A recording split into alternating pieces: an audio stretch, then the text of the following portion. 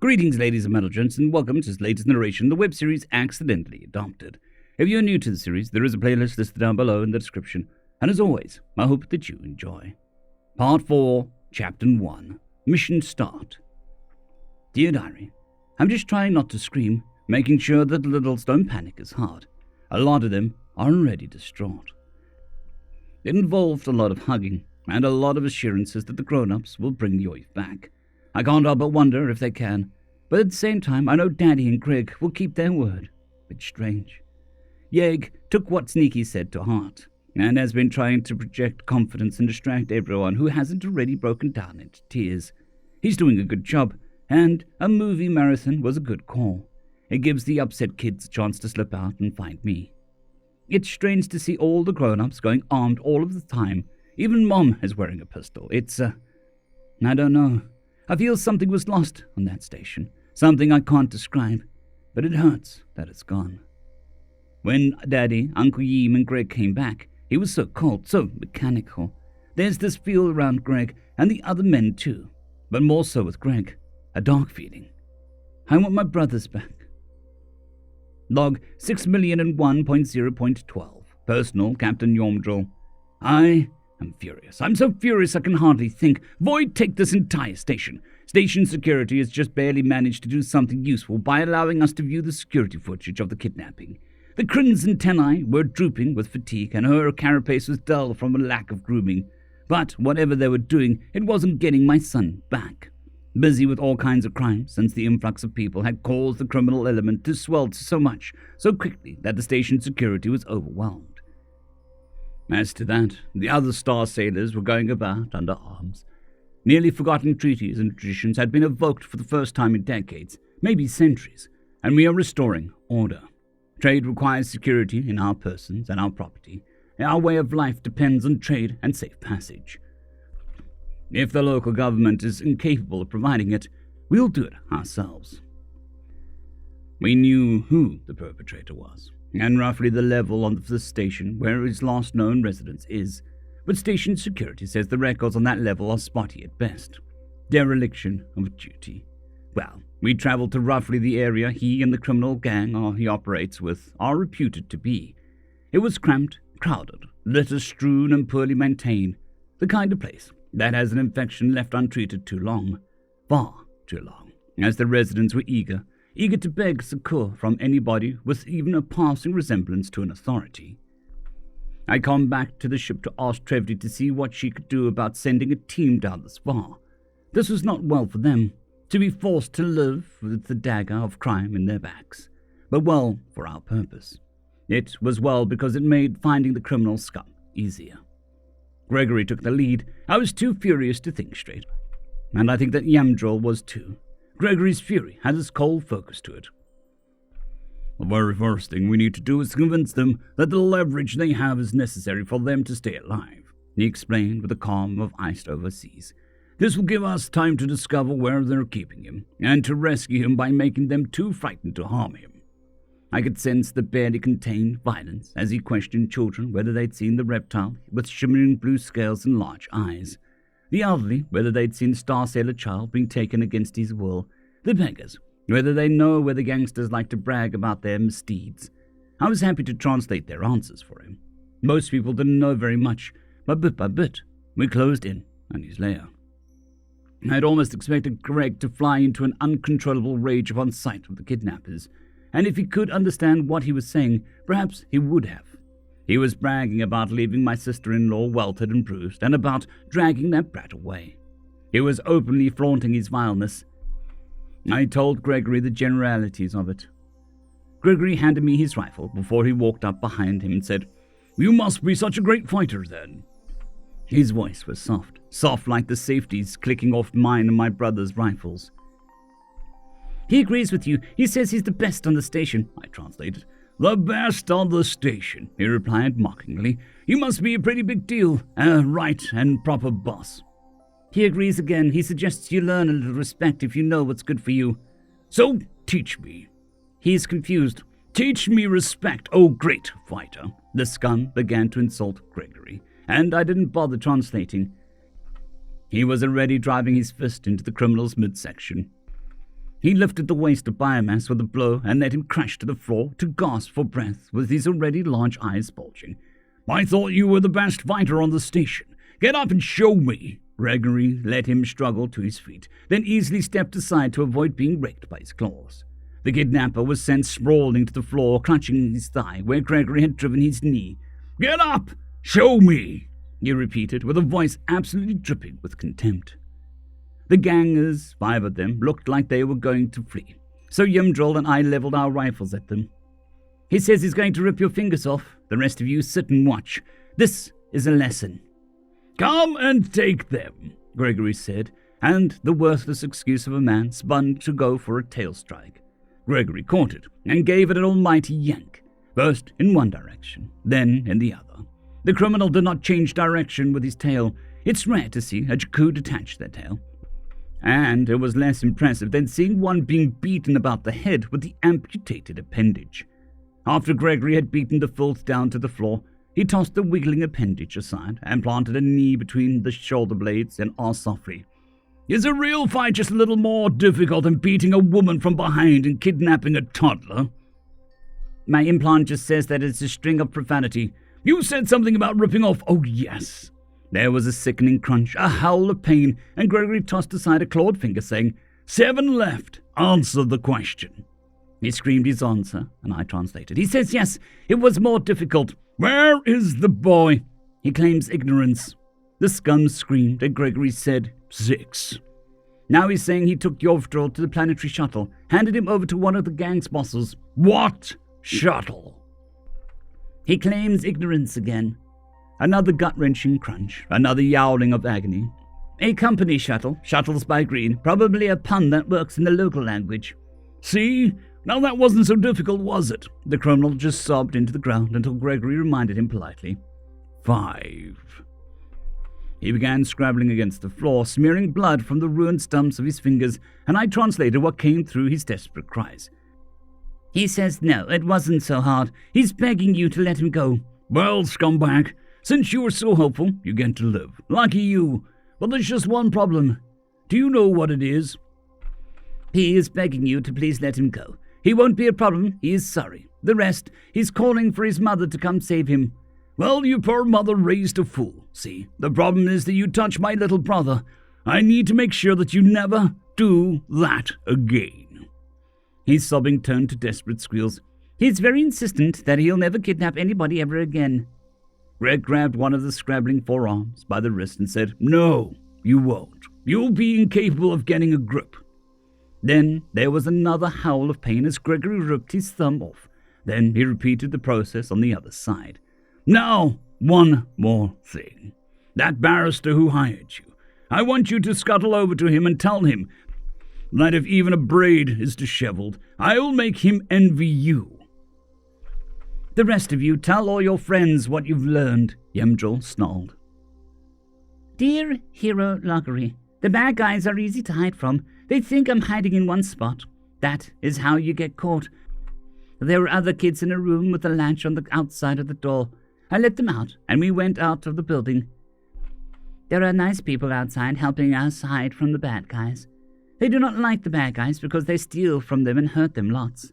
I told the other kids that Sneaky is coming because he is a hero. Some of them do not believe me. It is okay, because they are wrong and Sneaky will save them anyway. Mission Log 2, date 161. Name Gregory George. Mission, Station Rescue. Status change, Planetary Rescue. Mission objective, rescue Linus from unknown hostiles connected to Shady Lawyer. Linus located on planet. Shuttle company name determined. Shuttle by Green. Eliminate or neutralize all hostiles. One hostile neutralized non-lethally. Teach the criminal elements a lesson. One example provided.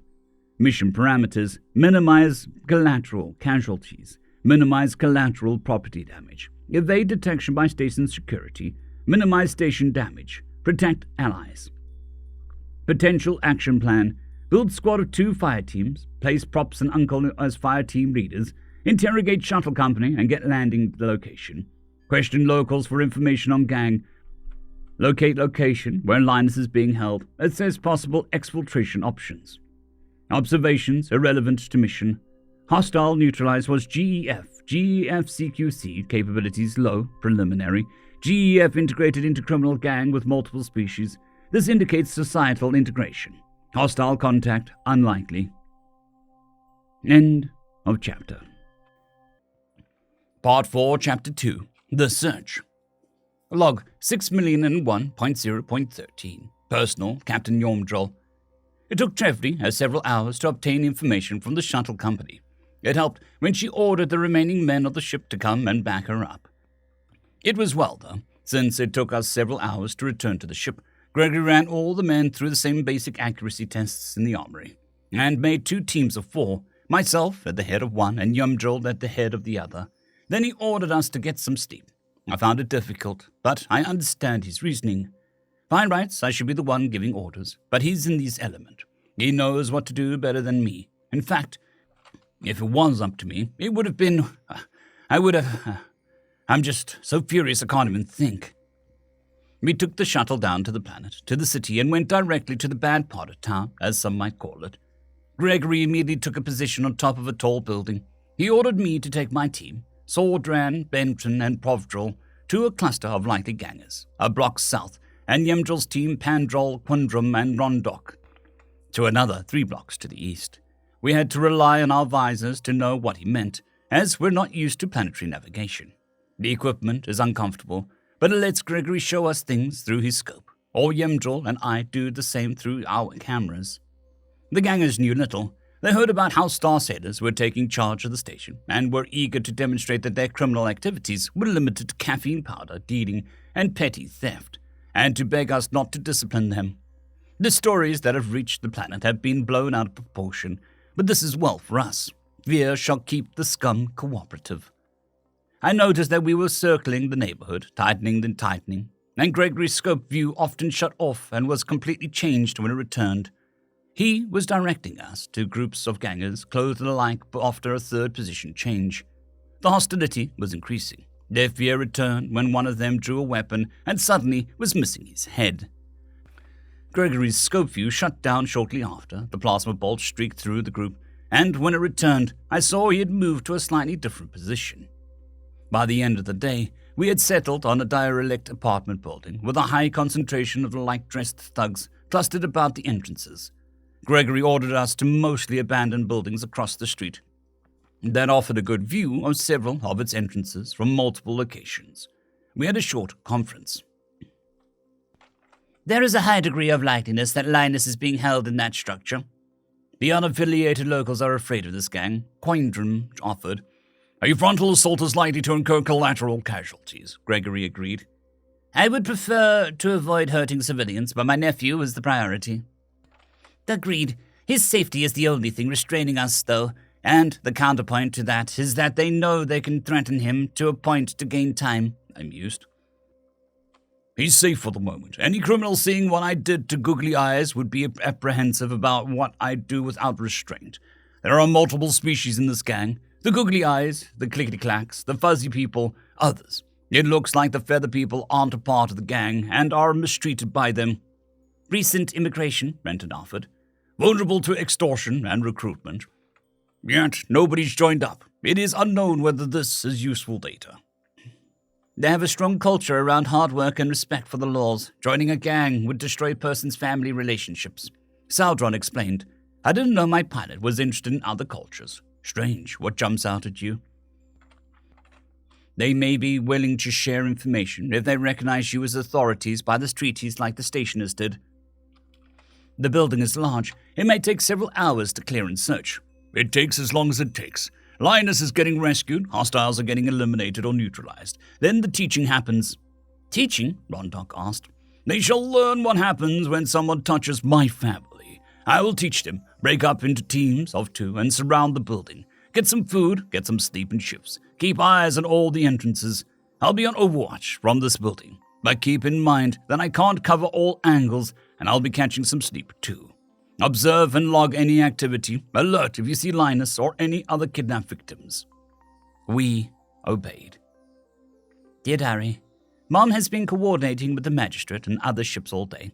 I think the fact that Greg put together a team to go and rescue Yoiv is the only thing stopping 30 ships and their crews descending on the planet. That, and some of the more level-headed people pointing out that landing on a planet is not like taking a ship. When Greg came back to get his team together, it was scary. He felt, please be okay. It was up to Yeg and me to keep the littles distracted, and we did it by running through the drills for the dart battle again. It felt like Yeg was being overly harsh with his criticisms, so I took him aside. Are you taking out your frustrations on the littles? Not on purpose, but I'm trying to stay under control, Tran. I'm trying. Do you want to talk? No, but I should. I can listen. I know it's a game, but it feels like I should be able to use this stuff. Do you know how Sneaky learned to fight? No. Mom won't let me ask your dad. The consumptives took his homeworld. Stars! He was 10 when it happened. And the military men in charge of his hobby put real rifles in their hands and told them to kill. They saw what happens to people who didn't. So the children's hobby group killed to live. I didn't know, I think. He doesn't want you to go through something like he had to. I'm not a little kid, but not a man grown either. I know. I just feel he's family. I want to help. You are. The grown-ups all need to focus on restoring order in the station, so it's up to us to make sure the littles, and really some of the older kids too, don't panic. Still do their lessons, still get their exercises, still eat properly, still go to sleep. We're doing something, I told him. Thanks, he said. Be safe, Greg. Be safe, Yoiv. Be safe, Daddy. Be safe, Uncle Yame. Be safe, crew. Dear Luggery, the bad guys started yelling inside. They were looking in all the wrong places because we were not in that building. Some kids did not want to listen at first. I told them I got away, so I'm in charge. I made my voice strong like Daddy. They listened. Mission Log 3, date 162. Name Gregory George. Mission Planetary Rescue. Mission objectives: rescue Linus from unknown hostiles connected to shady lawyer. Linus located on planet. Shuttle company name determined. Shuttle by green. Gang identified. Gang headquarters identified. Likely information vector identified. Eliminate or neutralize all hostiles. One hostile neutralized non-lethally. One hostile eliminated. Teach the criminal elements a lesson. One example provided. Mission parameters: minimize collateral casualties. Minimize collateral property damage. Evade detection by station security. Minimize station damage. Protect allies. Potential action plan: observe headquarters over planetary night. Inquire local crime victims on recent gang activity. Identify defensive weak points. Identify gang leadership. Observations are relevant to mission. Gang has high concentration of GEF. Might be local to planet. Planet has many googly-eyed lizard people unaffiliated with gang. Even in bad neighborhood. Non-hostile contact likely.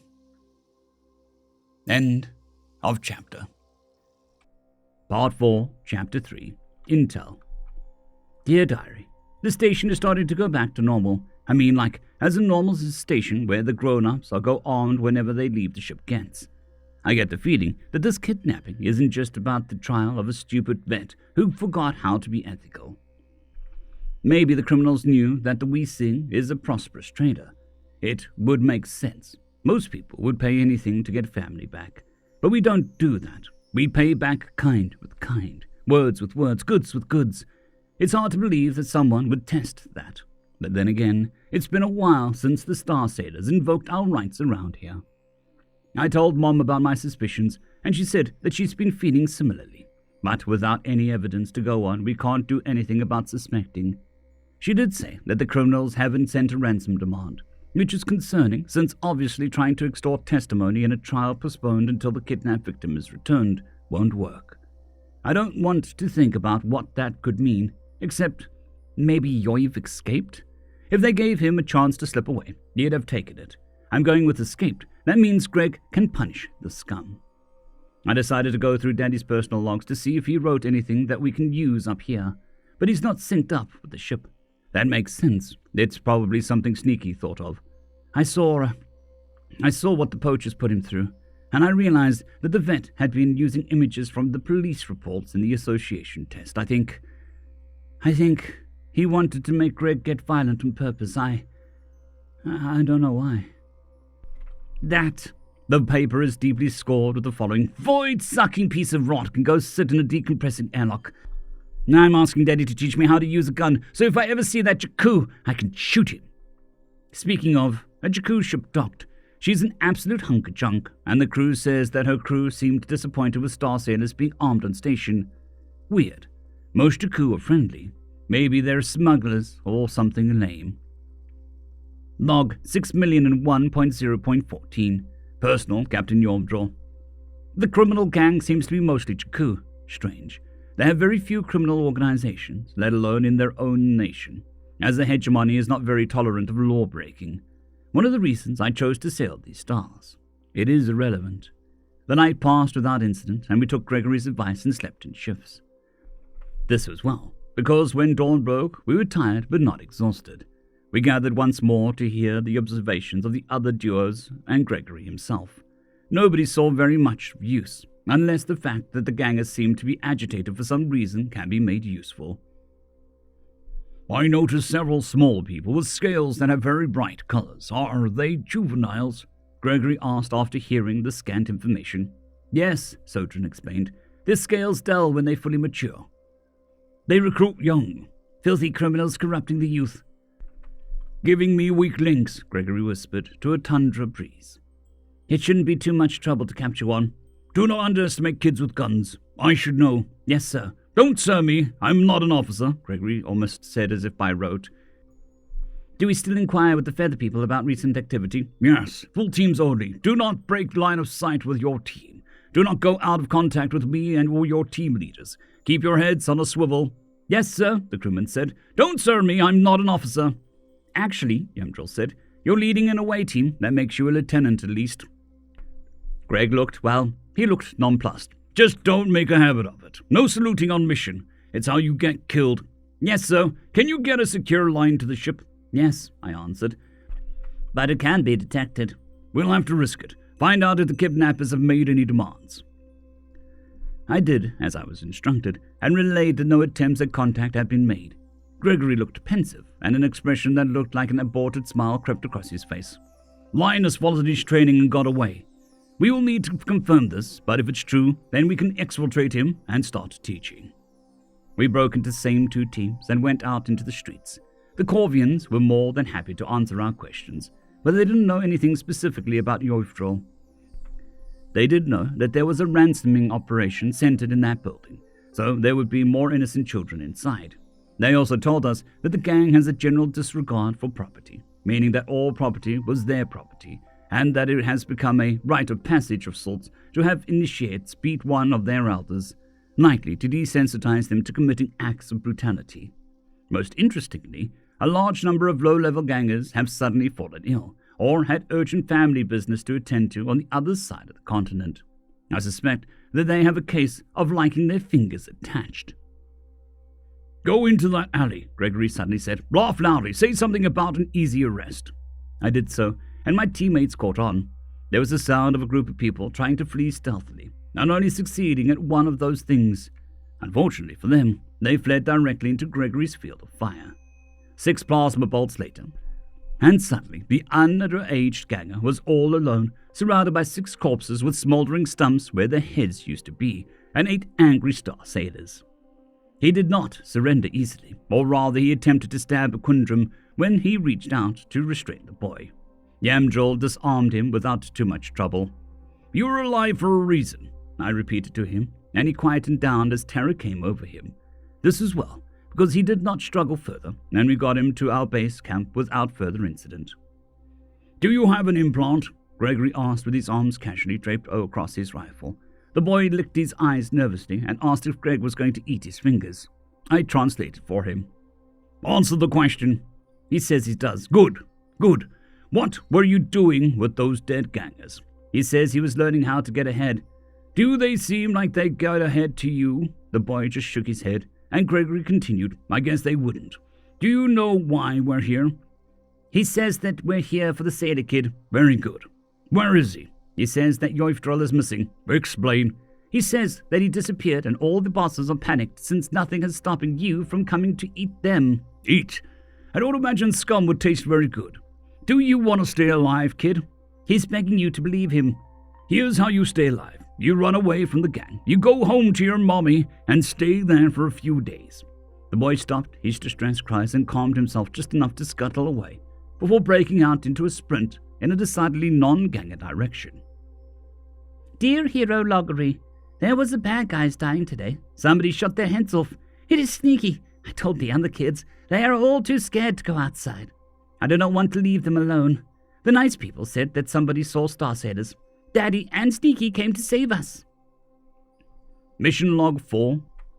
Date 163. Named Gregory George. Mission Planetary Rescue. Mission Objective Rescue Linus from unknown hostiles connected to shady lawyer. Linus located. Shuttle company name determined. Shuttle by green. Gang identified. Gang headquarters identified. Likely information vector identified. Information vector obtained. A large number of gangers in hiding. Linus has escaped. Eliminate or neutralize all hostiles. 1 hostile neutralized non-lethally. 1 hostile eliminated. 6 hostiles eliminated. 1 potential hostile neutralized. Teach the criminal elements a lesson. 1 example provided. 1 demonstration provided. Mission parameters: minimize collateral casualties, minimize collateral property damage, evade detection by station security, minimize station damage, protect allies. Potential action plan: observe headquarters over planetary night, inquire local crime victims on recent gang activity, identify defensive weak points, identify gang leadership. Observations irrelevant to mission. Pops is threatening to make me an officer. End of chapter. Part 4, Chapter 4, Lesson 1. Log 6,001.0.15. Personal, Captain Yomdril. Overnight, I identified 4 gangers who obviously give orders. It was corroborated by Pavdril and Quindrum. Gregory and Yamdril have identified 6 more. Then, Gregory laid out our options as he saw them. We could split up into 2 teams and search for Linus specifically. I believe the Feather People will be the best vector for finding him, as they are the most likely to help him.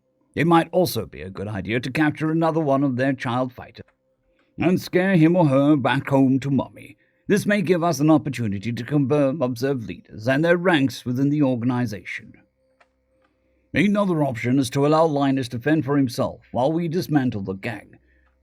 This will relieve any pressure he is under by those searching for him, and he can get some rest and find a way to contact the Wee Sing for pickup. We can do this by besieging the building. There are 3 positions I can quickly cycle through and control the main street. You can break your teams into duos to control the remaining access points and make entering or exiting the building a death sentence, while I pick off targets of opportunity through the windows. This assumes that they have limited supplies, and that Linus is hiding outside the building. The other option is to draw them out into skirmishes in battlefields of our choosing by allowing one of their patrols to catch a duo without support. The duo would then fall back to a prepared defensive position, where their other 2 team members lie in wait as the other fire team is held in reserve. If they are reinforced, then the other team will cut them off and our full force will eliminate their force. The enemy will likely increase the size of their patrol groups and reinforced forces until they have been sufficiently depleted, at which point we begin ambushing them. Once they cease sending forces out, we will need to breach the building and eliminate the remainder of the forces, and either capture or kill their leadership. This assumes that Linus's hiding in place might be at risk and draws enemy focus to places of our choosing, rather than their stronghold. My third option is a hybrid of the 2. One fire team continues investigating, while the other fire team and I put pressure on the gang. The siege options could put the investigation team at risk, since Linus might be hiding near or inside the building. Without an additional team for support, the prepared position strategy is flawed. So the pressure team will conduct hit-and-run ambushes in a wide area far away from the area of investigation team's operations. We are all eager for 2 things: getting our family back and teaching the criminals a lesson they'll never forget. But remember, Linus is counting on us to be smart, be cautious, and stay alive long enough to rescue him. No glorious charges, no heroic last stands, no self-sacrificial distractions. We move as a squad, we act in concert, and we take as long as it takes. Pops, I know you don't want to be on the spot, but I estimate each of these options to have a roughly equal chance of success. I think, I began, as I mulled his assessment over, I think that the hybrid option makes the most sense. We can weaken them while distracting them from the investigation team. Also, you might be able to convince more of them to flee. Pops, I want you investigating. No, I will kill... Who should you see first? That was remarkably unfair of him. Downright dastardly. There was nothing I could do except concede. There was no reason I should let him get away with that, though. Aye, Lieutenant, I'm appointing you Master-at-Arms henceforth. He gave me the most satisfying, indignant scowl. Fine. Remember, I won't have you in my sights most of the time, Pops. Keep yourself safe. Keep the brothers safe. A sobering order. We broke apart and performed our assignment duties. The Corvians were eager to help, but knew little. The images of the suspected leaders came in useful, though, as they were able to confirm that they were mid-level bosses, not expected to patrol the streets, but not calling the shots for the organization either. Well, that's a vital link in any chain of command. Gregory will be pleased to know that information. Our interest in the organization of the gang opened a further line of inquiry, as several of the Corvians had thought to capture images of the gang leaders, and the leaders of the gangs with connections to this one, perhaps all members of the Mafia of sorts. The upper echelons of the leadership were all Jakku, and, more disturbingly, one of the criminal connections was to a poaching ship with an all-too-familiar captain. He should be in prison, but recent events cast doubt on the Jacovian justice system. It was as we were getting dangerously close to the gang building that we caught a break. The furtive movements of a child trying to hide. It would have embarrassed Jovdro, but the girl was better at it than most children are. If it wasn't for Gregory turning the quarters deck into a perpetual game of hide and dart, we might have missed her. In any case, we were able to follow her to a shady but well-kept apartment building, unfortunate enough to share a wall with the gang headquarters. Knocking on the door yielded immediate results, and directions to floor 3, apartment 16. Within was my beautiful, beautiful son. He had not only saved himself, but 24 other children. This complicated things, but I was too busy weeping with joy to consider that just then. "Daddy, where is Sneaky?" he asked, as soon as I loosened my embrace enough for him to breathe again. He is distracting the bad people with Uncle Yemdril, I explained. He turned to face the other children, the older Jakuko, nearing her pupil's equivalent to her halfway, I should think, and said somewhat fiercely, "I told you my brother and Daddy were coming." "Of course we came. We will always come," I said, as I embraced him again. The matron, the wonderful grandmother, asked soberly, "Can you move so many children safely?" "I don't think we can," said Sodron. "Not unless we get some help." I calmed Gregory. "I found him." "Roan Duck, movement behind the trash can to your left. Put eyes on it." "I see him, Yem. Hostile element. I have your back. Check inside the vehicle. Good news, Pops. Let's get him shipboard and we can refocus on the gang." "He managed to escape with 24 other children." "You really need to let me learn some swear words. How far from the building?" "If we open a window, I can hear someone screaming about find the kids already and profanity. A lot of profanity." "Is he being helped by Feather People?" "Yes." "Are they willing to send someone to plan with us?" I looked to the matron questioningly, and she said, "I can send my sons." "There is a matron here. She'll send her sons. I don't think they speak seafarers' negotiation." "You can translate for me. I see him. Hostile eliminated. I want to see if we can frighten at least the child soldiers into running. I think you know why. Tell the matron where our base camp is. We'll confer in the morning. Is Yoiv safe?" "He's closer to danger than I'd prefer, but we know the point to draw them away from now." "We'll call Mom and get us a shuttle." "Aye, Lieutenant." "You and your team stay put and guard the kids. We'll up the pressure. Quintrum, that stack of crates looks wrong. Cover it. Pendril, circle around." I cut him off and let him focus. "Dear Diary, it's a lot of work to keep all the littles occupied all day, and tiring. Jaeger's gotten a little better, but it's still pretty clear that he's upset at the situation. He's not letting himself take it out on anybody, though. So he's getting understanding instead of conflict. It turns out that the dock levels and the commerce levels just below them have been where the station's government has focused the vast majority of their efforts in an effort to insulate us and other star sailors from the worsening crime in the lower levels. Gross. It's gotten worse and worse, and even though security basically never goes lower than residential level 3, the lower and system levels are somehow over-policed, and it's Like a major injustice or whatever. Gross. Mom has threatened to throttle the station mayor at least 4 times today. I kinda wanted to do it.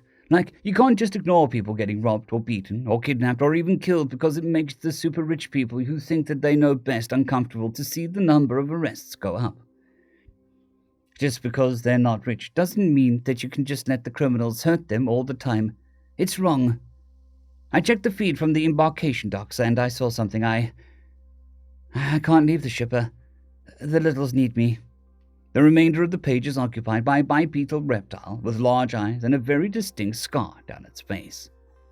Dear Hero Loggery, the mean girl was wrong and I was right. Daddy and Sneaky came to save us.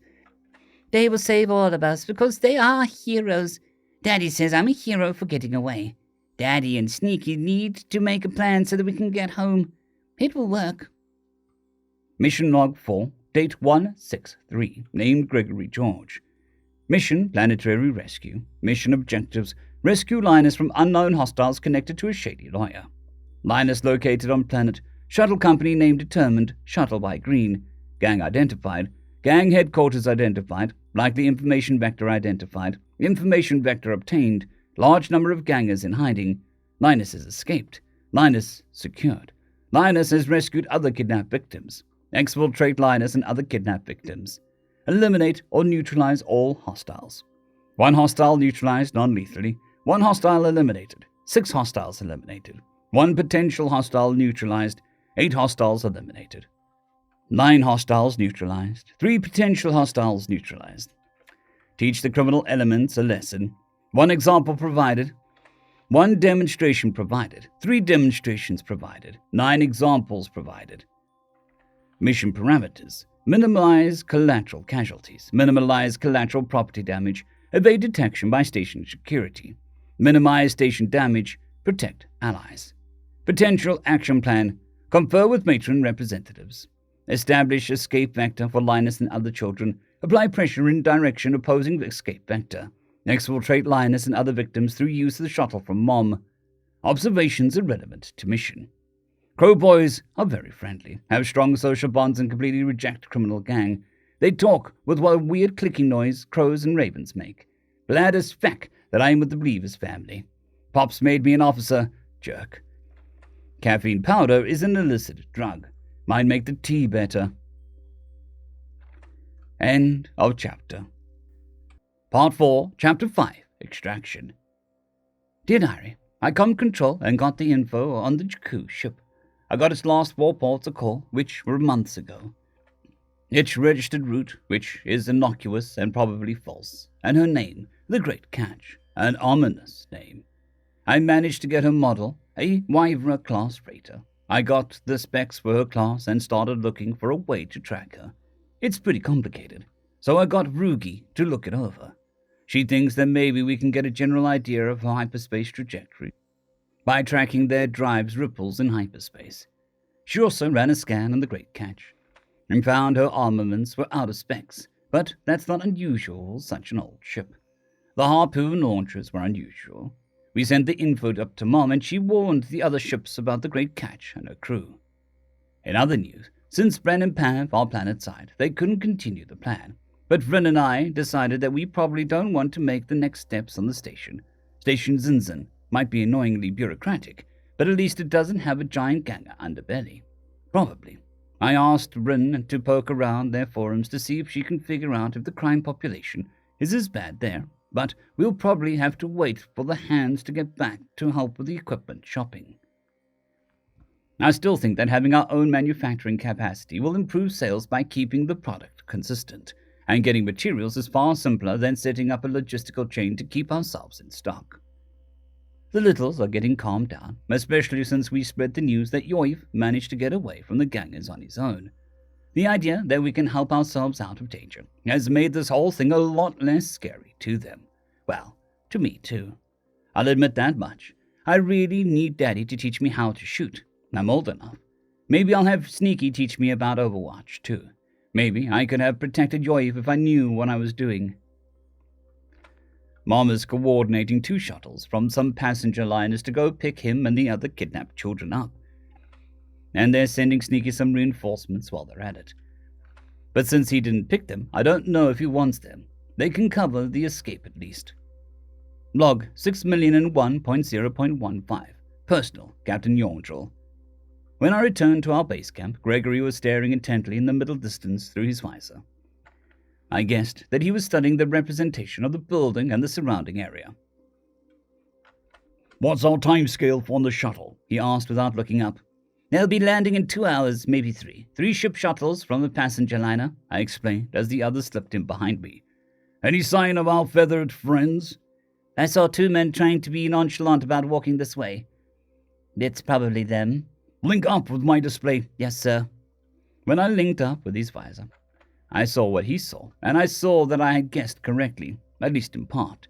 He was studying a map on the building exterior, the surrounding area, and the images of several identified leaders. "These 3 gangers," he said, and highlighted 3 images of Jakku with dyed scales that were supposed to make them look more intimidating. Maybe the patterns did, if you had the cultural context. Anyway, he continued without mentioning the markings. "Are the heads of these little gang, the shot callers, as the kids called them.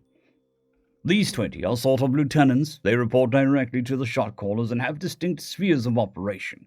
According to the Feather People, these 5 run in the kidnapping operation. If possible, I'd like to take one alive. If you can isolate one without incurring risk, take the initiative and come in.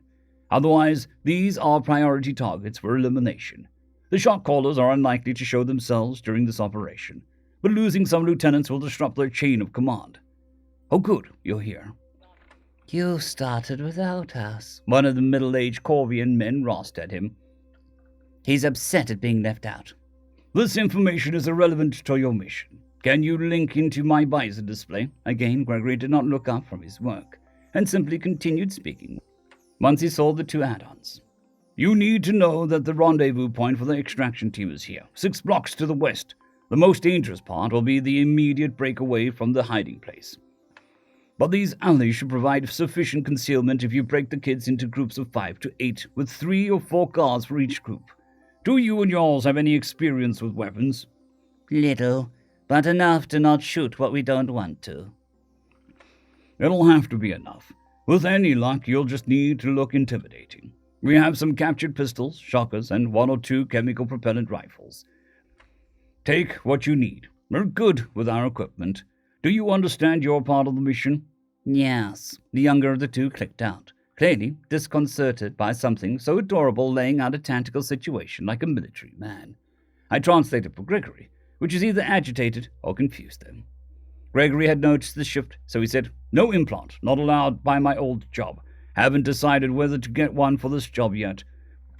While you are getting these hostages, one of which is my brother, to safety, we'll be getting the gangers' attention."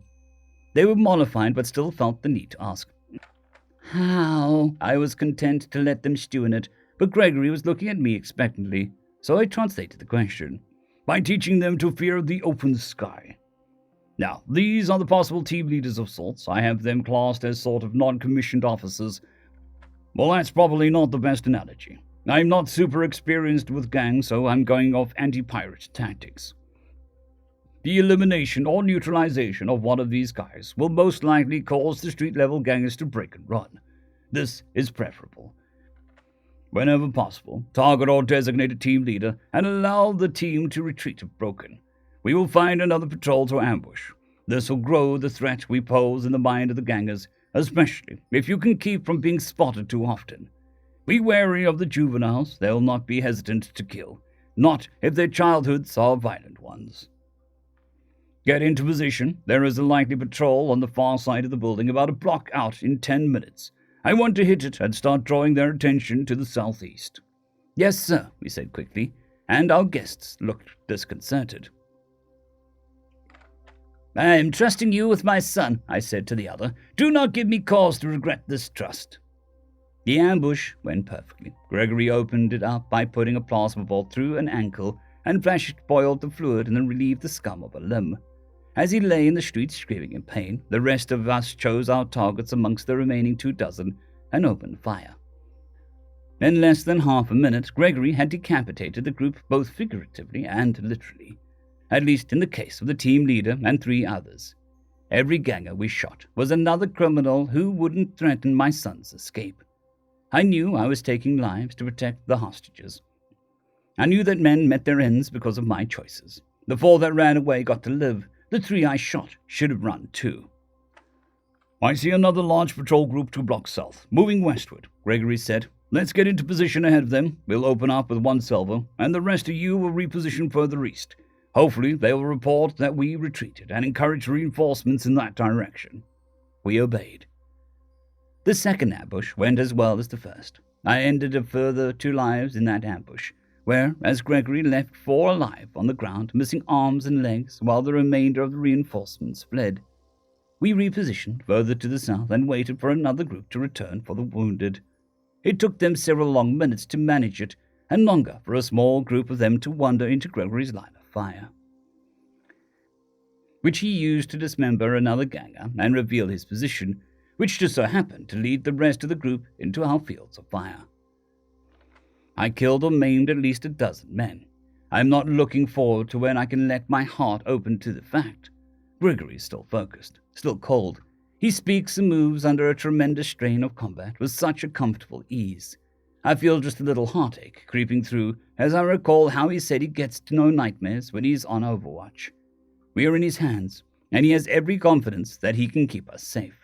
But Yojvdrul has been entrusted to others, outside his sight.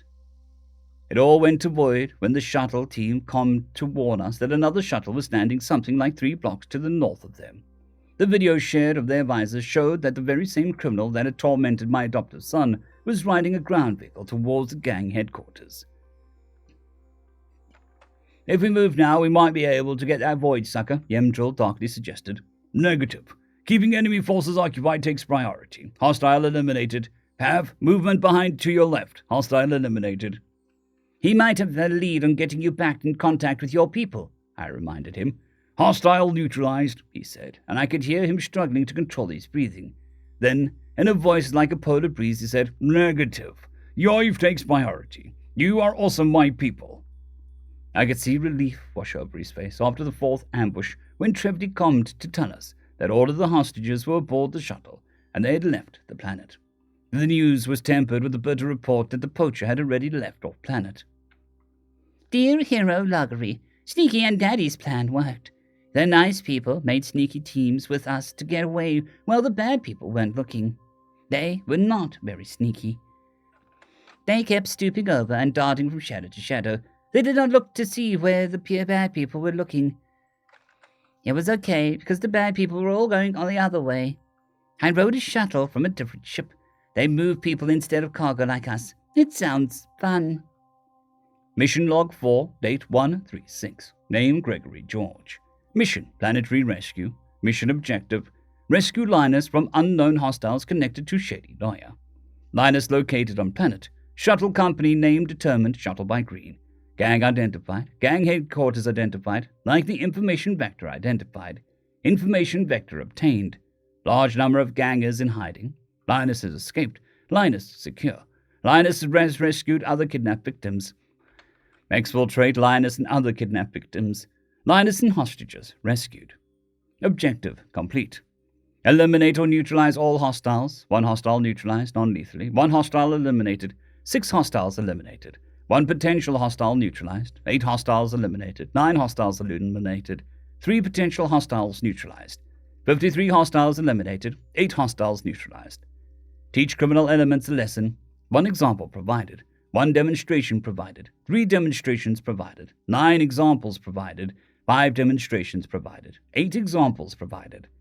Mission parameters. Minimize collateral casualties. Minimize collateral property damage. Evade detection by station security. Minimize station damage. Protect allies. Potential action plan. Continue ambushing patrols until group size is below 5. Observations irrelevant to mission. Underage combatants flee the field as soon as we begin ambushing patrols. I saw abandoned melee weapons and cheap pistols in places where juveniles had been previously loitering. Likely sentry posts. Likely word amongst them on how not to die spread. Good. 1 less stressor to deal with. Profanity acquired. Googly-eyed Feck spotted. Fecker was too far outside area of operation. Shitbag. End of chapter. Part 4, Chapter 6. Dear Diary, I didn't know somebody could be this happy and this relieved. If you ask Yoiv, he probably won't admit it, but he cried when he got home. Now we just have to wait for Greg and Daddy. Be safe, everybody. Maybe it's selfish, but I don't care about breaking the gang now that we have Yoiv back. I just want Daddy, Greg, and Uncle Yang, and the crew to come home so that we can just leave and never ever come back. But I get it. Don't leave a loose end like that. I was a little surprised by how emotional Yag got. I knew he was upset, but from just how relieved he was, he must have been working really hard to keep it together. I'll have to talk to him again later. It wasn't over, though. Daddy and Greg were still on planet. Worse, the poacher ship left on a trajectory very obviously different from their registered destination. Here's hoping that we can track them once we take care of everything. Now that gross, shady defense lawyer is trying to get the trial thrown out since Daddy and Greg had assaulted the ganger. Well, sucks to be him, since there was a child hostage involved and the treaties empowered them to do pretty much anything. That's what the barrister was arguing anyway, and it might be technically right even if it wasn't really in the spirit of things. Yea, for technically correct. Even weirder, apparently we've set off a big political mess, and there's a petition to drive to hold a special election to oust the station's mayor and council, since all it took to get the criminals was just to send men down into the poor areas to get them. Apparently, the politics people have been saying that they handled the crime every election season, and then afterwards telling all the people that the problem was too hard to solve. Well, the whole station is mad at the politics people. This is why having planets is a bad idea. If your ship is lame, you can just leave and join a different ship. Mom was pretty busy with the magistrate for some reason. Maybe it has something to do with Daddy and Greg down on the planet, or maybe not. There's a long line of trials for the magistrate's office, and they're even called for a Justicard to come with more magistrates to run the trials faster. Maybe the Greg's barrister wants the vet's trial moved to the magistrate's office rather than the station's judge. I don't know. Stars, this is stressful. Log 6,001.0.16. Personal, Captain Yomdro. Gregory did not sleep enough last night. Instead, he spent it making the gangers fear the open sky. It is not well that he pushes himself so. Since the rescue operation went so well, the purpose of our mission had changed. While it might be satisfying to kill every last one of these gangers, I fear that we haven't the time. I confronted Gregory over the subject when he conferred this morning. You did not take your whole sleep shift tonight, I said. Couldn't sleep. I felt like I had to. We were keeping the watch as you ordered. I know. I just couldn't sleep. I'm not really sure why. I made myself useful until I felt tired enough to get some rest. I am not going to risk you for vengeance, I asserted. He flinched and mumbled, I know. Sorry. I actually wanted to talk that over.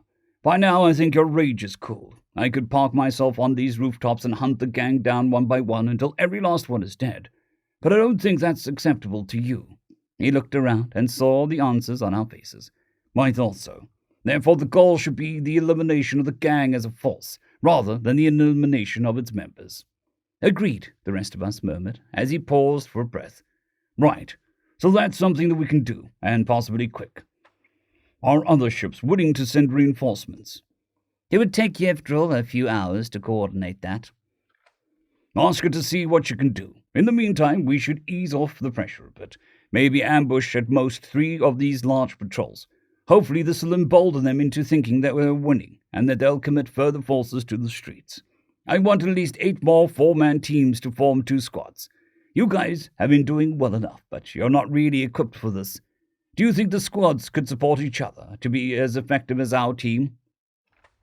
Everyone trains at least a little. Pirates can get you anywhere, even in places that have strong navies, Sodron explained. If you ask for people with border or anti-pirate fleet experience, you'd get the best results. I was surprised that you'd choose us without reading our records, Pavdrel murmured. We all have had stressful duties in the past. My parents were on a frigate before I embarked. I would have stayed if I didn't happen to me. That's not important right now. If you're from a combat ship, then you know about morale. Go on, Gregory said softly. He sighed and answered wistfully. I joined the Wee Sing to go courting Braldor. She was the most beautiful person I ever met. and we just happened to cross paths while I was shopping planetside. I was devastated when I learned that she was on a merchant ship and had no intention of changing ships. She's apprenticed to the ship's cook, who we singles depend on. The other single men of our group made appreciative noises at that. Not every family ship has a cook. Anyway, I knew I couldn't let that chance of love drift away, and went directly to her captain to beg a delay. I remembered the day. The boy had been trembling and stammering under my gaze. I hadn't tried to be intimidating, but I suppose from his point of view I could crush his heart with a harsh reality without even wanting to.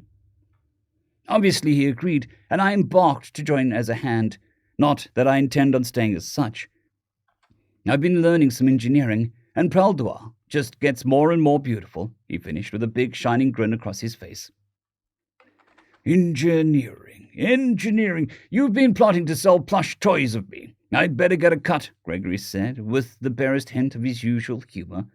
Pavdrel and Brenton both looked absolutely shocked at the revelation that this secret plot wasn't as secret as they believed, which was so funny that 6 of us burst out laughing at their expense. Having a plush toy business will definitely make you attractive to your lady love, Gregory said soberly, and it was difficult to tell if he was joking or not. So about getting you home to her.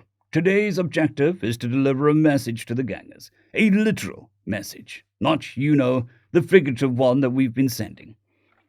We need to let the lower level people know that if they turn over their leaders to us, that's how they don't die or get maimed in the streets. We also let them know that leaders who surrender are guaranteed hot meals, a bed, and a trial. A criminal gang that presses local kids into joining does not create loyalty, especially in a place like this. The older people probably remember better days before the gang moved in and ruined things. Hearing his plan and the fact that it carries the possibility to actually spare a large portion of the gangers relieved me, despite the fact that they'd likely return to crime without their leadership, their ability to effectively organize beyond dealing caffeine powder or petty theft.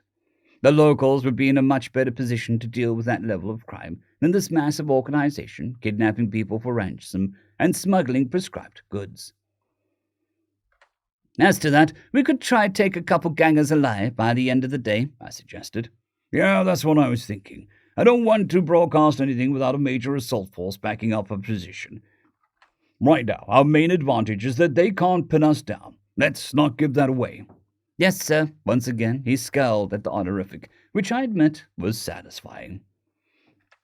I'll come the ship, I said. We should set up some observation positions while we wait to hear back from the reinforcements. Good idea, he said. Link into my visor and I'll assign you posts. He assigned us to occupy positions in duos that could support each other, yet had a wide field of view amongst them. I suspect that he was using his heavy wielder advantages to quickly move between 4 or 5 high positions to cover our blind spots or track people of interest. During this time, I left the observation to Brenton in the main while I kept myself aware of any potential threats and calmed Trevdy. Hart, are you coming home soon? No, my heart. We have work to do. I know. It's selfish, but I wish you could leave it to the others. Gregory is not able to leave this in the hands of strangers. I feared as much. However, I have some ill news. We already saw the poacher. There is more. I resisted the urge to groan as she continued.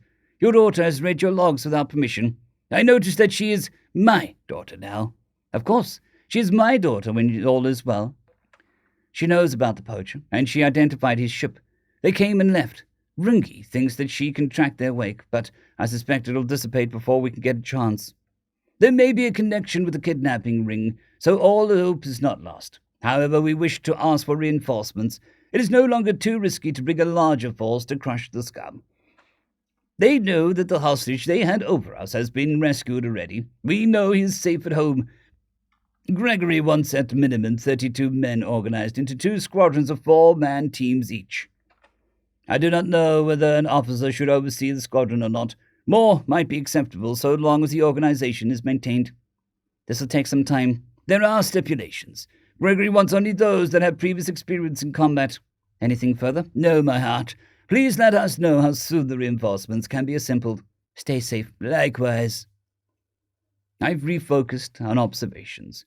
This led to Gregory selecting 2 groups to ambush. The first one, of 18, we annihilated except for 1. He panicked and ran, leaving his weapon on the pavement. This gave Quintram and Roundock a chance to seize him. We all emerged from our positions and brought the quivering delinquent to our command and tossed him before Gregory's feet, like a supplicant he did not realize he was. "No profound way, because we've been looking for because I'm shorting," he exclaimed. "He is surprised to recognize you from the memes," I said. "Really? How surprised?" "Well, he used profanity and said there was no way," Yemdril offered. "I know the word is void." Everyone flinched at the thought of Trevity's ire. I was fairly sure I remembered who was to blame. Thankfully, my wife doesn't read the logs. "Well, it might be, but the implant just uses the word profane when the context of a word involves swearing." "That's how that works," the criminal blurted out, seemingly forgetting in his surprise the situation he was in. "Of course," Yemdril explained. "Why would the network keep track of the multiple equivalents of profanity?" "Ours does," Gregory stated, and silence fell on the group. "Well, my brothers who are allowed implants say it does anyway." "He looks like he's going to comment on your lack of an implant," Quintram interjected. "Well, Mr. Swirly Scales, you're a very lucky lizard. Do you know why?" "He is complaining that you compared him to an animal," Renton droned. "Maybe he's looking to use up that luck and join his friends already," Yemdril murmured as he caressed his rifle. He licked his eyes and stammered out with the appropriate question, and I translated for him. "He wants to know why he's lucky." "Because I decided that you get to keep all your extremities. You've seen a fair number of less lucky fellows. I take their arms, maybe a leg, perhaps their head, and they never see me. They never know where the plasma will come from. But you were in my crosshairs, and you got to keep both arms and legs. That empty head. Now, don't you feel lucky?" The ganger just licked his eyes again and twitched his tail. Upon realizing that we don't share the same visual cues, he said, "Yes, I feel lucky," which Roundock translated. Good. You even get to learn how exactly. How you and all your buddies can keep their arms, their legs, their heads. Would you like to know?" "He would very much like to know," said Quindril, in reply to the retrobate's desperate pleading. "Simple. Your organization has 3 shot callers, then the 20 lieutenants and your team leaders, then you grunts. Any team who turns in their lieutenant lays down their weapons and goes home until we leave gets to live. Any lieutenant who surrenders of his own accord and guarantees the safety of all his subordinates, so long as they also lay down their weapons and go home. They also will receive hot meals, a bed with bedding, and a trial. Those turned in against the will not have these things guaranteed. If you refuse this offer, I'll take your ability to do business. I will take your ability to resupply. I will take your travel. I will take your safe nights. The open sky belongs to me, and the shadows of my domain. Spread the word." We repeated the process with the sole survivor of the next ambush, too. I received word that 3 squadrons had been assembled, combat veterans all, and would rendezvous with us in the morning. Mission Log 5, date 1/6/4. Name Gregory George. Mission Planetary Rescue. Mission Objective: rescue Linus from unknown hostiles connected to Shady Lawyer. Linus located on planet. Shuttle company name determined. Shuttle by green. Gang identified. Gang headquarters identified. Likely information vector identified. Information vector obtained. Large number of gangers in hiding. Linus has escaped. Linus secured. Linus has rescued other kidnapped victims. Exfiltrate Linus and other kidnapped victims. Linus and hostages rescued. Objective complete. Eliminate or neutralize all hostiles. 1 hostile neutralized non-lethally. 1 hostile eliminated. 6 hostiles eliminated. 1 potential hostile neutralized. 8 hostiles eliminated. 9 hostiles neutralized. 3 potential hostiles neutralized. 53 hostiles eliminated. 8 hostiles neutralized. 58 hostiles eliminated. 9 hostiles neutralized. Teach the criminal elements a lesson. 1 example provided. 1 demonstration provided. 3 demonstrations provided. 9 examples provided. 5 demonstrations provided. 8 examples provided. 2 demonstrations provided. 9 examples provided. 2 messengers sent.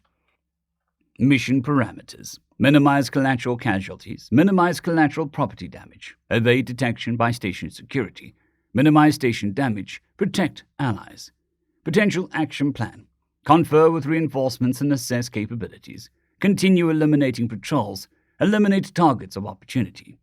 Designate surrender procedure. Observations are relevant to mission. Gangers cannot shoot with effect. Holy crap, I thought the cop show was bad, but if this is the general quality of the criminal, no wonder their cop shows have crappy gunplay. My squad is maintaining discipline. Local translation network doesn't translate profanity. What the feck? How are people with different languages supposed to cuss at each other? Fecking stupid. End of chapter. Part 4, Chapter 7, Hammerfall. Log 6,001.0.16. Personal, Captain Yormdrill. The tactic Gregory had proposed is not a new one, but we met the reinforcing squadrons before the local day broke. I could see by the way they strode from their shuttle with weapons in their upper hands and their sidearm in their dominant lower hands that these were fighting men. I can hardly imagine using only 2 arms to stabilize my rifle, let alone using my free hand to fire a pistol. Gregory simply raised an eyebrow, as if he was wondering how effective the technique could be. The officers began to introduce themselves, but Gregory interrupted them, saying, "I don't intend to embarrass myself getting your names wrong." He pointed to each of them in turn. "I'll call you Red Leader, you Blue Leader, and you Green Leader. Your squads are Red, Blue, and Green squads, respectively. You can call me Sneaky, and our squad is Sneaky Squad." Blue Leader seemed to rankle. "And who are you to give orders?" "I asked for veterans," Gregory began flatly. "What are you a veteran of?" "4 boarding actions, repelling. I am a veteran of a planetary resistance, or to the consumptives, a planetary assault landing, 32 combat drops, 3 boarding actions, and 4 repelling actions. I have either been in or training or combat since I was 10 years old. When you ask who I am to give orders, here's the answer. I am the man on this planet who could take out every last one of those gangers without them ever seeing me once. I am one man on this planet who has taken part in destabilizing a superior enemy force. I am the one man in this planet who knows what the Void he's talking about. I'm Voiding Sneaky, the one from the memes, and I'm here to teach this part of the galaxy what happens if you touch my family. Ball in, Marine, and shut up until you have something less stupid to say."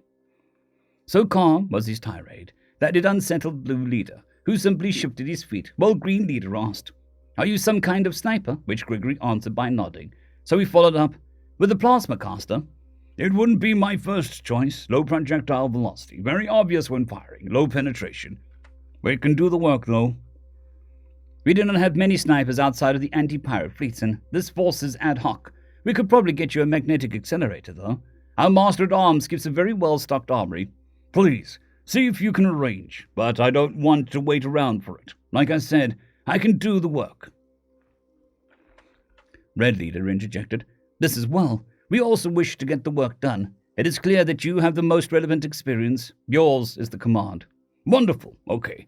What are your squad compositions? What, if any, specialists do you have?" Red Leader began. "My squad is comprised of all former anti-piracy Marines.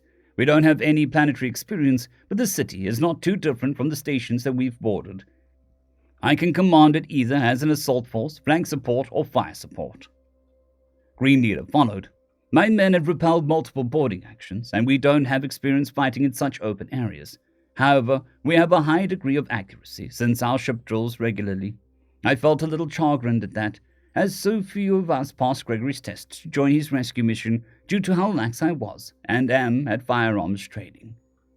Blue Leader grudgingly followed. "We're mainly a salvage outfit. We have some cutting and demolitions equipment and the know-how to use it. Otherwise, we fended off multiple scorched scavenger attacks." "Did any of you bring any sustained fire weapons?" Blue Leader answered, "One of my small teams has a mining laser that can be used as a crew-served weapon. Each of my fire teams has a rapid-fire magnetic accelerator. On rapid fire, they can sustain a 5-second stream before reloading the ferrous block," Red Leader said. "The laser beam lasts around 10 seconds. My squad only has the carbines," Green Leader said. "Link to my visor with our assets. I believe that we can convince most of the hostiles to surrender or flee before assaulting the building. Let's get one thing clear now. We do not shoot if they surrender. We do not back the criminals into a corner." I was crouched beneath a windowsill on the third floor of a building, overlooking a narrow street. Gregory was right. Our limited activities had encouraged bolder patrols. This one was 40 men and a ground vehicle with what looked like a heavily modified industrial cutting laser mounted in the back. They would not have stood a chance against Sneaky's squad. I rose up slowly and lined up my opening shot on the gunner in the vehicle. Gregory signaled the start by taking the head off the Turunti, who was very obviously shouting orders. Her abdomen walked her headless torso along for a few more paces before it collapsed into a chitinous heap. I put the gunner out of our misery and idly wondered if the ganger leader was related to a certain defense barrister. I had not been the only one to choose a target, and the lucky few gangers who had tossed down their weapons were allowed to live, allowed to see more of us, and carry the same message of how to survive back to their fellows, along with the reminder that they can't count on being so lucky twice. The next time, they might be the opening target. I find myself disturbed by just how much carnage the gangers are willing to absorb. We want their leaders, not them. Perhaps they fear their leaders more than us. I feel this will not remain the case. After the battle, we instructed red and green squads to circle around to the opposite side of the ganger headquarters and ambush a ganger patrol that was likely to be in the area, while blue squad came with us to ambush a larger patrol force. This one, perhaps 60 men. They panicked the moment Gregory took the leg off one of the two team leaders. They fired wildly all about them, screamed curses, prayers, and calls to their mothers or fathers to come save them. The lower accuracy of our teammates led to a larger number of wounded, and we let the 5 survivors drag them away. Then it was time to do it again. By the 5th ambush, they began to surrender before half of them were either dead or wounded. They were relieved of their weapons and sent away with the same message, and a reminder that some always die before the surrender.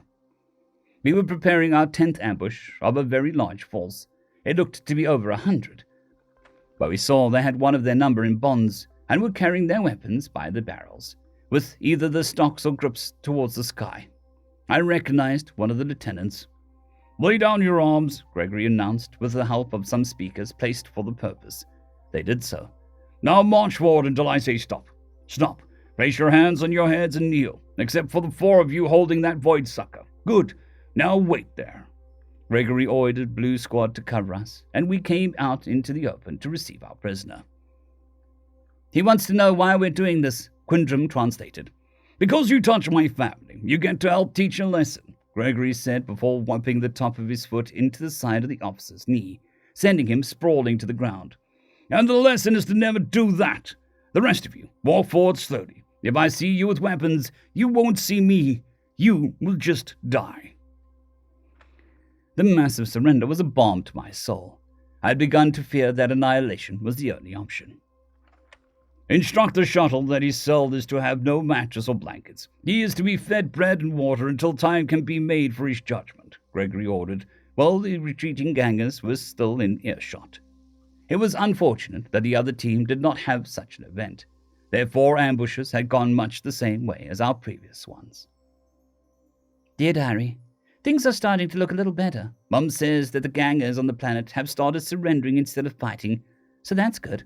On top of that, the Justicar is here, and will be able to start holding trials tomorrow. She is an impressive ship. The light of justice in the darkness seems to sort of glide through space. It's a bit intimidating to be so close to her. And with 100 magistrates and their retinues on board, I think that instead of finding a penal ship to send someone to, they'll have to commission one and give her a fitting difficult mission. Yoiv has been going around telling everyone that he knew that Sneaky would rescue him from the very start, so he wasn't afraid at all. I caught him crying in Greg's berth, though. If he wasn't afraid before, he is now. The ship's other littles are all convinced that it's all better now, but Yoiv has his own fears, his own worry. My job isn't over. Mission Log 6, date 165, name Gregory George. Mission, Planetary Rescue. Mission objectives, rescue Linus from unknown hostiles connected to a shady lawyer. Linus located on planet. Shuttle company name determined, shuttle by green. Gang identified, gang headquarters identified, likely information vector identified, information vector obtained, large number of gangers in hiding. Linus has escaped. Linus secured. Linus has rescued other kidnapped victims. Exfiltrate Linus and other kidnapped victims. Linus and hostages rescued. Objective complete. Eliminate or neutralize all hostiles. 1 hostile neutralized non-lethally. 1 hostile eliminated. 6 hostiles eliminated. 1 potential hostile neutralized. 8 hostiles eliminated. 9 hostiles neutralized. 3 potential hostiles neutralized. 53 hostiles eliminated. 8 hostiles neutralized. 58 hostiles eliminated. 9 hostiles neutralized. 224 hostiles eliminated. 215 hostiles neutralized.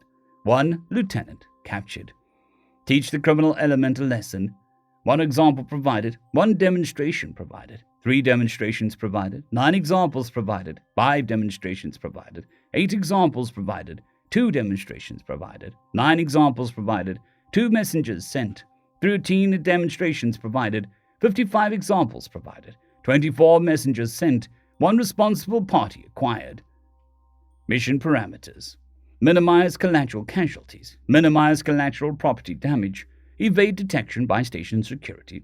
Minimize station damage. Protect allies. Potential action plan. Continue eliminating patrols. Continue accepting surrenders. Begin planning building assault. Observations irrelevant to mission. Bleavooses have a pretty okay combat skills. Reinforcements are good brothers. Dear Loggery, I'm afraid Sneaky will get hurt. I'm afraid Daddy will get hurt. I want them to come home right now.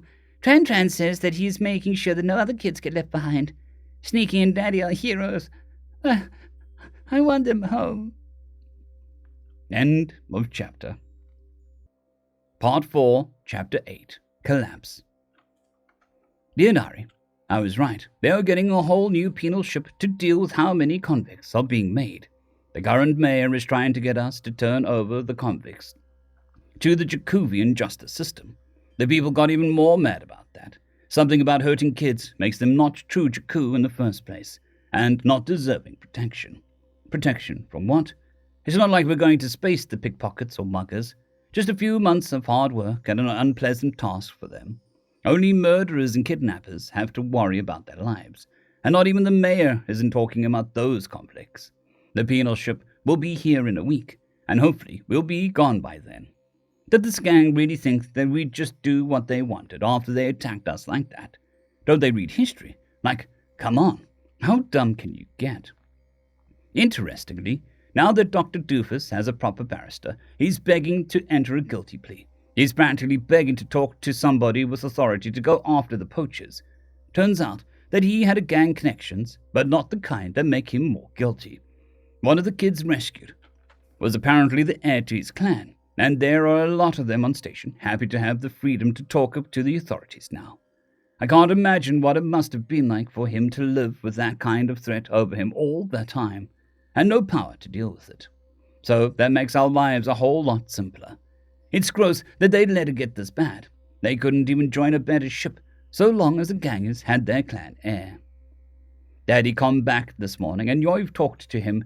He was upset that Greg was out scouting, so he wasn't there to talk, but Daddy says that he's doing just fine with the stress. It makes sense from his story, but I'm still worried. It was good for Yoiv to see Daddy, and Uncle Yim were okay, though. He said the guys the other ship sent were good fighters, better than him. Well, Daddy's a good captain. That's not the same as being a good fighter. But he still rescued all of those kids before the other ships put together their away teams. The Wee Sing might get a star mark for that. I hope Daddy doesn't refuse. Still, Yoiv has reverted to wanting to go everywhere holding hands. He hasn't been like this since he was 3, and I guess getting ripped away by a ganger would do that. I told him that Sneaky beat up the ganger so bad that he'll never kidnap anyone again, and that helped a little. I hope that he can recover from it. He was super brave on the planet, and we're all very proud of him. We tell him so, but there's something bothering him that he won't talk about.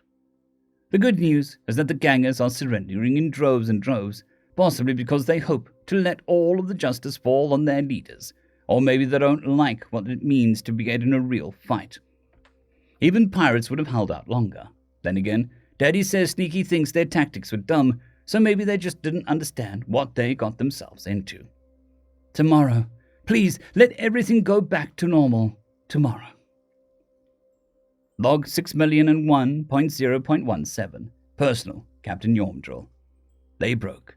We ambushed another large patrol, and the other squadrons took another, and directly after that, 3 lieutenants lead somewhere between 300 and 400 men in a surrender to us, while the other squadrons received 5 captured lieutenants. It seemed that the lower levels of the gang had finally understood that this was not a law enforcement crackdown that they could scare off with a show of force, or a turf war with another gang that they could win by denying territory. We had come to get them, and their leaders in particular, some of whom had realized that facing the magistrate was preferable to taking a plasma bolt to the head the moment they caught a glimpse of open sky. One of them was weeping, or rather making a keening noise of relief and grief, as they do not have tear ducts, and gazing at the local star. I didn't realize that denying people the sight of their sky could have such a profound impact on their psyche. I suspect Gregory had expected it. After that, the sizes of the patrols were so small that Gregory ordered the supporting squadrons to hold their fire on the opening salvos of the ambush, to give the gangers a chance to surrender once they realized that they were under attack. They invariably took the opportunity, such that he ordered all but one, himself in our case, Red Leader in the other, hold their fire in case that was enough to encourage a surrender. We disarmed 13 patrols after inflicting a single casualty, and most of those not lethal. Then, a group of 3 lieutenants surrendered with a captured shot caller. We found them waiting. Almost 500 gangers were kneeling in a park, or what used to be a park at one point. I could see some run-down play equipment in the corner, with their weapons in a heap and a good 30 paces away from the closest ganger. While the lieutenants covered the female with pistols, Gregory instructed the low-level gangers to march in a direction away from our area of operation, and once they were a good 5 blocks away, they began to split up, likely to go to ground with either the family or unaffiliated peers. I spoke to one of the surrendering lieutenants, and he had confirmed that the gang's morale had broken. The mere thought of something as adorable as Gregory lurking in the shadows just waiting to take their heads off had been terrifying enough for over 2/3 of the gang's lower members to suddenly be too sick to leave home. The difference in treatment between those officers turned over by their men and those who had surrendered of their own will was made evident in the view of those low-level men being released. So long as they were cooperative, Gregory insisted that they not be physically moved at all, and he instructed that their cells should be furnished with a bed and be given hot meals. "Honor should be met with honor, even for criminals," he said, when someone from Green Squad objected.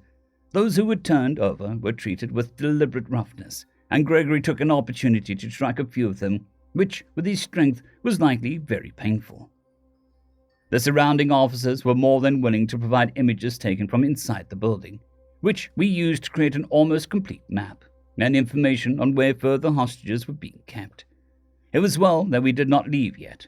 It would be wrong to leave innocents in their vile clutches. The assault begins tomorrow, and apparently the remaining 2 shot callers and 7 lieutenants only have the remaining 50 of their most fanatically loyal subordinates left. Gregory has cautioned us that these are the most dangerous and least likely to surrender. We assault the building tomorrow. Almost home. Mission Log 6, Day 165, named Gregory George. Mission Planetary Rescue. Mission Objective: rescue Linus from unknown hostiles connected to Shady Noya. Linus located on planet. Shuttle company name determined. Shuttle by Green. Gang identified. Gang headquarters identified. Likely information vector identified. Information vector obtained. Large number of gang is in hiding. Linus has escaped. Linus secured.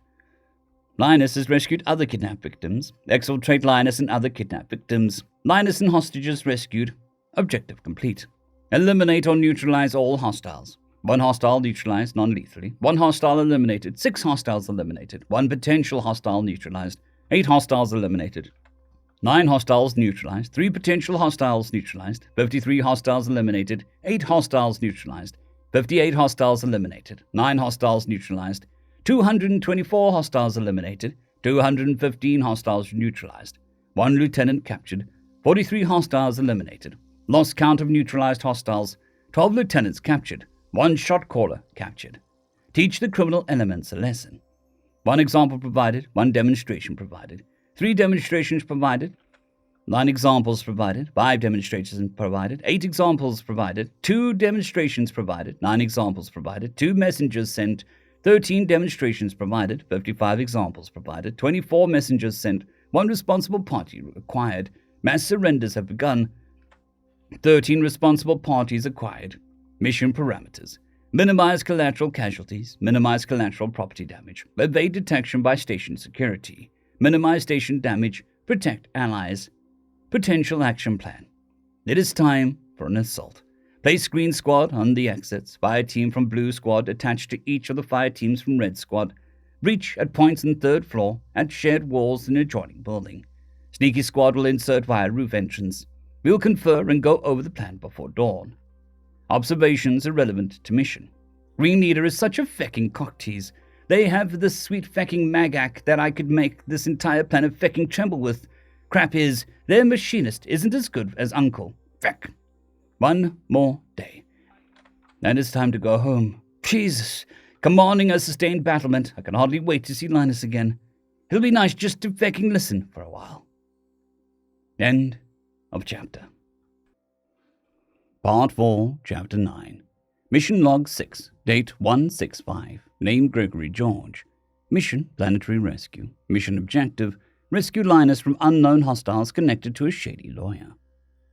Linus located on planet. Shuttle company name determined, shuttle by green. Gang identified. Gang headquarters identified. Likely information vector identified. Information vector obtained. Large number of gangers in hiding. Linus has escaped. Linus secured. Linus has rescued other kidnapped victims. Exfiltrate Linus and other kidnapped victims. Linus and hostages rescued.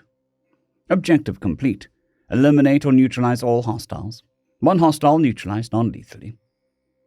1 hostile eliminated. 6 hostiles eliminated. 1 potential hostile neutralized. 8 hostiles eliminated. 9 hostiles neutralized. 3 potential hostiles neutralized. 53 hostiles eliminated. 8 hostiles neutralized. 58 hostiles eliminated. 9 hostiles neutralized. 224 hostiles eliminated. 215 hostiles neutralized. 1 lieutenant captured. 43 hostiles eliminated. Lost count of neutralized hostiles. 12 lieutenants captured. 1 shot caller captured. 54 hostiles eliminated. 3 lieutenants captured. 2 shot callers captured. 327 hostages freed. 100 child hostages freed. 371 personal communication devices seized.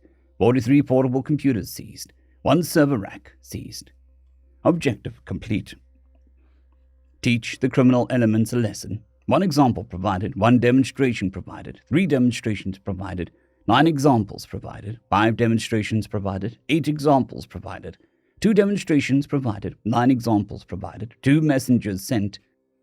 13 demonstrations provided. 55 examples provided. 24 messengers sent. 1 responsible party acquired. Mass surrenders have begun.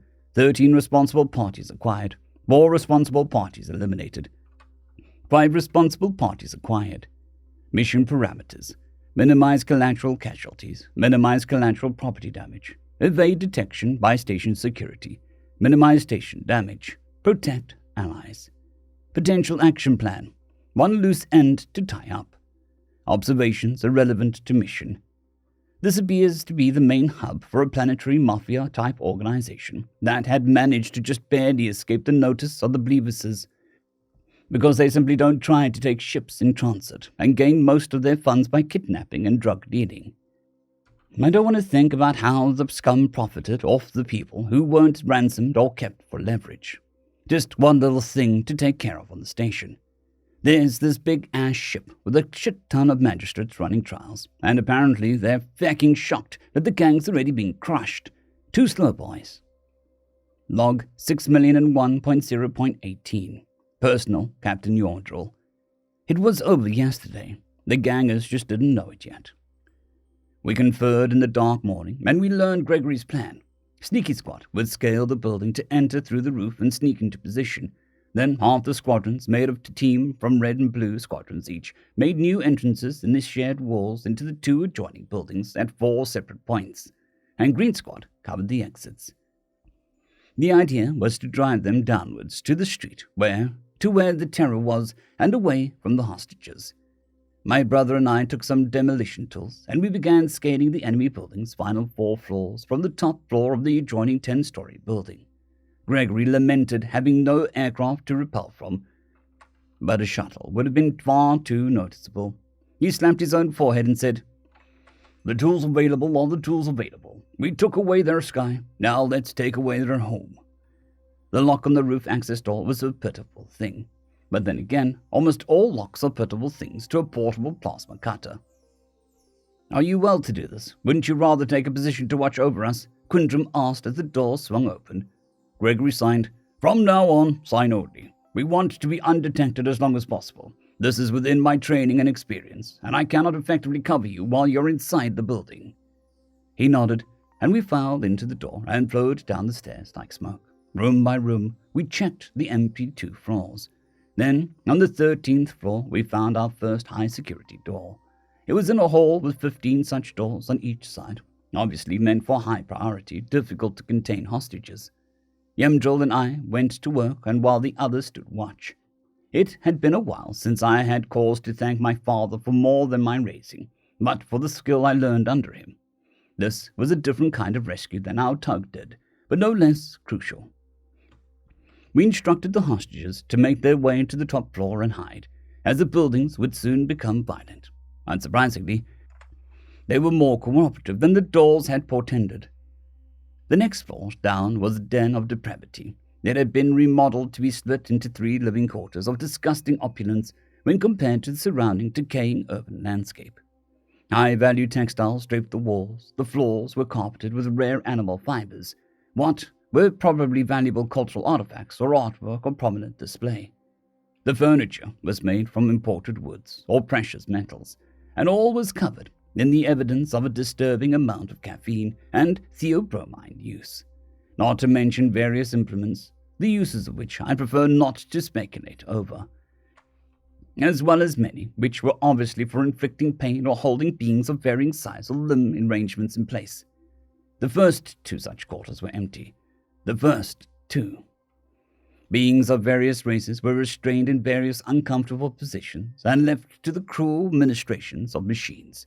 Others were lounging under the influences of caffeine powder or theobromine, such that they were in a stupor as we checked the rooms for threats. And in the main bedchamber, one of the shot callers was in a writhing pile of naked bodies. Gregory yanked him from the pile by his ankle and sent him flying across the 5 paces to the wall, where he crumbled into a twitching heap. "Party's over.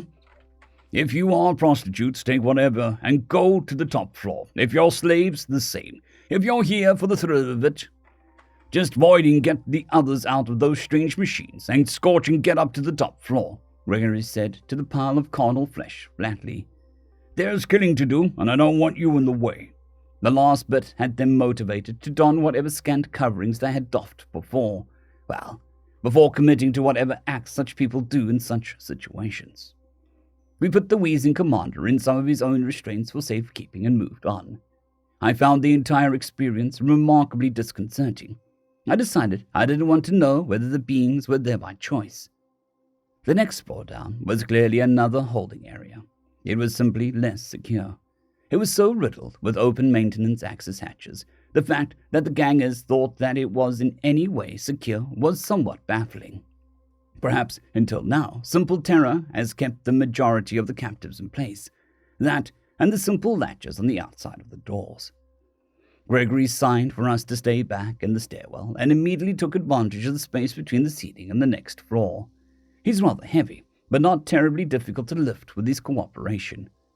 Watching him softly pad along the hanging supports in the gaps of the ceiling tiles was tempting, but I kept my eyes on the downward area of the stairwell. A few minutes later, we heard a thud, then a loud thump, followed by a sharp cry of alarm that became a gurgle and another thump. Then Gregory came leading a procession of emaciated adults and children to the stairwell. They must have already been instructed on what to do, because they immediately began to climb to safety. "Hostages secure," Gregory whispered, and there were 4 loud booms from the 2 floors below us. It had begun. We streamed downward, and upon meeting gangers fleeing upwards, gunned them down without a moment's hesitation. They had known the path to life. They had chosen otherwise. The gangers shot wildly down the halls, but we took cover behind things like refrigeration units, the reinforced doors, or less ideally, the walls or door frames. We did not present easy targets. They did. Truth be told, Red Squad took the lead and, with the help of Blue Squad's demolitions equipment, consistently outflanked the gangers. We allowed them to flee towards the street until they were pinned between us, and Green Squad waiting outside the single exit we had managed to herd them towards. Green Squad had already taught some of them the folly of flight. "Lay down your weapons, place your hands on your heads, and walk outside if you want to live," Gregory told them. Those still alive complied. I hope to the stars I never need to take up duty like this again. Dear Diary, Daddy and Greg are finally home. I feel like I set down a really heavy weight that I was carrying all this time. I hugged them so tight, and I didn't want to let them go. There was just a little more work to do before we go, and Mom is trying to figure out if we even know where our next port of call will be, so she can fill the cargo bays accordingly. I wish her luck, but something tells me our lives have stopped being so predictable. I've heard rumblings that we will hold a formal welcome for the away team, since what they achieved was pretty amazing. There's even a rumor that the Lord Justicar wants to give our Master-at-Arms a Nova. Stars. Speaking of rumors, I heard that the Lord Justicar was surprised to hear that we were already done catching the gang's entire leadership structure. Apparently, they were still busy getting their teams made. Well, I guess Sneaky could have just come home after rescuing Yoiv and just left the rest to the others. Like it's physically possible. There are some things I want to talk over with him, but I think it's better to leave him and Yoiv be. Yoiv has been clinging to Greg and Daddy since they got back. The poor guys probably want to bathe and sleep, but that's not an easy task when Yoiv just won't let go. It's fine. A few hours of smiling won't kill anyone. There will be a formal homecoming tomorrow. It feels like they're so close, but not home yet. It feels like they might get pulled away again. End of chapter. Part 4, Chapter 10, Ties. Log 6,001.0.19. Personal, Captain Yormdrill. Well, breach. Why did breach? This is completely scorching unfair. Well, I had to hold a formal homecoming for the away mission, despite being on the mission, which isn't all that strange for a captain to do, but it was far more pompous than I would have preferred. In the first place, it was not a simple small ceremony that goes mostly unremarked by others in the embarkation area of the station. Oh no, it could not just be normal. It had to be witnessed by the captains of the other away teams. Well, fine. But again, it couldn't just end there. Of course not. Our just doing what needed done was apparently remarkable somehow. So, of course, the Lord Justicar was in attendance, which means formal robes. Gregory, the smug little brat, escaped that much at least, him and the rest of the away team, excepting myself, of course. That was bad enough. However, there were honors to distribute. Everything was going normally. Gregory had somehow, let's be honest, he just smiled and asked, his cuteness is dangerous, gotten Ringy to sew him a set of clothes from scratch. Well, her mother very likely helped her with the details.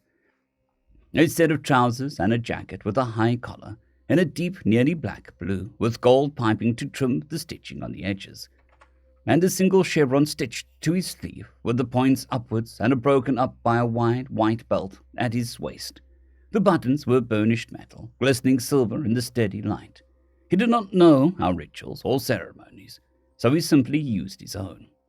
He marched with a precision that looked at once mechanical and fluid, each movement practiced to perfection.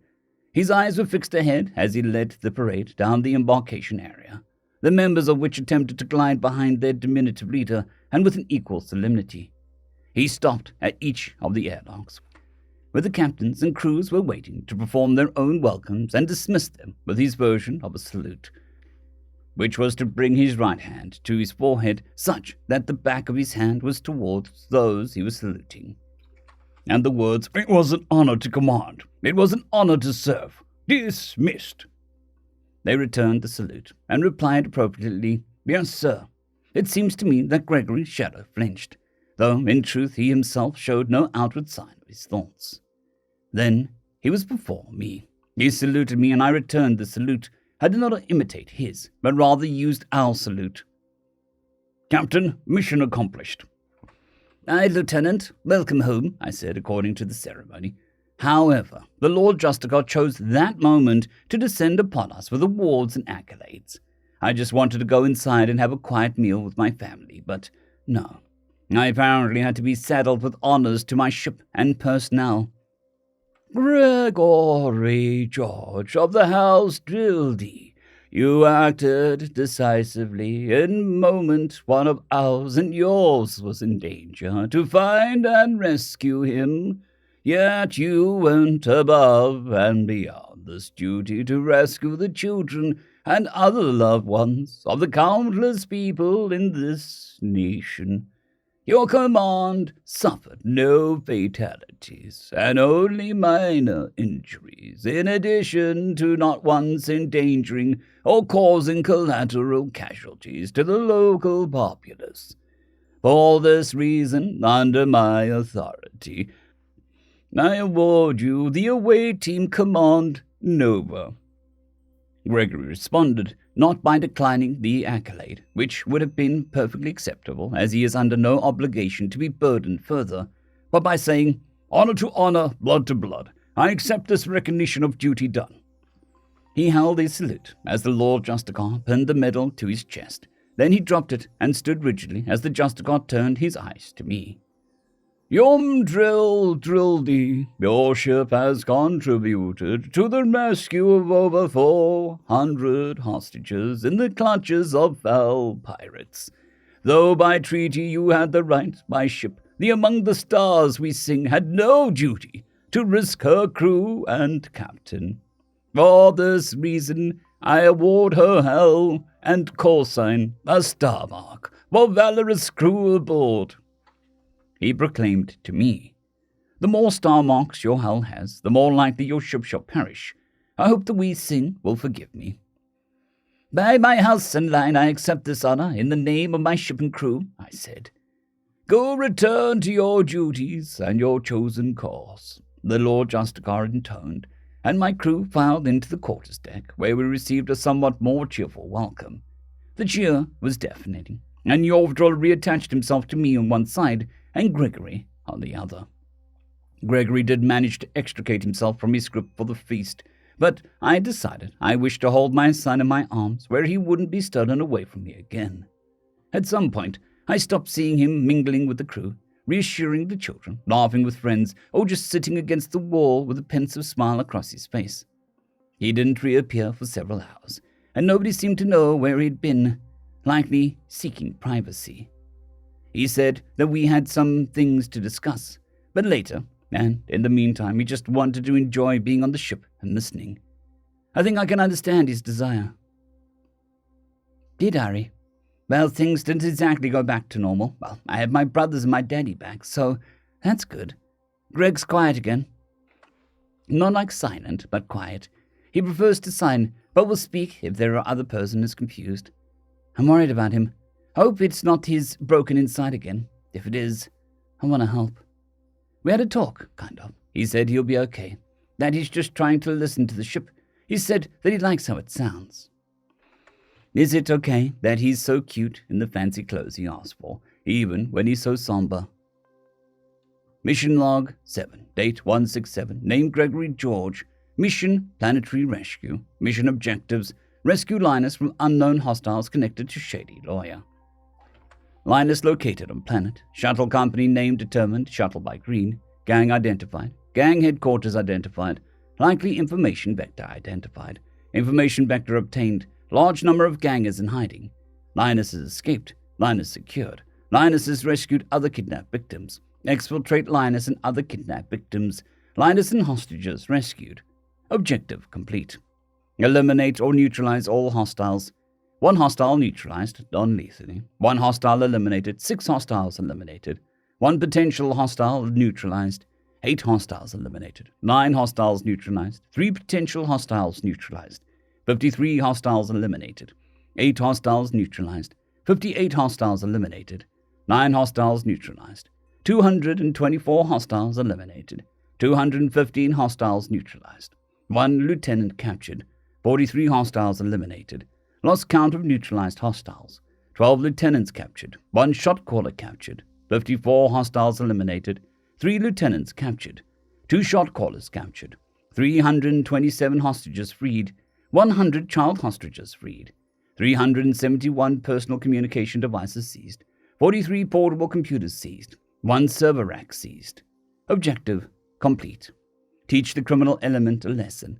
1 example provided, 1 demonstration provided, 3 demonstrations provided, 9 examples provided, 5 demonstrations provided, 8 examples provided, 2 demonstrations provided, 9 examples provided, 2 messengers sent, 13 demonstrations provided, 55 examples provided, 24 messengers sent, 1 responsible party acquired. Mass surrenders have begun. 13 responsible parties acquired, 4 responsible parties eliminated. 5 responsible parties acquired, 1 shady lawyer instructed. Objective completed.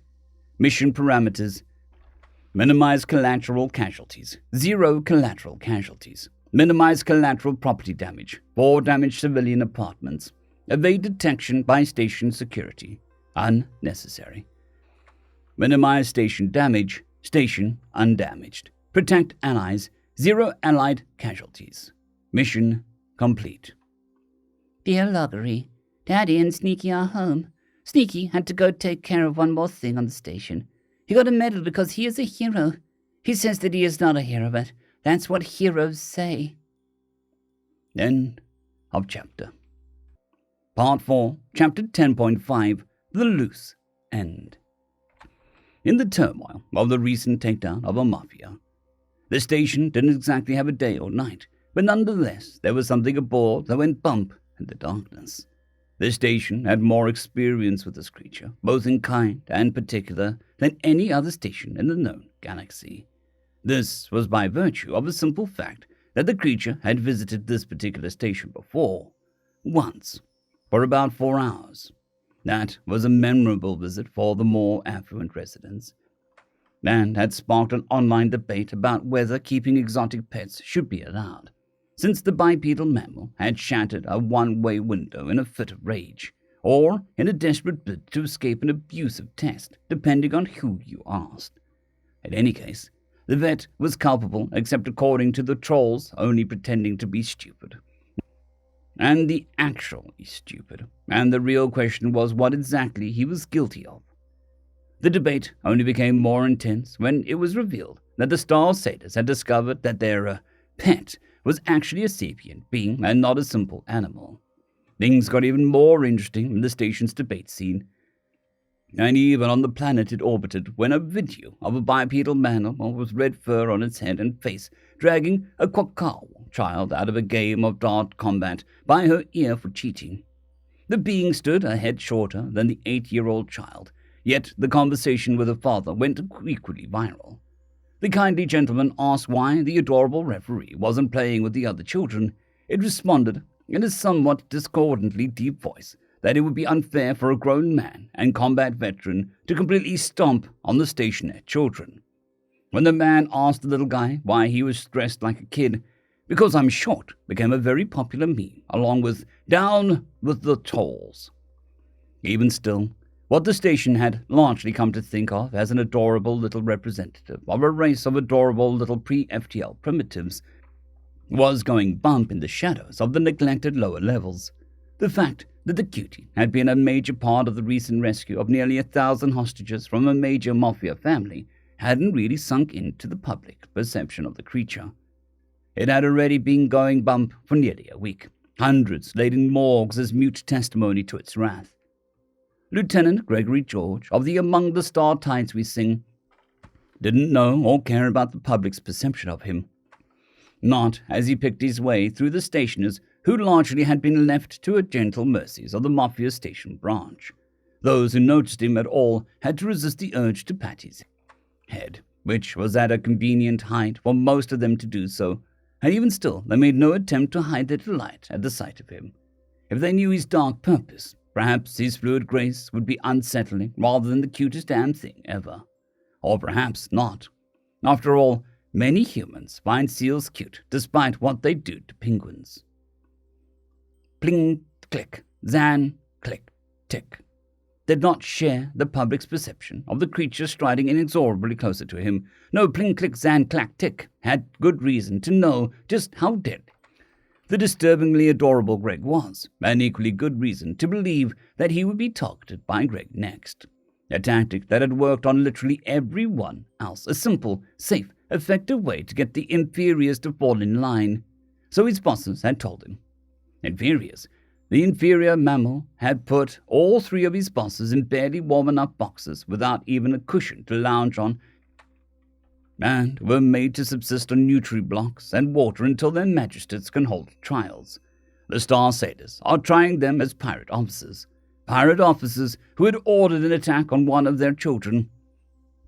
Plin-Click Zan-Clack-Tick did not have any hope that his bosses would live to punish or protect him. He did know that the newly discovered primitive you can just dazzle with some junk had held every last underboss responsible for touching his brother. He knew he had a limited amount of time to gather what contact data and coordinates could be useful, and his emergency stash of theobromine and caffeine powder. Enough to barter his way onto a less reputable ship going to the capital. From there he could just get out of Jakuvia. He just had to hurry. Greg just had one little loose end to tie up. There was one last person responsible for what had happened to who he still thought of as Linus, though he knew his adoptive brother's name was Yovdril. The rescue had gone even better than he had dared hope, but that wasn't the point. The point was that the criminal scum outside human space needed to learn a lesson Pete had taught all of humanity. You do not touch our brothers, not without consequences. The door to the shady lawyer's firm had been left ajar. How polite.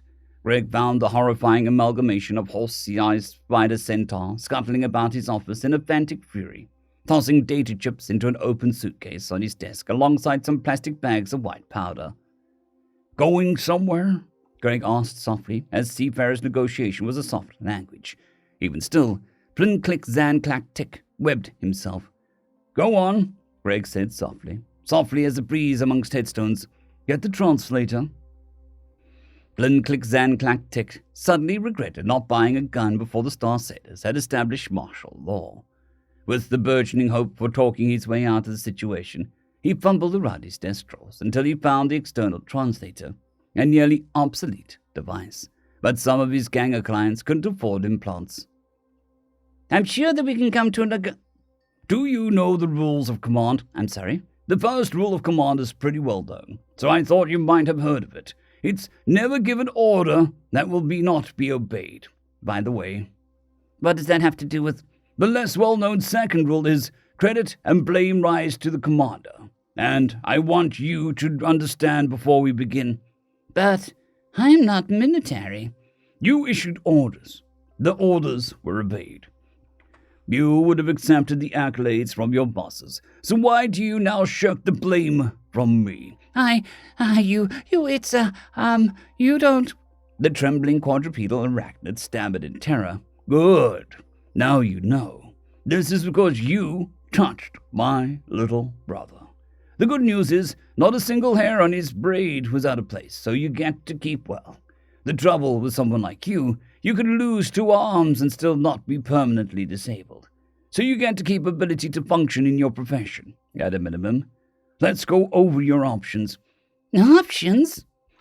Plin-Click-Zan-Clack-Tick squealed and clicked. Yes, options. Option 1, you resist and I drag you to a forgotten maintenance airlock and slowly depressurize it until you pass out. Then repeat until you become cooperative. Plin-Click-Zan-Clack-Tick trembled, and Greg continued. Option 2, you give me what I want, and I take you to that airlock so that you can space yourself. Nice and quick. Plin-Click-Zan-Clack-Tick's terror subsided slightly, as death would be preferable to torture than death. Option 3, you give me what I want, decide which limb you like least, and then go turn yourself into the magistrates. Once again, Plin-Click-Zan-Clack-Tick webbed himself. More embarrassingly, he was secreting the glistening oils that prevented him from sticking in his own webbing. What do you want? That scorched, googly-eyed void sucker of a filthy poaching pirate. Big scar across his face, like this. I want him. Plin-Click-Zan-Clack-Tick blanched. Please. I want to know his favorite ports. I want to know his ship's aliases. I want his transponder codes. I want his voided name. You will give them to me. No, Anything else? You want money, caffeine, sex? I can get you your own. Greg's eyes went wide with fury, and his voice somehow became harder. I also want to know where your slaves are. The arachnid scuttled back until he bumped against the wall and panted to force more air through his book lungs. I am not a mammal. I didn't not do anything with it. I guess we'll go to that airlock. I don't want to die. Then give me what I want, Greg growled. And it seemed that Plinclick Zanclack ticks that the darkness of the office reached out and enshrouded the deceptively adorable biped. The pungent aroma of grief pheromones filled the air as Plinclick Zanclack ticks began to compile the information on a data chip. Are you literate? Yes. Seafarer's negotiation. Fine. Please, I'll just turn myself in and hope. Please? See, here's the thing. You touched my brother, and that means that the other criminals need a lesson. A lesson you'll teach them by just how you look. Or maybe the story you tell about how you just voiding vanished. Either way, touching my family will become a ghost story for the scum of the galaxy. Half an hour later, the light of justice in the darkness received another Mafia member, apparently one of the lieutenants, and in need of medical attention. The criminal had somehow suffered a crushing amputation and refused to speak on how of it. The magistrates and their retinue surmised that it must have been his subordinates turning on him. End of chapter. Part 4, Chapter 11. To listen. Journal entry 33, date 171. Name Greg George.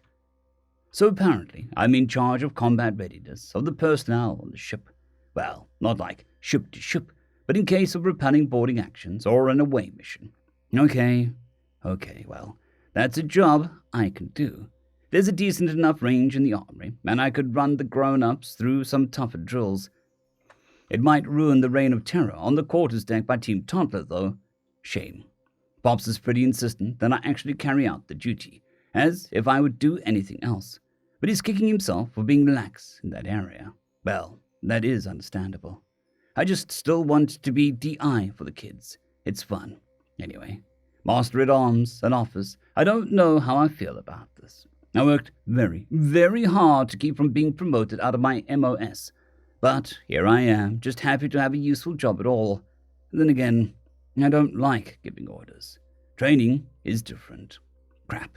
I need to think this over more. It was a good mission. No casualties. No collateral casualties. Got all of the officers, and I doubt anybody will try hurt my family again. Not after that. Faking hard to hold back, but the dead don't learn lessons very well. Plus, I didn't have the time to really do it properly. Plus, no drop pods, so scouting ahead wasn't really an option. Still, I'm post-mission down, starting to go over all of our actions, all of my orders to see if I could have run it any better. I can hear Dr. Johan saying that it's perfectly normal and is the brain's way of developing strategies to manage stressful situations. Thanks, internal therapist voice. That's always a good one. This means I go quiet, which freaks everybody out. Well, crap. Now, I don't want to drive my family away like I did with the new brothers. At least there's not a fecking legend keeping us apart. But I've had to have some chats, like mostly out-loud chats to put everyone at ease. But also Linus needed a talking to. Not denying it, then Linus went through something pretty terrible. He did very well under pressure, very brave, very smart, all that kick-ass crap. It still affected him, so I had to have a chat with him about how he's viewing the events and himself. Not the kind of thing you should have to do with a 5-year-old. Had to be done, though. Don't want him to grow up like me. In less depressing news, the Believer Seas have actually competent justice system.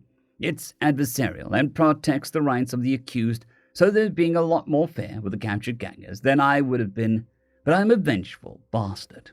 They did stick to my threat, though, kind of. Bread isn't really an option for some of the races, but something called NutriPaste is, which sounds like their version of crayons. Good enough. The sheer numbers, not just my planet-side mission, but also the Believer Seas restoring order to the station, had them call in a ship full of magistrates, and what basically amounts to SWAT and some highly disciplined patrol teams called the Justicar. The dudes have a class of ship. There's a whole deal as the law enforcement, which makes a lot of sense considering that they're all about ships and shit. But I kind of thought their system just sort of used station postings for that kind of thing. Nope. Turns out, when crap goes wrong, it goes really wrong, and they have a system in place for running a large number of criminal trials after something like this, which is relevant because the leader of their SWAT dudes wants to debrief me. I am actually kind of interested to meet a Bleevu's operator. Might even be kind of fun. Still, need to talk things over with Pops. I think this is life after service. I need to talk to Sarge too. I was pretty harsh with him. Am I still me without my MOS? Log 6,001.0.19. Personal, Captain Yormdrill. Things will be well. Things are of course better than they were, but all is clearly not well. My children have been traumatized, my crew injured, my ship marked for valor, yet things will be well. The crew has shown tremendous courage and dedication. Like the Lord Justicar said, we had the right, but not the duty. However, how could we shirk in the face of such suffering? How could we let the good people of the station labor under the boots of murderers and thieves? We were not the only ship to be offered a mark, but Gregory's medal trapped me into accepting it. There were captains who were happy to have their ships marked. The rescue tugs with the most stars lived the shortest lives. I still remember how my uncle wept when his ship was decommissioned, and the sting of pain I still felt over what happened to the endless dark life finds a way. It isn't only my father and old friends I grieve. Once again, Gregory is an immense help to the ship. His mere presence has buoyed our spirits of all the children and many of the adults. Furthermore, he spoke with Yovdril about his experiences in a way that I will have struggled with. I shall, of course, have to speak with him too. But Gregory opened the door, which I am grateful for. There were some surprising things in how he went about it. Imagine waking up like that. Stars. What an awful thing to contemplate. I suspect a more detailed telling is forthcoming, but we haven't had an opportunity to sit down for another quiet chat. The Major of the Landers wants to debrief Gregory and me, which I have no opposition to. I'm hoping that we can get some information on the poacher, as clearly he had some connection to the local gang. Though gang is perhaps not the right word. Crime family, crime syndicate, crime something. There's more work to do about them, but they had the bright idea of keeping literally all of their high-value hostages in one location, the same location of their leadership, which means that the planet-wide cooperation of the syndicate is now in shambles, and local authorities are no longer under threat of important people losing loved ones. I expect the electronics seized will also have some information the public will find very edifying. My anger has cooled somewhat, but the sight of the corrupt barrister who started this entire mess missing in one of his arms was immensely satisfying. Stars knows how that happened, but he deserves it. Trevdy and I have a lot of stress to relieve. With all of the stress management, we might end up expecting another child soon. Dear Diary, just because everyone is safe doesn't mean everything is okay. Greg let me listen in to his conversation with Yoiv, and it was, I think I'll just write out what I remember. Hey Linus, can I come in? He asked. And Yoiv must have sighed yes, because he went into Yoiv's room and started. You know you should talk to work things out, but you don't want to talk about it. You feel a certain way, and you're hoping if you don't say it out loud, it'll go away. How did you know that? Well, I felt a lot like that when Ray died. I felt a lot like that. I felt like it was my fault. I felt it all the way down into my bones for years and years. When I was a child, and the thing that attacked us had the strength of an adult. If I'd fought, we would have both died. I know that in my head, with my mind, but I felt like it was my fault for running for so long that it still hurts. Oh. So you're thinking about how you got kidnapped. You're thinking that it's your fault that we had to go and fight. Yeah? Well, if I'd never gone camping, I would have never gotten kidnapped in my sleep, would have never been rescued by the animal shelter, and never met you, and never lost control in the veterinary office, and never insulted a criminal lawyer, and thus he wouldn't have ordered you to be kidnapped. Is it my fault? No. That's not allowed. Did you try to fight? Yes. What did you do when they took you away? I waited for the bad guys to stop looking and got away. And rescued a whole bunch of other kids. Yeah? Which is very kind and brave of you. I wanted to tell you that I was very proud when I heard. I just did what I thought that you would do. You helped us win, knowing that will help. But the feeling you have, sometimes I still feel like bad things were my fault. I know that's not true, but I feel it anyway, and it hurts. And I have a doctor. I had a doctor to help me with that kind of thing. He said that it's normal to have the feelings, that it's normal to hurt because of them, but it's not okay. Like it's normal to hurt when you fall down, but that doesn't mean that you're okay. You follow? I think so. So since you're hurt, you need to heal. But it's not like a bump on your knee that you can just put some medicine on, and you're scared to ask what to do because you don't know how to explain it. That's right. For me, what helps is helping. If I can be useful to people, it makes the pain go away. Do you know how I found out? Did you figure that out with your doctor? Yep. He's a lot smarter than me, so you'll need to talk to someone smart, like Pops. I can't. You can try. I can try. Good, Greg said with a wide smile. Something else that helps is getting some exercise. You want to find some grown-ups to shoot? They ran out of the quarters cackling. Sometimes I swear Greg is just an old kid. Still, his talk with Yoiv had me thinking. I'm thinking. Dear Loggery, Sneaky said he's proud of me. Daddy said the same thing. I do not think it was very special. I was scared the whole time. Sneaky said that I should talk to Daddy. I'm scared Daddy will not be proud anymore if I say how scared I am. End of chapter. Part 4, Chapter 12. An Office. Log 6,001.0.20. Personal, Captain Yormdrill. I had decided that the debriefing could wait. Tomorrow is soon enough. It is clear to me that Gregory is quite deeply affected by the stress of command, and perhaps the sheer amount of killing. His accuracy could just as easily cut him. It was, well, because Jovdrol came to speak with me in the morning. I'd been lounging, contemplating our choices and actions, letting the gratitude of my family's safety wash over me when he clambered onto the sofa and onto my chest. I would have been content to hold him in silence, but he was apparently ready to talk. Daddy? Yes, son. He seemed to be at a loss for words for a moment, and I was not impatient to know what he wished to say. Waiting was sufficient. I was not very brave. What do you mean? His lower arms tightened over my chest as he fidgeted with his upper hands, a sign that he needed some solidity to order his thoughts. Ever since the bad man took me away, he began hesitantly, I was afraid. I wanted to cry, so I was so afraid the whole time. Son, what is bravery? Jovdrol's distressed panting slowly became more normal breathing, and the pressure of his embrace lessened somewhat as he replied, Not being afraid? No, that's not true at all. The bravest man I ever knew, your grandpa, told me that he was so afraid he wanted to scream on every rescue. But he was always doing brave things anyway. He told me this. Being brave doesn't mean that you aren't afraid. It means that you do what's right, even if you're afraid. No, getting taken away by a bad man would scare me. But you're a grown-up. Oh, yes. But that just means that I would be able to hit the bad man hard enough to make him stop. Nah, I guess so. What was the right thing for you to do?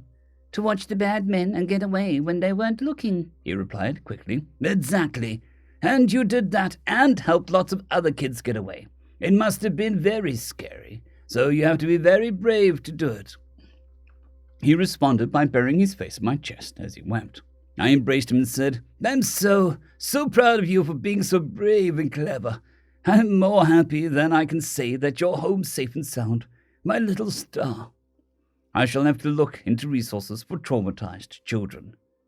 Later, I spoke with Gregory. I was having a refreshing glass of juice in the galley, watching other ships go through their docking procedures when he approached me. Hey, Pops, he signed. I've been wanting to talk with you. Do you fear to make sound once again? I signed back. No, he replied with a soft smile. I enjoy listening when I return from a mission. I see, I answered skeptically. What did you wish to discuss? I do not have my head doctor. he began with the uncertainty of someone trying to find the words. Is it allowed to talk about these things with you? I do not want to bother. I cut him off by putting my hand over his and said aloud, "You are family and crew. Speak or sign as you would." I released him, and it looked as though emotion had tightened his throat. A moment, I nodded, and it appeared that he was thinking. A large part of what makes me myself is my job. My job that protected my brothers, like I did on the away mission. I spent a lot of time and effort making sure that I wouldn't be given a different job by being promoted too high for a rank to do it. I did this by getting, we call it busted, down to the lowest enlisted rank every time I was close to being made a senior non-commissioned officer. Now I have an office on the ship and an officer's rank. I'm happy to have useful jobs on the ship and grateful to belong, but I feel uneasy. It is well that you can speak so completely about this. What is your unease? Am I still me? I do not act as I once did. I am not an Overwatch. I do not scout ahead. I am an officer and a teacher instead. Am I the same man?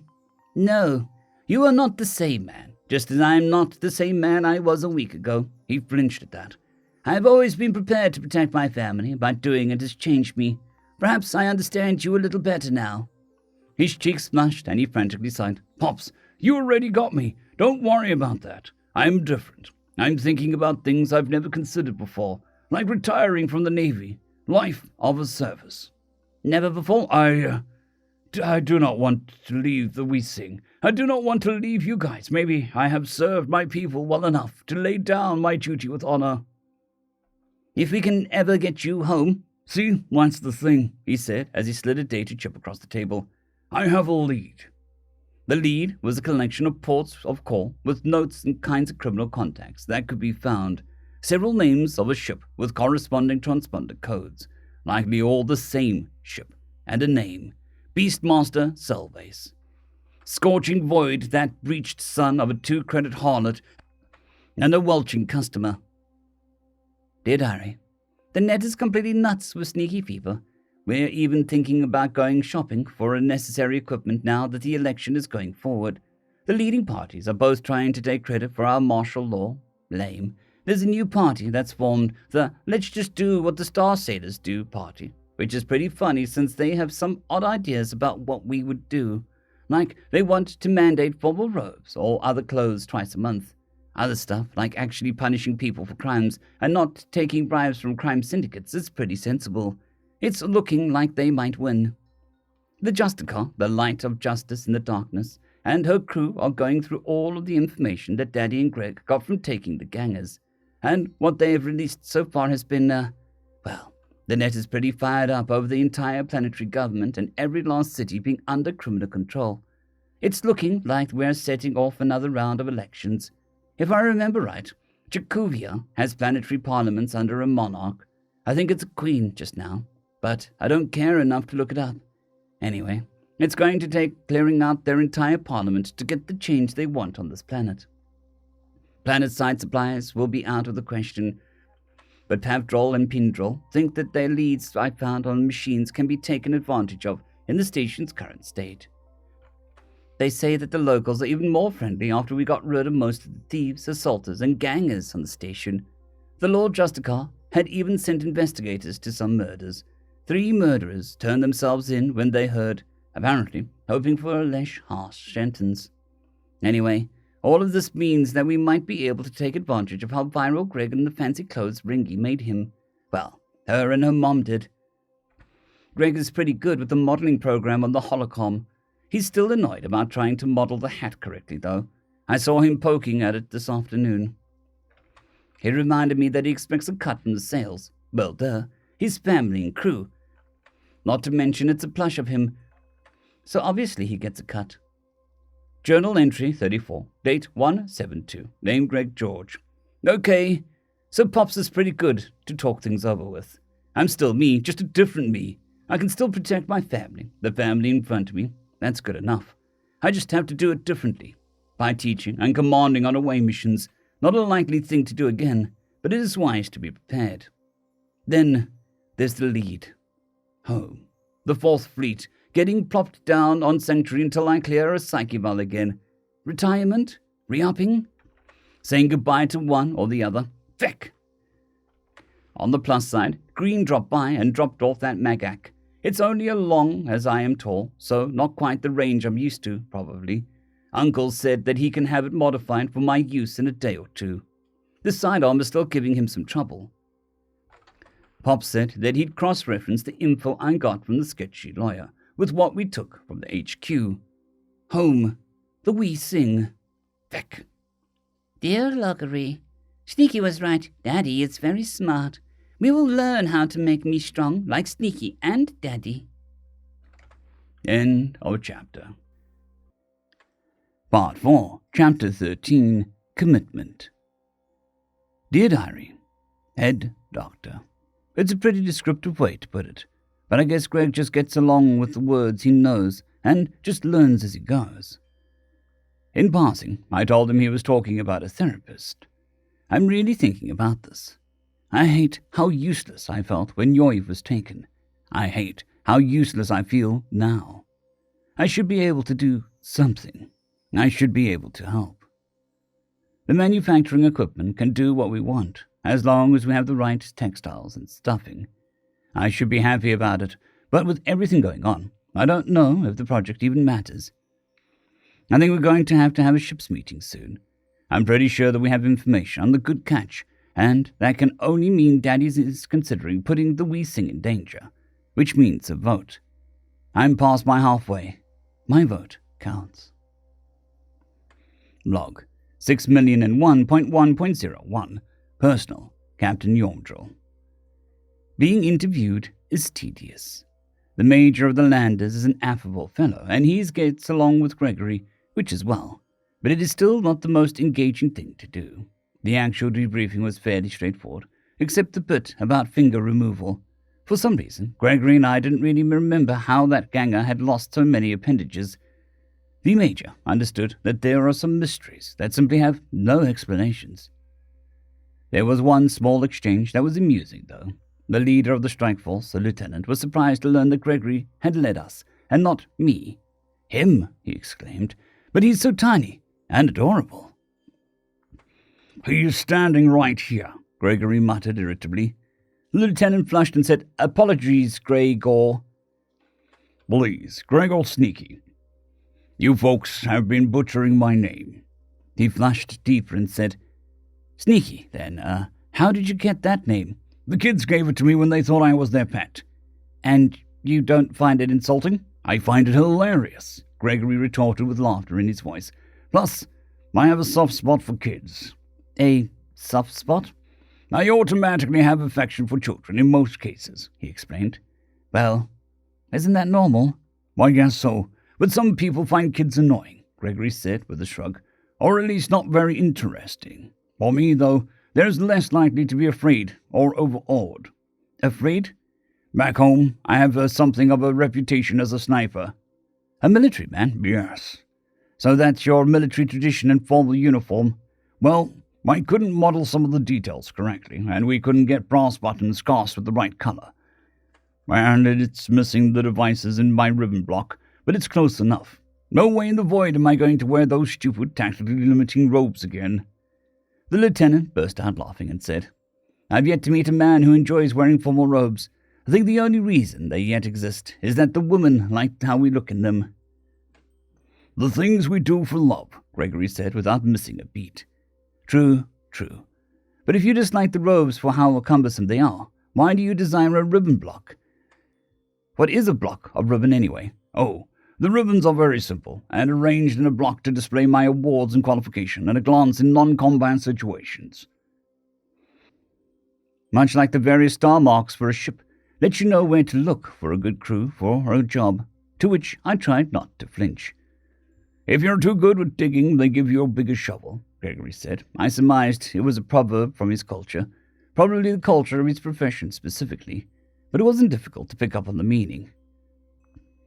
That's why I was promoted to command the strike team that was prepping to land when you sent up all those prisoners.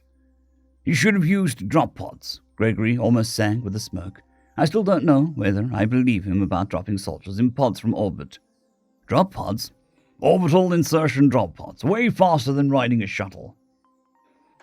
You have to be joking, the lieutenant said with an unamused flat tone. Of course not. I have only ridden a shuttle down to combat twice. All other insertions have either been by stealth drop pods or boarding torpedoes. Boarding what? Torpedoes. Basically, they're escape pods with a ramming prow. The lieutenant's eyes bulged, and he clearly couldn't fathom my idea. What if they miss? They get recovered after the engagement. Usually.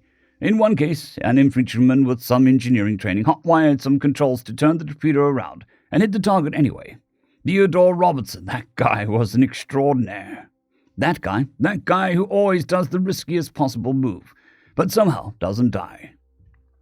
I know several of that guy. Every operator does. This from someone who claims that drop pods are normal? They are, Gregory said blandly. It's standard naval ground assault insertion. We clear the way for the army to come down with the heavy equipment. That is, if we're fighting an actual war. For things like a pirate base, usually the naval infantry are good enough. Is your entire race insane? How should one of us know? For my part, I found the entire exchange delightful to watch. It would be very much like Greg to trick the lieutenant for a joke, but on the other hand, he didn't use his past as a way to make jokes at our expense before. Still though, such a thing strains credulity. Less amusingly, we gained access to the collated data from the captured devices, and ran a cross-reference program with the data Gregory mysteriously obtained. There are 8 stations and 6 planetary spaceports that were confirmed to be connected to criminality across 5 nations. None of them are very safe. Sailing those stars will put the Weesing in significant danger. I shall have to put it to a vote. It would not be right to risk my crew's home without their consent. Journal entry 35, date 173, name Greg George. Get wrecked, fecking slowpokes. Fecking blown away that these guys don't even use boarding torpedoes. Can't get counterboarded if you don't hook your ship up to the enemy ship. Modern problems. Anyways, I have some leads on where home is. More importantly, I have some leads on where the GF, who has classified information, is. So long as the fecker is out there, my brother's rest is not secured. Fecker. Journal entry 36, date 174. Name Greg George. Holy fuck, just feck. Holy fecking feck. Holy fecking goddamn fecking feck. Jesus almighty himself aiming my fecking drop pod. Holy feck. I'm blown the feck away. I can't even process how fecking amazing the Weesing is. Just feck me sideways, twice on Sundays. Feck.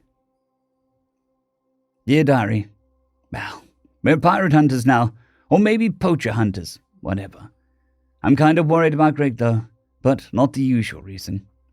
He's been staring into nothing for the past 3 hours and grunting when someone wants to talk to him. Mom is going to try cooking some meat for him. Log 6,001.1.02. Personal. Captain Yormdrill. Well, I called the meeting. It was the only really important thing that happened today, since we're still docked. Stars, it feels downright uncomfortable to be stationary this long. Everyone had gathered in the galley, even the children. I had never contemplated a course of action that I would seek consent of the crew to commit before. We have held some votes, but mainly when Trevdy and I could not decide between 2 options. I laid out the facts for the crew as I saw them. A short time ago, Trandy had her halfway, and her gift was to be the adoption of a pet from a rescue shelter. This decision changed the lives of everyone aboard, as the pet we adopted turned out to be our beloved Gregory. Crew and friend to some of you, family to others, some of you have been made privy to what parts of his history he shared, and know that he carries a great weight, though he is strong enough to bear it. I've heard from some of you that you are glad to have such a man to help us keep the children fit, as it clearly benefits the ship as much as it does him. I've heard that he is a delight to the children and the parents alike, and the ongoing dodgeballs in the quarters deck is an unending source of fun. Team Sneaky will know defeat eventually. Some crowd politely chuckled for me. Eventually. I do not think I need to reiterate how he led us in the away team. I lay this out because I want it to be known that even though Gregory's adoption by the Among the Star Tides We Sing was accidental, he is one of hers, one of ours. I had to pause for an appreciative murmur of assent. What's more, we are his. During our mission, we obtained information on the activities of the criminal scum who had kidnapped and abused one of ours, our Gregory. Though without that scum, we would have never had him. That does not absolve them, in my view. What's more, the kidnapper likely has information that might lead us to being able to make contact with Gregory's people. They likely wish to know he is safe amongst us. It is, however, among perilous stars that we must sail if we are to pursue this criminal. It is into danger we must send our heading, and our very we sing in that danger. I refuse to order you to follow this course, therefore I call for a vote. Gregory had listened with everyone else, his eyes growing wider all the while. But before I could begin the vote, he stepped forward and said, "Before you decide, I want to say that I want to stay here. I want to retire from my old job and have a life after service, because I don't want to leave. Well, here's the problem. That criminal knows where Sanctuary is, and that puts my brother's rest at risk. So long as he's out there, they can't be safe in the place that we set aside for their safety. If you decide against the we sing going after him, I promise I will find my way back. I will come home." The vote was unanimous. We sail into the shadows.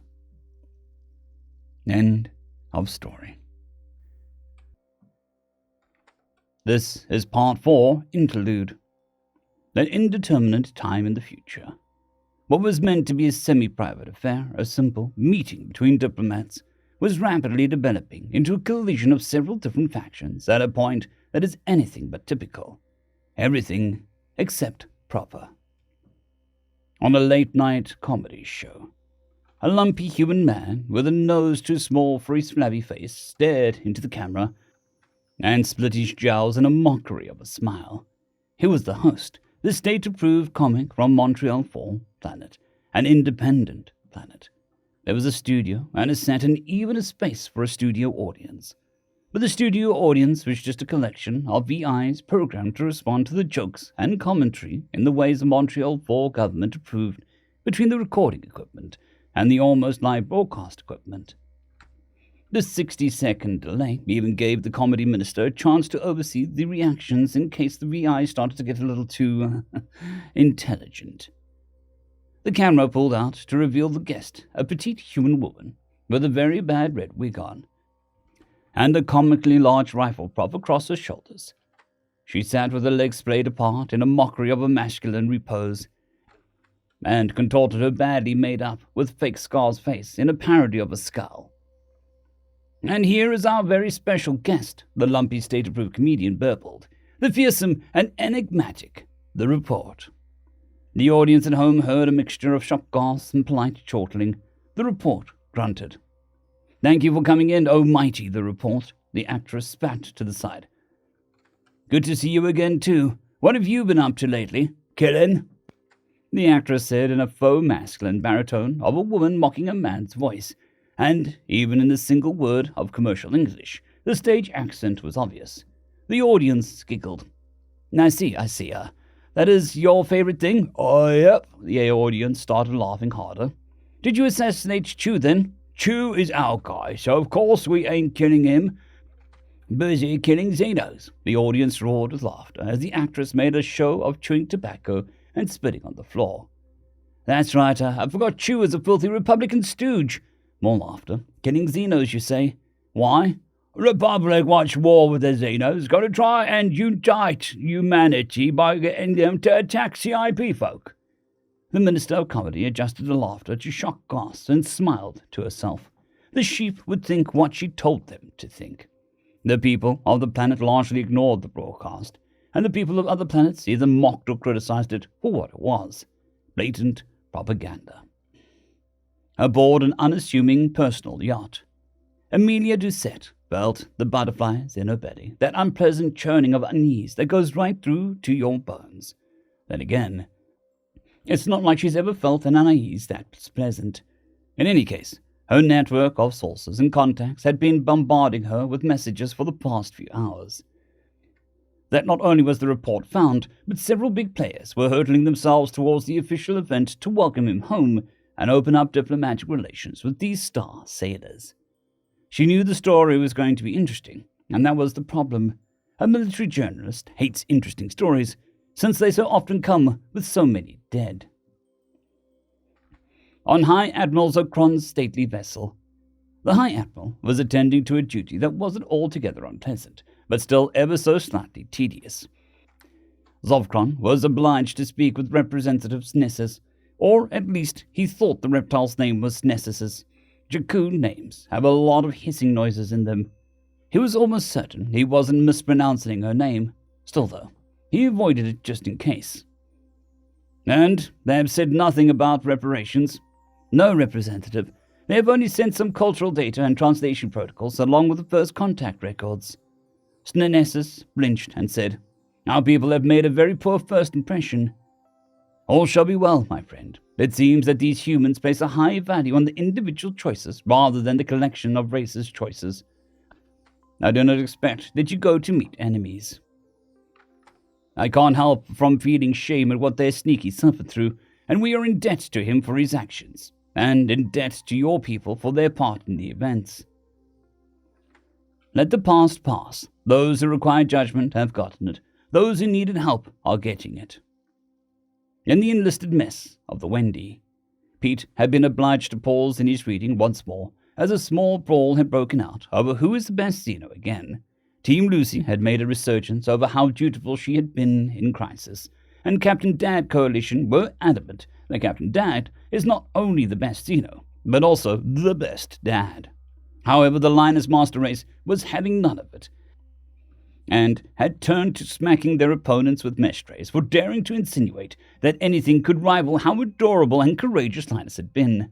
Mom fans quietly stood in the background. Additionally, Eric had won the pool for Greg's hostile elimination count, since his guess was 400 hostiles eliminated being the closest. There was a minor controversy whether the accounting is accurate, since it was obviously a daily total for the entire mission. But credit and blame rise to the commander. He laughed at the low ballers and reminded them that Greg was always an Overwatch operator. That means teammates. The Linus Master Race beat him up for winning. Eric thought it was funny. On the bridge of the Wendy. "They're fighting again, Captain. Any injuries?" No. They're just burning off steam. Don't worry about it, Lieutenant." "Yes, ma'am, I'll try." "Their sense of humor can be rough amongst themselves. It's not something they need protection from. Protocol split them up for a reason. The reason is to keep the victims of underage combat from holding each other back. In their case, I think Protocol was a mistake." In General Chest's personal quarters, the disgraced general languished on his berth with a hangover not helped by his rage at those googly-eyed fecks and their crappy, corrupt political system that allowed Linus to get kidnapped. He'd have to talk to the Admiral about a punitive campaign against the feckers. Then again, his boy had managed to rip the criminal organization to shreds on his own. Maybe he'd let the planet go unconquered if it turned out that they didn't waste his work. Whiskey is not a good water substitute, he thought to himself. On the speaking softly. Well, maybe I won't crack the station after all. The Admiral thought to herself as she perused the first contact records further. More importantly, the Xeno captain is a fecking miracle worker. Gregory George, an officer, and not immediately rejecting it. It was almost impossible to believe. More than his legendary accuracy. His legendary stubbornness had been almost a byword amongst the command staff for several years. When the report is an officer had even become a fun way of saying never. It seems that pigs can fly. In an office on loan from a petty officer. Dr. Johann was almost overcome with joy. As much as lifers had a place in this service, it was always good to get them to at least consider civilian life. Someone like Greg was on a ticking clock, however. When an operator clock runs out, he either retires, gets promoted, or dies. For his part, Dr. Johann was more than a little happy that his most difficult patient was considering options other than death. In the diplomatic suite, the ambassador was busy trying to come up with an explanation for such an inordinately high body count. She was almost certain the Xenos had an impression that humanity was a violent species, full of vengeance and barbarism. Well, it wouldn't be an incorrect impression, exactly, but it was her job to put a positive spin on humanity's flaws. A difficult thing to do, with just one human stacking bodies like cordwood after just one encounter with the criminals. She hoped that the Lost Boy hadn't managed to ruin humanity's chance at Friends of the Stars. In the CIP diplomatic convoy, once again the ambassador was the recipient of bad news from the covert agent. Of fecking course the report went on a fecking assassination spree. Can't have a government capable of challenging the Republic out there. These poor Xenos don't know who's fecking with them. But they will learn. Hopefully by listening to someone wise. The someone wise the Starsailors should listen to was, of course, himself. Who else? Aboard the Mercury, the oracles had spoken. The rightful emperor had reappeared. The auguries portended that the time was right to bend the knee to him, to beseech him, to take up the throne that had conquered by the might of his hand and the thunderbolt of Jupiter. The poet Plutarch himself was on the bridge with the Praetorian Guard, who were under the impression that sufficient oaths and honors could entice the emperor onto his throne. End of story. Part 5, Chapter 1. Journal entry 37. Date 175. Name Greg George. Okay, so the space bacon has increased. I think Mom is trying to cheer me up. I mean, it's not working. I won't say no to delicious, delicious space bacon. What I want is some goddamn whiskey, feck's sakes. These blue boys get fecking drunk on tea, like a bunch of fecking teetopians, or Britbongers. Or some chocolate. I wish I knew more about chemistry. The only fecking reason I even knew the caffeine is in the tea is because I recognized its effect on me. If I knew how to draw the molecules of hooch, maybe I could help my family figure this crap out. Pretty sure the lack of Xenos cocoa beans leaves me SOL on the chocolate front. Feck! I want chocolate. In other news, the Hands and Lucy are moving ahead with my merch.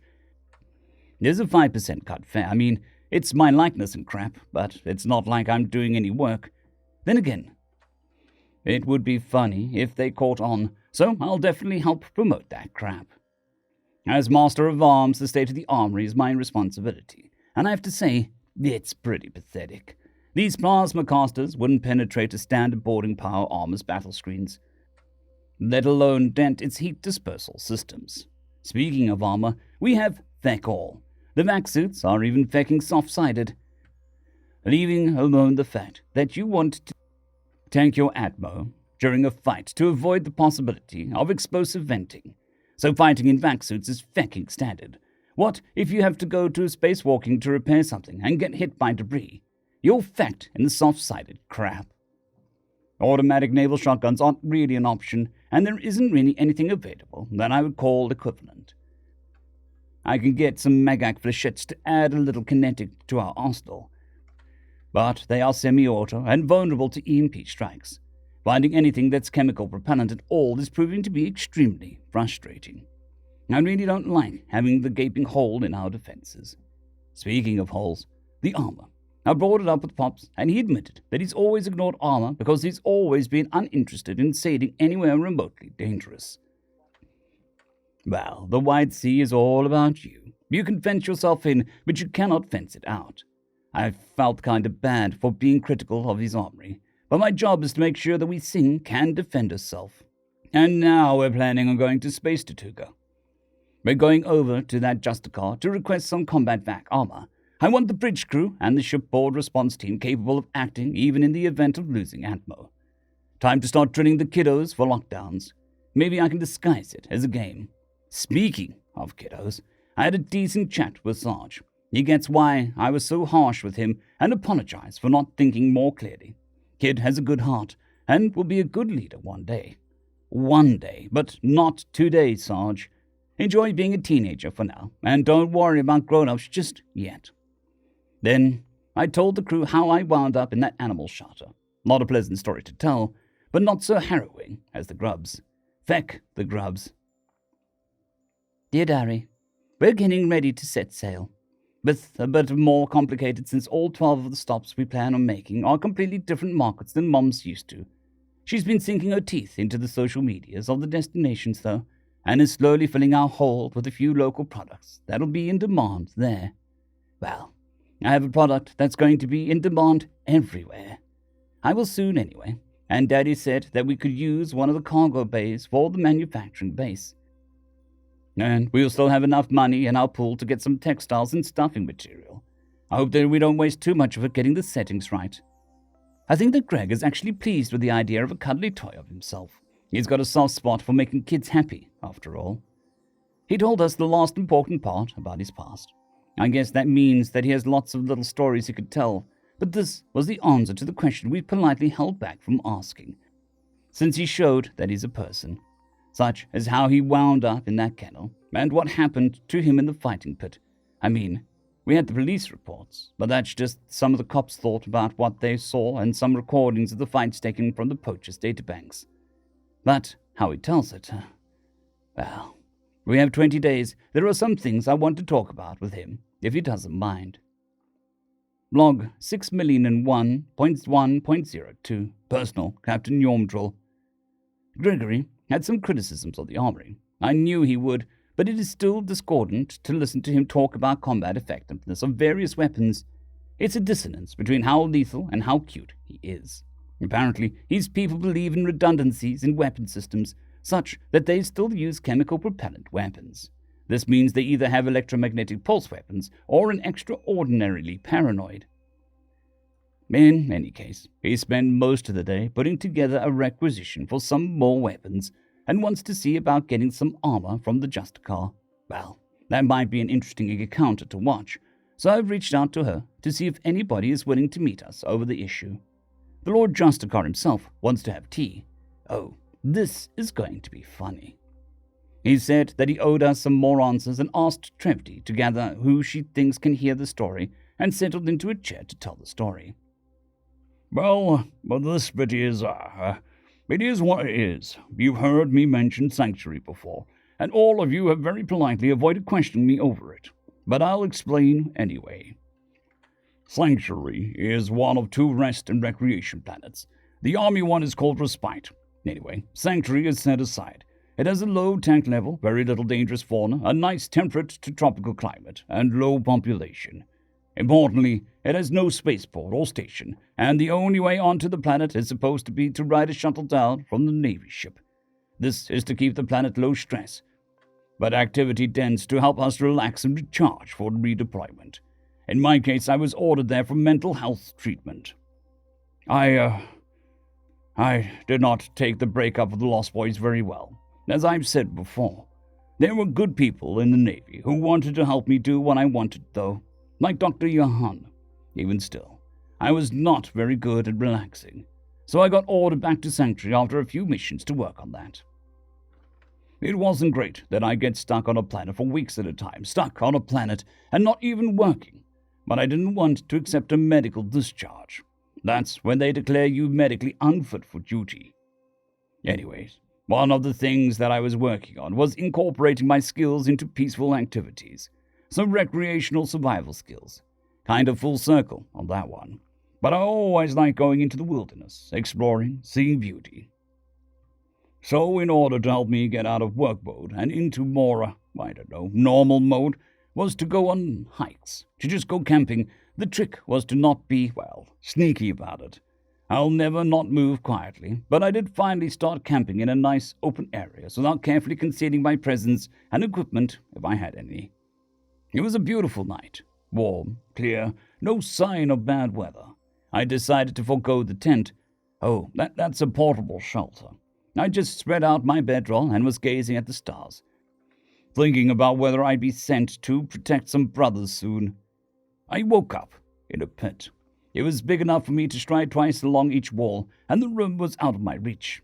I could sort of try to shimmy up a corner, except for the shock collar. The scorching shock collar.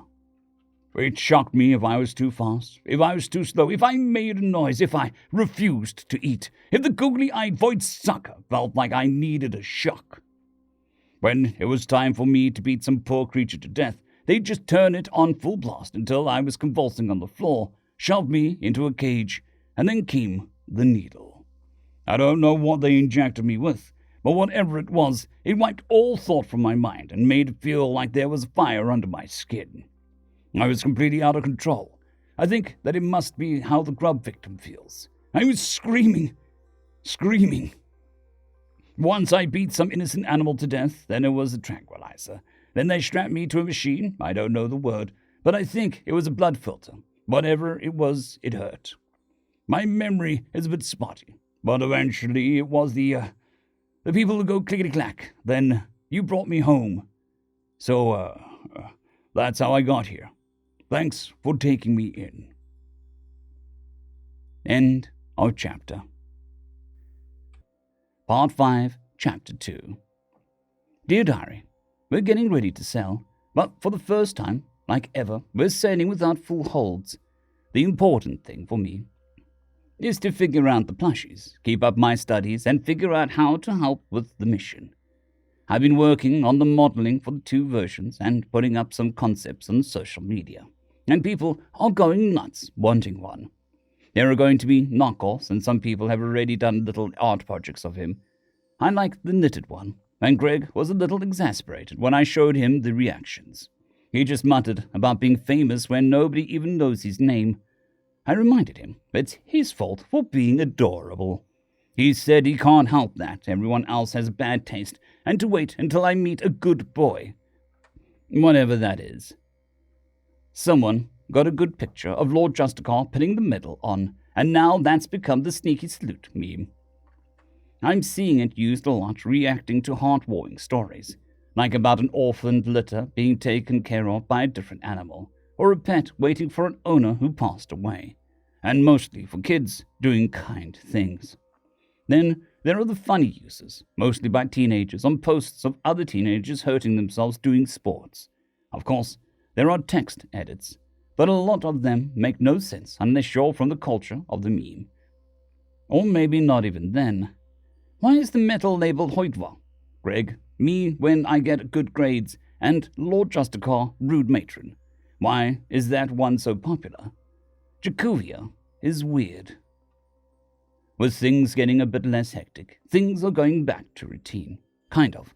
Mom is still busy lining up buyers at our next stop. Daddy is still going over the course with Uncle Yim, and Greg is still working on what he calls combat readiness. He told me to bring everyone past their halfway to the armory to talk about that. There was Greg cleaning the sidearm Uncle Yim machined for him. It looks like a scaled-down electronic pulse pistol with a rack of weapons looming over us behind him when Yeg, Mile, Brev, Wex, and I arrived. "First things first," he said as his eyes lifted to pin Yeg. "I was harsh with you. I'm not sorry for telling you that you couldn't come and fight, but I am sorry that I wasn't kinder about it. Will you forgive me?" Yeg blinked and then said slowly, "I don't know the details, but I know that you had to fight for real when you were younger than me. I have been meaning to apologize for how immature I was about the mission, and I wanted to thank you for caring enough to correct me. If you feel you should have been more kind about keeping me safe, I forgive the harsh words. Thank you, Sneaky." "Good, that's good," he said as he moved on to the cleaning a different part. "The 5 of you aren't exactly kids anymore, are you?" We shook our heads. "But you're not adults either." We shook our heads again.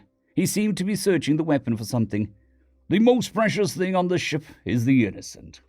The littles are the most innocent. The littles depend on us entirely. So you must suffer damage to your innocence to protect them. I remind you that you voted for this. All 5 of you did. The Among the Star Tides we sing sails into danger." Brev rolled her eyes and started talking. "Stars, we like total—" "Stop!" The coldness in his voice and eyes sent a chill down my spine, and hers too, from her face. "We are talking about keeping the littles alive and safe. Do you understand?" She gulped and answered, "Yes." "I don't like it. But I am an officer, and in this capacity we will be maintaining discipline. Yes, sir. He flinched a little and continued, There is a scenario in which you might have to fight. Therefore, I refuse to leave you defenseless in that scenario.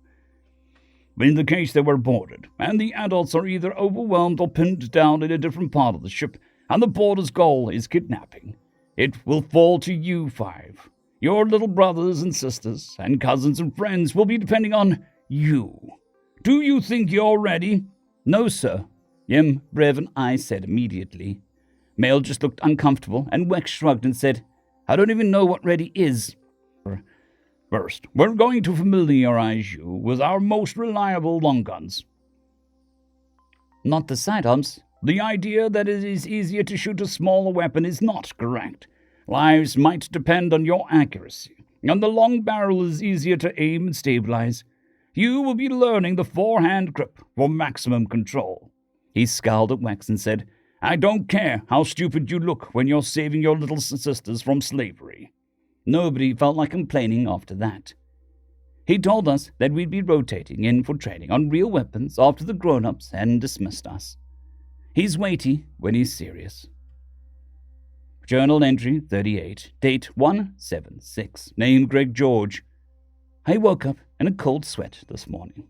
I was in the pit again, except instead of fighting the googly-eyed Vex, made me watch them inject Lucy and Linus. Thank God I woke up before they. Jesus in a tank, subconscious. Did you have to come up with something like that to be afraid of? I had to hold my plasma caster for an hour to calm down from that crap. That's the kind of nightmare I don't want to process. I just want to fecking forget. Feck me sideways. That crap was terrifying. But this is a sanity journal, so no holding crap back. It's the rule. Anyways, I'm in more memes, and apparently the idea of me being a plush toy has the net fecking on fire, which is good for sales, which I apparently get an even split with our other 4 people in the project and the ship. Kind of threw me for a loop that Lucy wanted to do it that way, but she wouldn't be talked out of it. Some weirdo knitted me, like a little yarn doll of me. Fecking Xenos have no goddamn taste, I fecking swear. If they think I'm cute, wait until they meet a doggo. Not a good translation, but I think good boy is good enough. The best thing would be to show the Xenos a doggo with their pet dog. That crap would be funny. Earthborn Adorable is going to make toy companies so much fecking money. That and the Dart Wars. We're already setting up more structured match at the next station, and since we're going into hyperspace, we'll be off the network except for what's basically email or hypercom. I'll have someone help me set up an email for that Dart Wars later. I don't want the address to be accidentally hilarious. If I do something funny, I want it to be on purpose. Anyway, I briefed the big kids on the extra training today. I think I got it through to their heads that it's not a game. Feck, I hate being an officer. Fecking gets sirred. Fecking sucks. Anyway, the meeting with the Lord Justicar got his name, but feck the spelling that crap. I'm just calling him Fancy Pants. The meeting with Fancy Pants went pretty well, despite him being a big fancy lord or whatever. He was pretty cool. Not as cool as Pops, but at least he wasn't stuffy. Turns out being the captain of a Justicar is what makes him the lord, and it's meant to avoid confusion when coordinating several civvy ships in an emergency anti-crime action. I continued to amaze the feck out of everyone being sober from drinking tea, and I blew their fecking minds by telling them it's mild stimulant for me.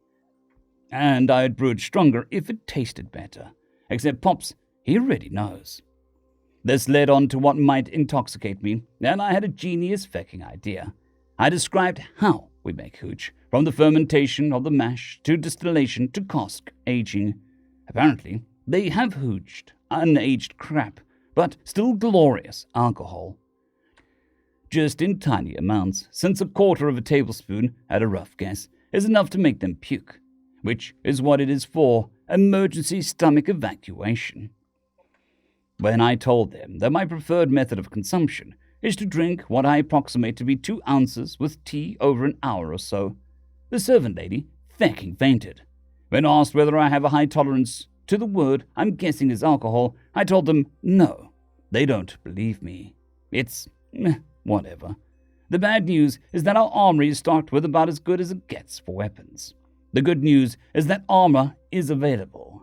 What the feckers want in exchange is, I'll get you back for this, fancy pants. I'll get you back.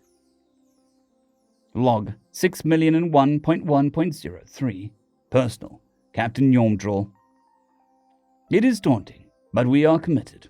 It's been difficult to chart the course with the lowest likelihood of pirate trap. But it's not like they're consistent about where they rip innocent ships out of hyperspace. Our weapon systems haven't been used since Yamdril and I bought her, but I've kept them maintained. Hopefully, we won't have calls to use them. Hopefully, there'll be enough to drive any pirates away, and Gregory won't have calls to use his skills. Hopefully. Tea with the Lord Justicar was interesting. Thankfully, we were not required to dress formally, so I just selected some nice clothes rather than wearing a work jumpsuit, perhaps appropriate for going to a restaurant. Well, Gregory did similarly. Unfortunately, to his view, his nice clothes are somewhat brightly colored, which only served to make him look more adorable.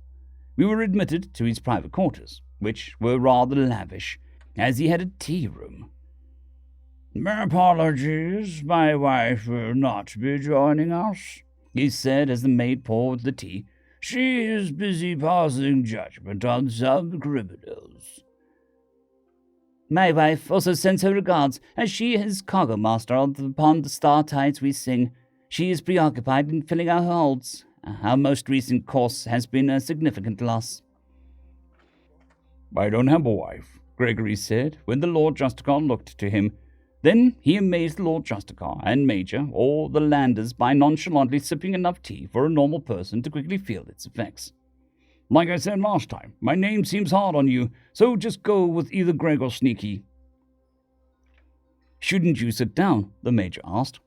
You're worried I'll get inebriated? This stuff is a mild stimulant for me. You just surely, the Lord Justicar said as he stirred some sweetener into his tea. Drop an ice cube in the scorching stuff and I'll gulp it down right now, he said before blowing across the room to cool it. It is true, he brews it far stronger for himself at home. I'm limiting it by the taste more than anything at this point. Any stronger, and it goes from pleasantly bitter to disgustingly bitter. Our hosts looked shocked in the most satisfying way, and the Lord Justicar forgot himself well enough to ask, Do your people get intoxicated by anything in the void? Oh, lots of stuff. We have stimulants that can be dangerous, painkillers that can be abused, mushrooms and chemicals that cause hallucinations. Lots of things, some more or less dangerous to take. Do you ever intoxicate yourself? Well, my drug of choice is, we make it by making a grade mash, introducing microbes that eat the sugars, then distilling the intoxicant by boiling it and putting the steam through a condenser tube. Then it's put into wooden casks to pick up flavor for a few years. You drink alcohol? If alcohol is made the way I described. Mind you, it's not always made the same way back home. There are kinds that are only strained rather than distilled for more flavor and lower concentration of, alcohol. The maid fainted, and there was a bit of commotion as some of her co-workers checked to make sure that she did not hit her head. Then, as they helped her stumble out to lie down somewhere a bit more comfortable than the floor, I explained the proper use of alcohol to him. One of the stirring spoons proved a useful visual aid. Sorry for all that, Gregory gestured towards the door and continued, but I still don't have any names. The Lord Justicar looked startled and said, Apologies, how rude of me. I am Xandred. This is my Major of the Landers, Vaxvalve. I am pleased to meet you both properly. Did you want to discuss anything in particular? Or did you just want to shoot breaches into nothing? Into nothing? Void that, Voxvov chuckled. In the first place, I wanted to get to know you in a less official setting. You're less stiff than the briefing. We're having a chat over drinks, even if I can't feel them the way you do. Reach me if I don't know a friendly gesture when I see one. Then again, you're both busy men, so you must just want something out of this. Not as busy as you'd think, Xandred answered. I just captained this tub of justice. Once the target is orderly again, there is not much for me to do. No captains to coordinate, no egos to soothe, no over-eager militias to trim in. All things considered, things went rather well here. Forgive me if I have a somewhat dimmer assessment. Apologies, Yomdrill. I was talking about how you handled the situation after the crime was suffered. I've seen captains make a mess of things rather than restoring order. That was mostly Mom. We went planetside to get my brother back. Speaking of planetside, I hear you're a lander to your people. My job as an advanced scout and overwatch sniper. Similar to what we do, but my lieutenant insists that you were fired onto the battlefield in an escape pod. Stealth drop pods were single use only. Excuse me? Standard insertion for advanced scouts is via stealth drop pods. Xandred looked pale as he nearly whispered. That implies the existence of non-stealth drop pods. Yes, the assault drop pods deliver shock troops to establish a landing place. They looked so satisfyingly horrified that I couldn't help from adding, he maintains that his nation has never lost a scout before landfall. A shuttle would be far safer. A big, fat, slow target would be safer in peacetime, sure. But my job isn't peaceful. Wasn't peaceful. It is well to think of such things, Voxvolv said after a sip of tea. I'm considering taking on a civilian role soon, but I do not think the attitudes of man of action shall ever leave me. Well, apparently there are civilian ships in dire need of combat readiness drills. I scowled at him while the others nodded gravely. If more captains in this region took it seriously, you might have had more than 60 men to complete the work, Voxvolv opined. That's plenty for a lieutenant. Not a full, but I don't know the translation. Anyway, it's close to the commission for a lieutenant. Is that in the case of your military? Well, it might be more or less depending on the formation, especially when it comes to vehicles. I see. The biggest issue was that we were under-equipped. You did rather well. Yes, but for instance, I had to reposition after every shot. I have a magnetic accelerator now, but that plasma caster isn't very subtle when it fires. Also, we had to be particularly careful about cover since we weren't armored. Additionally, we didn't have a tactical network, just local comms. That's a bigger deal than you'd think. A mission can change in an instant, and if that change is communicated quickly and accurately, it can save lives. I see. Your nerve is well earned, Xandred remarked. I will try not to tarnish it, sir. I was only doing what's right. Speaking of doing what's right, Voxvolv mused, I heard another rumor. It said that you're going after Beastmaster Solvus. And what if we are? I asked. That would depend on your purpose. If you're just after putting the Void Sucker through an airlock for revenge, well, we can't stop you, but you'll not have the protection of the treaties. That googly-eyed void-mating piece of scorched waste knows where my brother's place of safety is. I need to know how he got close, how he got past detection, and how he got away alive, and somehow get that information to the Republic. If it happened to me, it can happen again. It is well that you were a castaway as shipwreck, and not a marooned. This threat to yours is a threat to ours, as you are a star sailor, Xandred said solemnly. In that case, we can offer some support. I've been watching the local weapons market, and it seems that you've taken up the best of what's available. I wanted one of those new flechette launchers for my own use.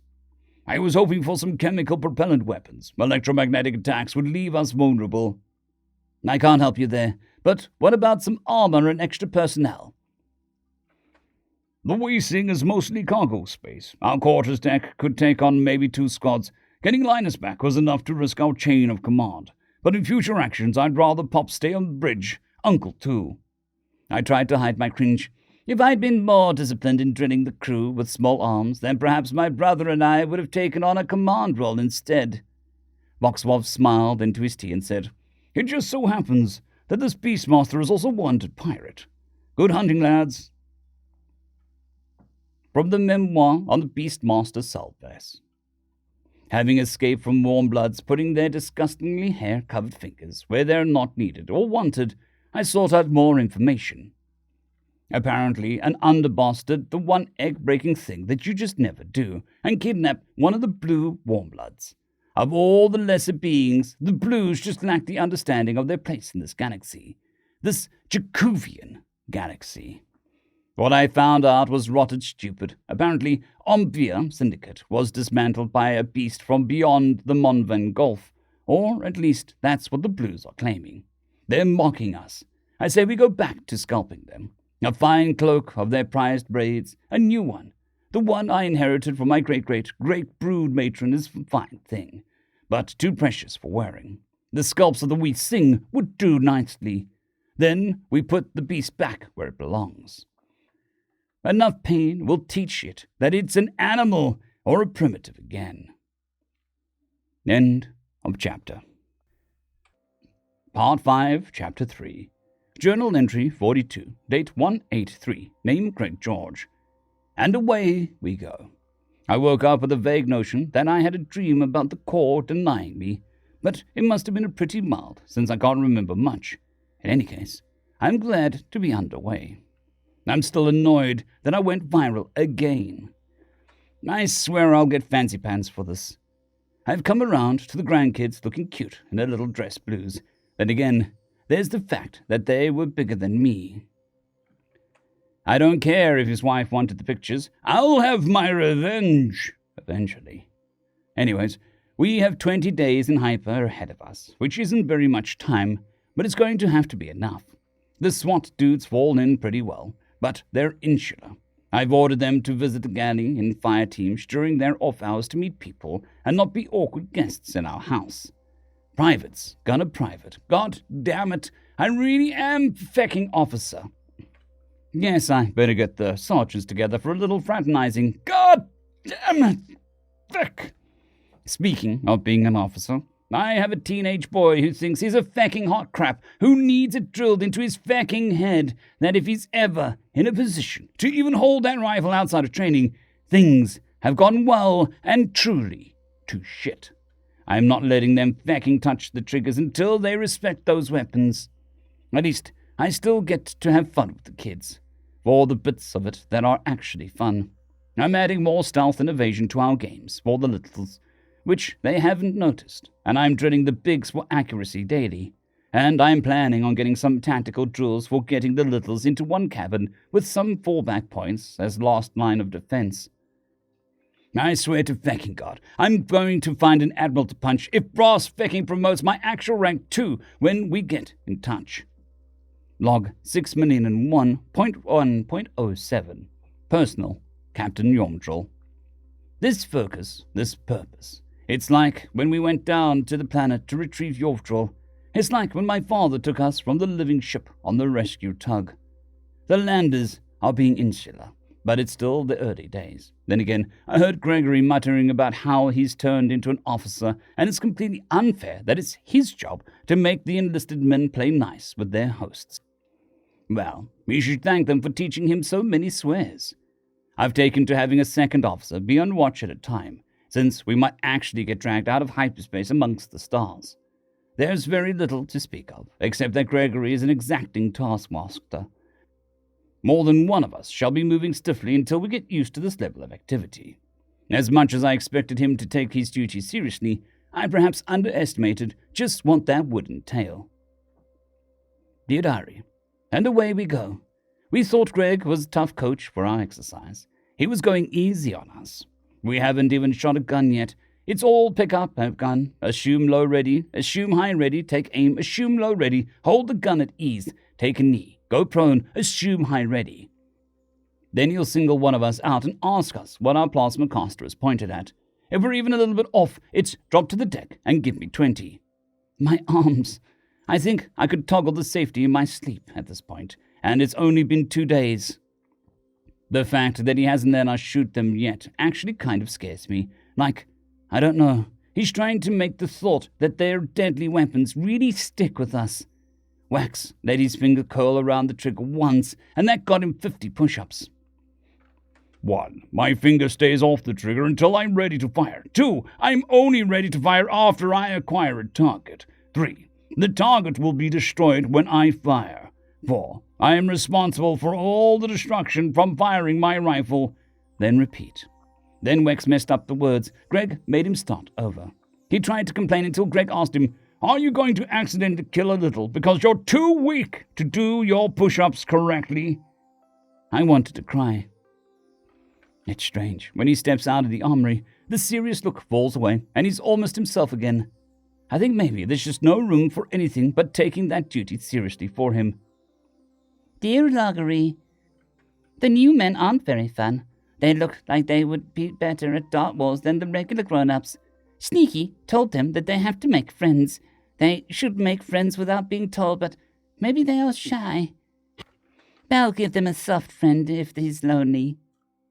End of chapter. Part 5, Chapter 4, Shipwrecks. Dear Diary, oh stars, such an awful thing to happen. It's one thing to know there are pirates, but seeing, oh stars, I'm gonna cry. Sneaky is making the rounds to all of the kids after that, but I had the target today. That was before we even detected the squawker.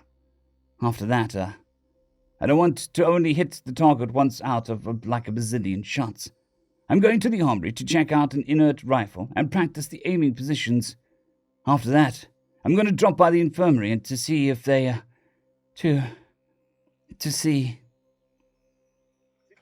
Log 6,001.1.11 Personal, Captain Yormdraw. Training with Gregory was getting easier, or at least I didn't feel quite so stiff running through these drills. He is keen to remind me that if I ever do end up being in a position to actually fight, we are all well and truly breached. It's a sobering experience. He carries this experience with him, and it pulls one along. I've seen it with every crewman. He runs them through the drills that most of our children are too young for with a quiet insistence. And we want to meet his standard, especially since so many of us failed it, that my brother and I had to accompany him on the way team. I was on bridge duty when it happened. We caught a squawker on the comms. All hands to stations. All hands to stations. Distress signal in range. All hands to station. I called out the second I saw a ping on my display. Negran was already on his station at communications and already getting a fix on our location, and the rest of my bridge crew filed in to take up stations. It was one of ours. A home ship had died. A ship had been murdered. We could hear only one of her squawks. The Among the Star Tides we sing converted the distress beacon into the death keens of one of her sisters. The plea for any and all to come succor her orphans. We knew they would be weeping soon. We hoped to the stars that the orphans were alive. We managed to track the beam the lone escape pod into an empty cargo bay, but it was necessary for the stations to be manned, so I handed off the command to Yemdril and made my way down below. We hoped not in vain, but only just. There was a mercy that the babes were uninjured. The two oldest, a boy and a girl of 18 and 15 respectively, were bleeding out in the pod, while the other 4 children, between the ages of 3 and 12, were covered in bruises, and the 2 older boys had very obviously broken arms. Everyone has at least a little first aid knowledge, so triage was obvious. But our 2 medtechs were suddenly required to put their skills to the test. They were valiant and disciplined, and they quickly stabilized the boys enough to get them onto stretchers. Then I took up one end of one of the stretchers, and we made haste to the infirmary. 2 scans later, and 2 medtechs and 2 teenagers were battling to keep them from slipping below the waves untimely. The rest of us applied painkillers and bandages and splints as needed, and these poor children haltingly bawled out a tale that I hadn't heard since my rescue days. Pirates. Pirates murdered that let us sail from joy to joy and stole her families. These places between borders have murdered more ships than I'd like to think on. Greg had carried one end of the stretcher. He must have held it over his head. It is easy to forget how strong he is unless he does something particularly active like that. Additionally, while he didn't know our medicine, he could help with bandages and splints, which he did with practiced hand and a soft voice for the distressed children, who was unsurprisingly buoyed by him. I shall have to order him to sleep if he keeps up his rounds and reassuring the children. Journal entry 46, date 187. Name Greg George. What exactly do I want Jesus on duty for to swear by for this? An admiral with a fleet of angels? I'm going to have to make a name chart. It's not proper to call a lady Hooters, even if she doesn't know what it means. I can't even remember if I had a nightmare last night. This day has been so fecked. At least the meeting with the sergeants went well-ish. I had invited them to have a drink of their choice in the galley, but I was having hooch. Hooch from these little plastic packets, which does somewhat tedious to accomplish. I tried to drink it neat, but it was flavorless and hurt my soul, so I put it in some juice like a basic bitch. My guests slouched in for some tea. The first one, who I'd been thinking of as Bob, said in the talking civvy's voice, "What did you want to discuss?" "I'll need to audit your squad soon, but our range isn't very expansive, and we'll have to use the gym and weight room for some movement drills, so I expect some half-squad scenarios on my desk by tomorrow evening." "What?" asked the chick sergeant. "I'm sorry. I thought I had a competent non-commissioned officers. Do I need to go slower?" No, she said quickly, with a scowl at me. "She's just surprised that you know what you're talking about." "I am not a child. My people are just comparatively short." "And adorable," snipped one. "Speaking of competence, you've let your men insulate from their hosts. That's a great way to create bad blood where it really shouldn't be." They sat there looking guilty. Order them to drop by the galley and tell stories. Order them to work out when crewmen are in the weight room. Order them to make some small talk while they swab the bulkheads. Just scorching, order them to make an effort to be sociable. The Wee Sing is a very welcoming ship. I would know. I was met with a chorus of "Aye, sir." "Good. Now, any complaints?" Bob laughed and said, "Many." "Any that matter?" "None, sir." "Speaking of orders, we'll be meeting here once a week to provide an example." Then we made small talk for a few minutes before all hands sounded. Well, our duty station was the armory, but as soon as it was clear that it was a single escape pod, I ordered a detail in case it was full of hostiles, and we booked it to the relevant cargo bay. Fecking mangled kids inside. I'm going to ask Pops if we can go make a slight detour to address a local pirate problem. The kids are too rattled to give me any good intel on what to expect, and I'm going to make the rounds to make sure that all the littles know that we're on alert. Sneaky is watching. You got nothing to worry for. "Dear Loggery, we found an escape pod. Inside there were kids, hurt real bad. Mommy says that they will be okay because the Wee Sing will take care of them. Their ship got murdered." There are several large smears across the page, as if it got wet and someone tried to wipe the liquid away.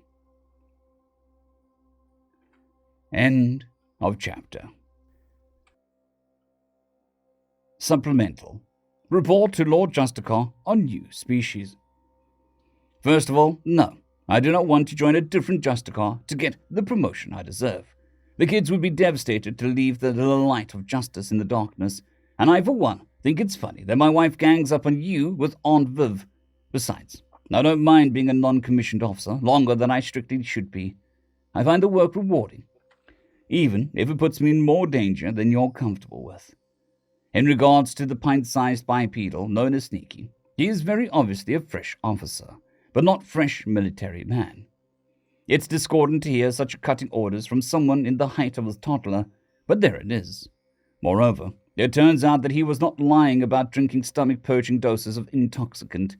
He had dumped at least a dozen of doses into a glass of juice and was muttering something about flavorous swill, though the juice looked quite vibrant to me. In any case, I tried to make some subtle inquiries about his people in general, and it was difficult to get a fix in his answers. A lot of "it depends" or "some guys like," so I imagine they vary like we do. He has an easy sort of quiet confidence that sort of draws you in, and every grisly detail of a raid gone very, very wrong don't make him flinch in the slightest. The honorific for his rank does make him flinch, though. Now this I understand. Well, again, no, I do not want to transfer to become a lieutenant. He did say that he is considered unusually quiet amongst his people, and that's partly due to his profession as a scout. I suppose being required to be silent for long periods of time would make someone into a quiet soul, or attract those types in the first place. Just because he's new to being an officer didn't mean that he didn't know what he was doing. He gave all three of us proper officers scolding. He didn't even swear at us. Just that we should have already done what he's currently ordering of our own accord. Frankly, he was right. But it's always the other non-commissioned officer's job. A neat little detail is that there in the military, there are no officers who are not enlisted first. Some go straight from private to cadet, or sailor to ensign, when they show exceptional leadership promise. But the general test is whether a man can handle leading a small group before putting him in command. Sensible. I suspect that he was a candidate for such a role, because when all the hands sounded, he snapped off a set of orders that were so sensible that we'd have done them after we figured out which squad would be doing what. Then, when we found out that it was an escape pod being taken aboard, he ordered me to put together a guard detail, and we quickly made our way to the cargo bay, being used to bring it in. Seeing injured children will never be something I can handle well, Uncle. I could see that he was disturbed as well, but despite not being familiar with our medicine, he helped in triage as he could. His tiny frame is ridiculously strong. He helped move one of the most severely injured children to the infirmary, and it required him to hold his half of the stretcher above his head for the 5-minute run to make the journey. Furthermore, he is keenly aware of how he appears to us, and uses it to his advantage. In this case, an adorable friendly face telling injured and traumatized children that they were safe now, and got them calmed down in record time. Uncle, if we can manage to actually make contact with more of his people, I suggest an alliance. Every Justicar could do with a squad of them aboard for situations involving distressed children. Also, if what he did to those criminals is anything to go by, their fighting skill could help save more children. Regards, Jawman. End of chapter. Part 5, Chapter 5, At Anchor. Log 6,001.1.12. Personal, Captain Yomdril. I put the ship on alert rotation, and having the landers aboard has actually helped with this. Normally, this would just mean the bridge crew is on a short enough rotation, such that at any given time there are enough of us present to pilot the ship and fire the weapons, such as they are. But if there is a ship murderer lurking in these stars, in any case, the landers have been patrolling in 4-man details in areas where boarding might be affected. I did not have to order Gregory to rotate out for sleep, as it happens, and he's gotten the bigs to form a rotation to keep an eye on those of our littles most likely to become distraught. Several of them have somehow made their way into Yovdril's room. Thank the stars that the infants were uninjured, as they were taken in by Nandran and Krilla, whose son is Yovdril's age. They hadn't put most of his infancy furnishings into storage yet, so it was relatively easy to adjust. I say relatively, as though the babes are past their weaning. They require much care, and they no doubt terribly miss their mothers and cannot understand why their cries do not summon them. It breaks my heart. The middle children run from inconsolable to clinging, but all of them are uplifted when Greg comes to visit them. Both the two who are ambulatory and the two confined to infirmary beds, which isn't to say it's effortless on his part. No. The toddler-sized soldier puts on an air of cheerfulness that seems to pour from him from his deep reserves of care. I've even heard that he was walking on his hands to entertain the children in the infirmary, which I regret not seeing. It sounded very entertaining. The 2 oldest teens have been given several transfusions and are being closely monitored. They've yet to regain consciousness, but I suspect that they will have the most coherent version of events. We've not pressed the children to tell us anything, but they have a need of us, a need for us to understand what they have suffered. Yet they cannot make themselves understood. They cannot get past the pirates boarding that let us sail from joy to joy without breaking down in sobbing or wailing. Without any further information, I've ordered that we'll lay at anchor for another day so we can get some long-distance scans before trying to chart a course. There is the idea in my mind of using the landers to do the little anti-piracy action, though it's not strictly their mission. Gregory has mentioned that they would be amenable to a side quest, as he put it. Dear Diary, it's easy to see how someone can focus themselves to do something and think, what happened to my brother? But that's the thing. They're still the same man, just focused. I was starting to think that Greg only cared about fighting, about getting at that awful poacher. But I was wrong. He was just focused on a goal. Maybe it's not good to focus on a goal so much that you forget to stop and enjoy the movie nights, or you don't tell funny stories about what your brother did to a welding robot anymore. But it's not like it makes someone a different person. Just a person who needs a little reminder to take a breath and let the pressure bleed off a little. So, with the orphans, Greg is all smiles and bouncing around and stuff. I know it costs him effort, but it somehow recharges him at the same time. Kind of like how he's always in a good mood after running an exercise class.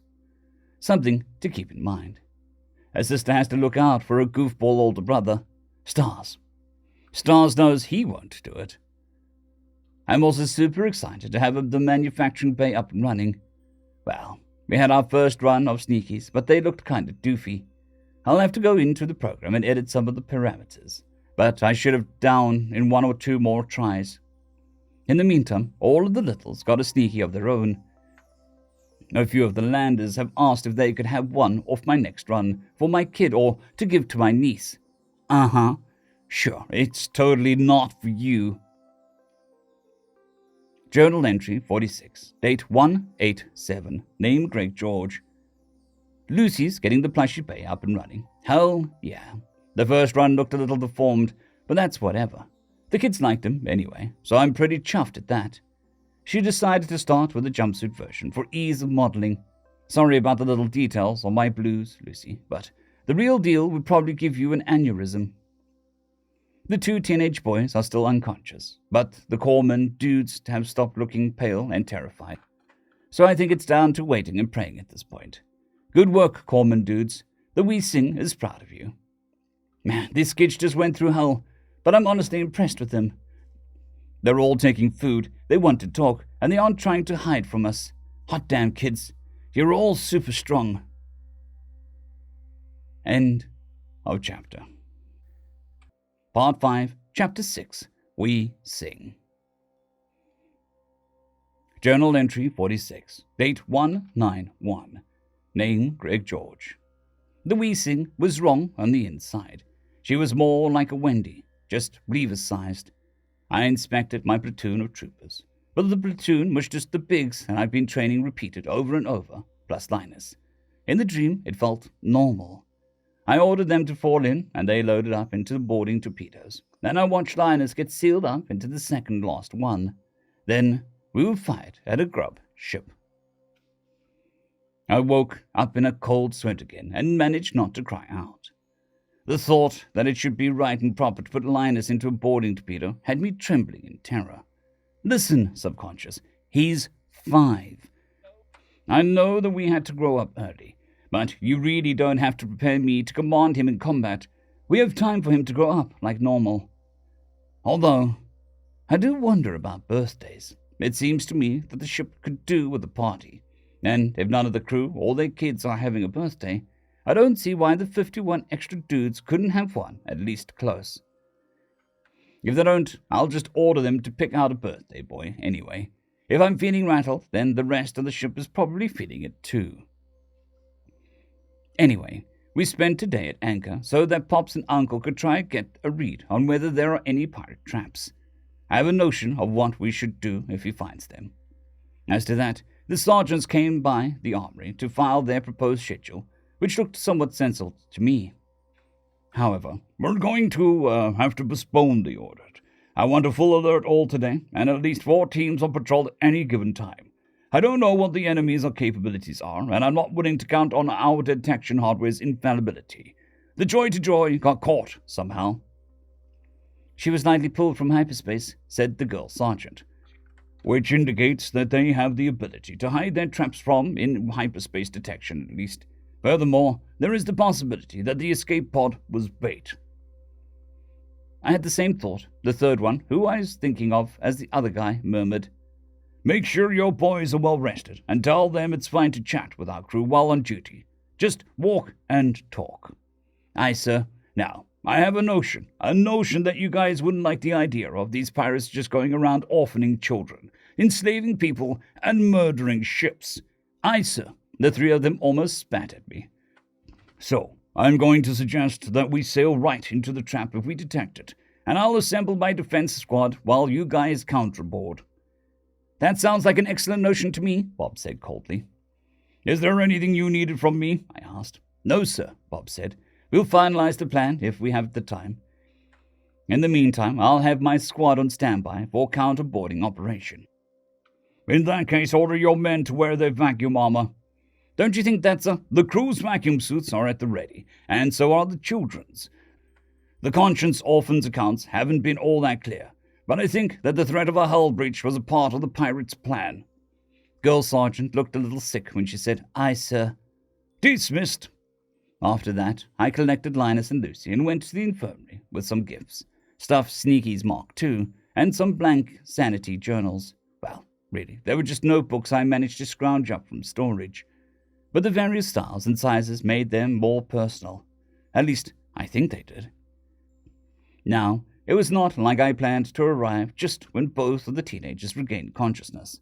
But for some reason, Scrubs 2 praised the healing power of cuteness. Well, really, they were just overblowing it because it's not like they woke up when I stepped in the room. I was checking up on the kids, asking them if they liked the food, handing out the plushies, and answering questions about why I looked so funny. For like 10 minutes before they so much as moved. Then it was all, You're safe. This is Star Status ship. We heard your squawker, so of course we came. No, I'm not a toddler. I'm just very short. No, we didn't see the pirates. No, we don't know what happened. Then the boy talked. He talked about getting ripped out of hyperspace, and their ship being bombarded with lasers to deplete their battle screens before being harpooned and forcibly docked by a pirate ship for boarding. Their captain had offered to surrender the cargo, but these pirates were apparently death cultists looking to capture sacrifices to some great old one, or some such crap. There's a chance they're still alive. He was insistent about that. Then he started weeping. He said that he had hoped his little sister had gotten to the other set of escape pods, but he knew that we wouldn't have left her. So he fought his hardest to protect the kids and started to apologize for not saving them all. It wasn't easy to convince him that I knew what he was going through. It wasn't easy to tell him that he can still be strong like my brothers are. Dear Diary, I'm not good at shooting. I know it's not like you can just be good at something after practicing for a couple days, but it feels like my progress is slowed compared to Wex. But like he's stronger than me, so maybe that has something to do with it. Anyway, my grouping isn't very close together, but at least I mostly hit the targets now, even when they move. Greg is talking about getting us fitted for vacuum armor. Already we are drilling to get into vac suits when battle stations are called. At first I thought I was paranoid, but now I'm making sure that there are spare baby pods in every room. The second run on Stuffy Sneakies looked way better than the first ones, and the error rate is pretty low, or at least it's projected to be low. We'll run off a couple hundred and see how many quality control knocks out, to see if we have to adjust it correctly, which was convenient because I wanted the orphans to get the best-looking Sneakies. I finally learned why Greg has his diary. It's, well, it makes sense. I still want to cry when I think about it, but I tell myself that it's good that he's working to heal and cope. It was when we were in the infirmary, and the two bigs woke up. What? Where? The older boy started. What is that? They call me Sneaky. You can talk? Of course I can. Why wouldn't I be able to? But you don't sound translated. Oh, I don't have an implant. It's a long story. But the short version is my job had some special rules. Oh, the girl said. But she looked more confused, not less. While the other kids just rolled their eyes since they'd integrated other crewmates for the answers yesterday. Like I said, it's a long story, and honestly it's not very fun to tell. I see, said the boy. But what are you doing here? I am Master at Arms on the Among the Star Tides We Sing. I went a little viral a few days ago. Again, I interjected. He's the one from the Because I'm Short. They recognized him then, and Greg just looked chagrined as he said, "Anyway, I'm also the kids' coach, and, well, it seems like coming here cheers up the other kids." Well, you're cute, The girl, who looked just a little older than Yoiv, called out. Without missing a beat, Greg said, "Slanderous lies," which elicited a round of giggling, and our two teenagers even cracked a smile. "So your questions. As you have probably gathered, you're on the Star Sailor ship. We heard your squawker. We came for you." "Wait, aren't you like a toddler?" "No, like the meme says. I'm just short. Don't worry, I'm also roguishly handsome." "Sorry. I don't worry about it. You're probably thirsty. Let's get you some water." "What about the cultists?" "Haven't seen anything except your pod." Then you don't know." "Nope. So far as we're concerned, there is a bunch of pirates running around on stolen time in need of being relieved of their last breaths." "You don't understand," the boy said. "They're not just pirates. They're cultists, worshippers of the great old ones, the Lady of Suffering. They lay ambushes to murder ships and steal her families, to sacrifice them in awful rituals.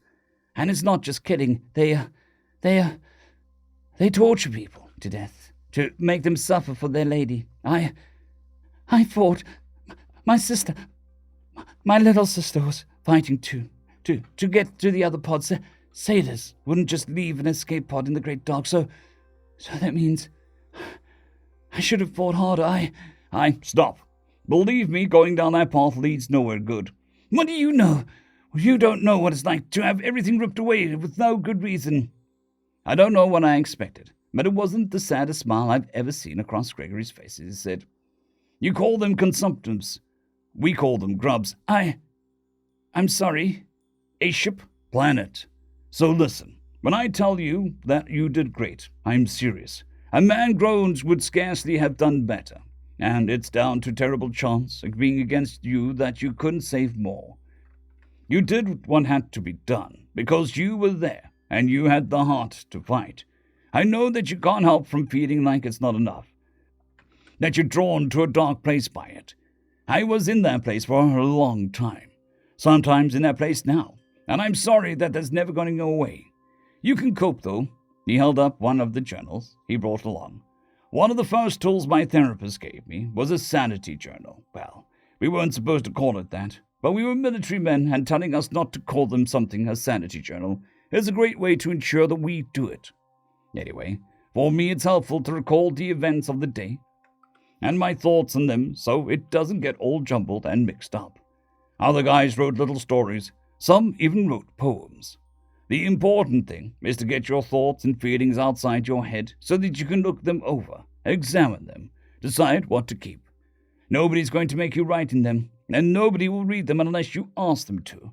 Only what you want them to. That's an important part of it. It's yours, and you decide how it's used." "Oh, Stars, I kind of thought it was like this diary. Something he just did because he wanted to. It's a good thing. Scars mean he isn't dead." Log 6,001.1.13. Personal, Captain Yormdrel. I have very little to record on the day's events, save that I know where the pirate trap is, and that they might be torturing some of my people even now. Gregory informed me that the landers are eager to put a stop to these activities. My sails are set into the gale. I've weighed anchor, and we will be yanked into real space just in under a day. We sing a dirge for the Let Us Sail from Joy to Joy. The war song is just behind it. A scrap of paper that somehow wound up included. The wee sing prepares to fight. My daughter is losing innocence, bright. My son, plucked from the darkest night, fears the loss of what he's made good and right. Husbands' hearts burn like fire. O stars, do not use such for his pyre, though evil looks upon him with ire. Let his strength never tire. End of chapter. Part 5, Chapter 7, Answered Prayers. Log 6,001.1.14. Personal, Captain Yormdrel. I had a last meeting with my officers, including Gregory and one of the officers from the landers. I'm not a military man, but it seems to me the sergeant is kind of a commander, so his presence seemed appropriate to me. In any case, I laid out the plan for the bridge crew. In 5 hours, we'd be pulled into real space, and we would simulate a major engine and life support failure. Gregory suggested that we compress as much of our atmosphere as possible into our emergency replenishment tanks, as the cultists would likely cause a hull breach in the quarters deck to encourage a quick surrender. I agreed to doing this as we'd have plenty of time to accomplish it. When it came to the actual fighting, Gregory called up a wireframe of the ship and pointed out 6 areas and made something of a speech.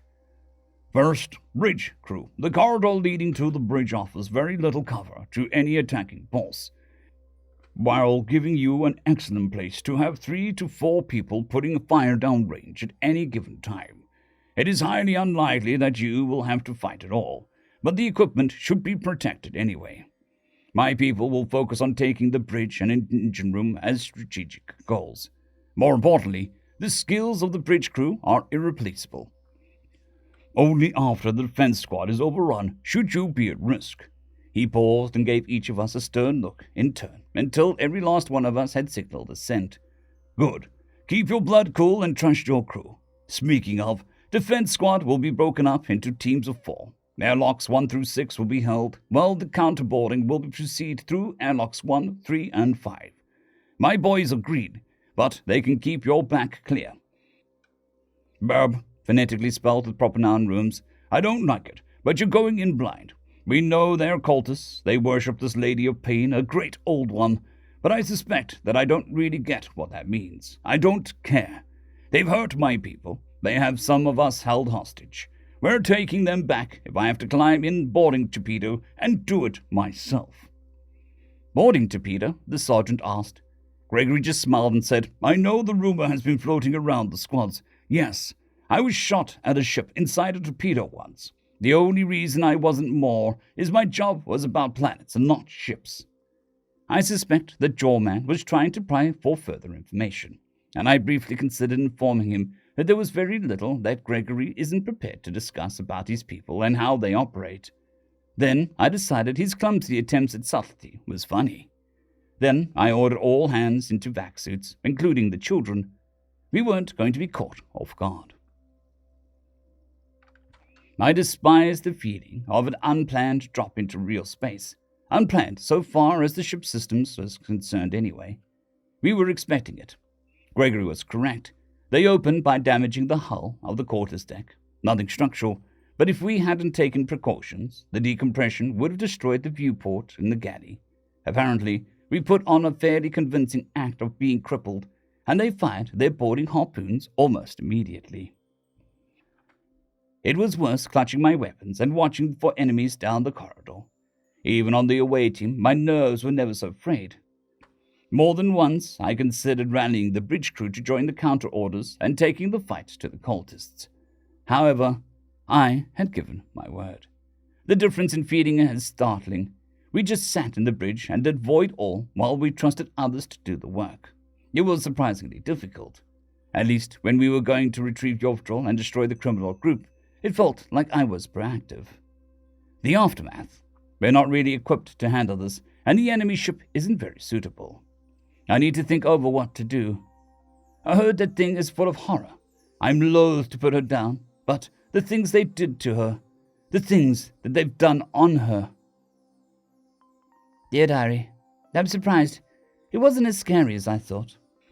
Sneaky had told us to be ready to get in our vac suits, so when Dad sounded the all hands to vac suits, everyone was ready. Then we followed his training. We got our weapons issued at the armory and gathered the littles in the weight room and made some barricades to take cover behind.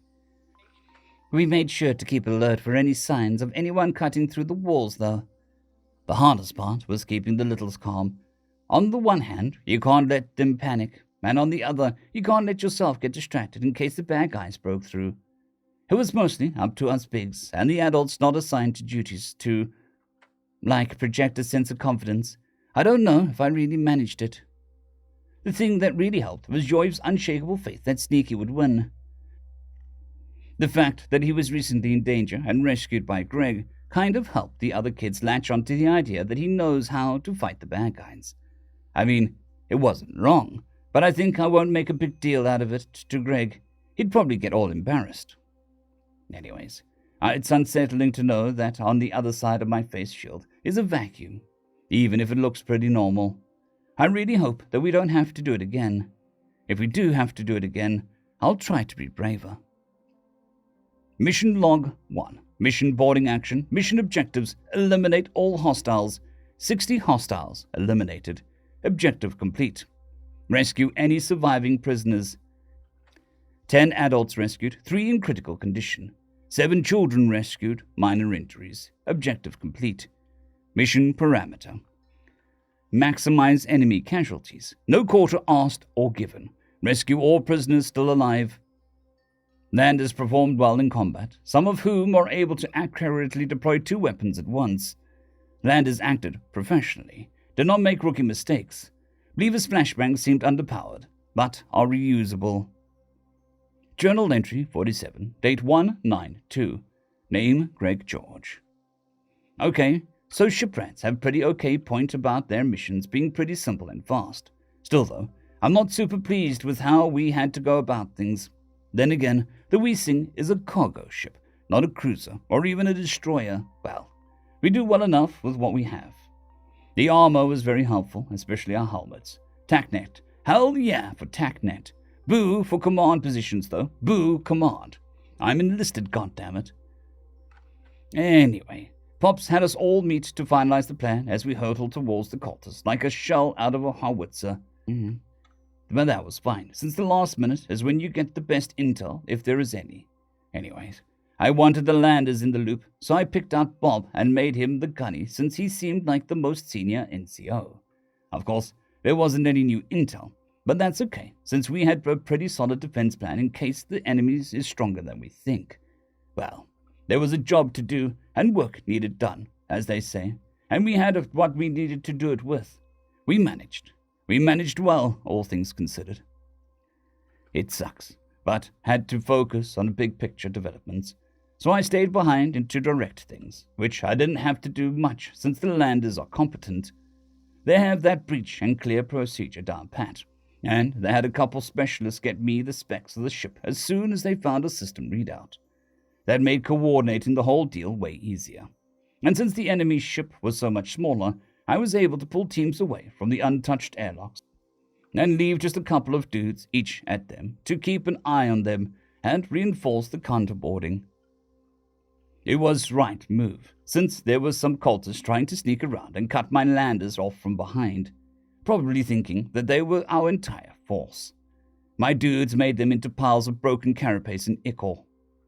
In any case, I don't like the way the Spider Centaur people move, and the way that these cultist fighters were pretty stupid, even when compared to their mafia.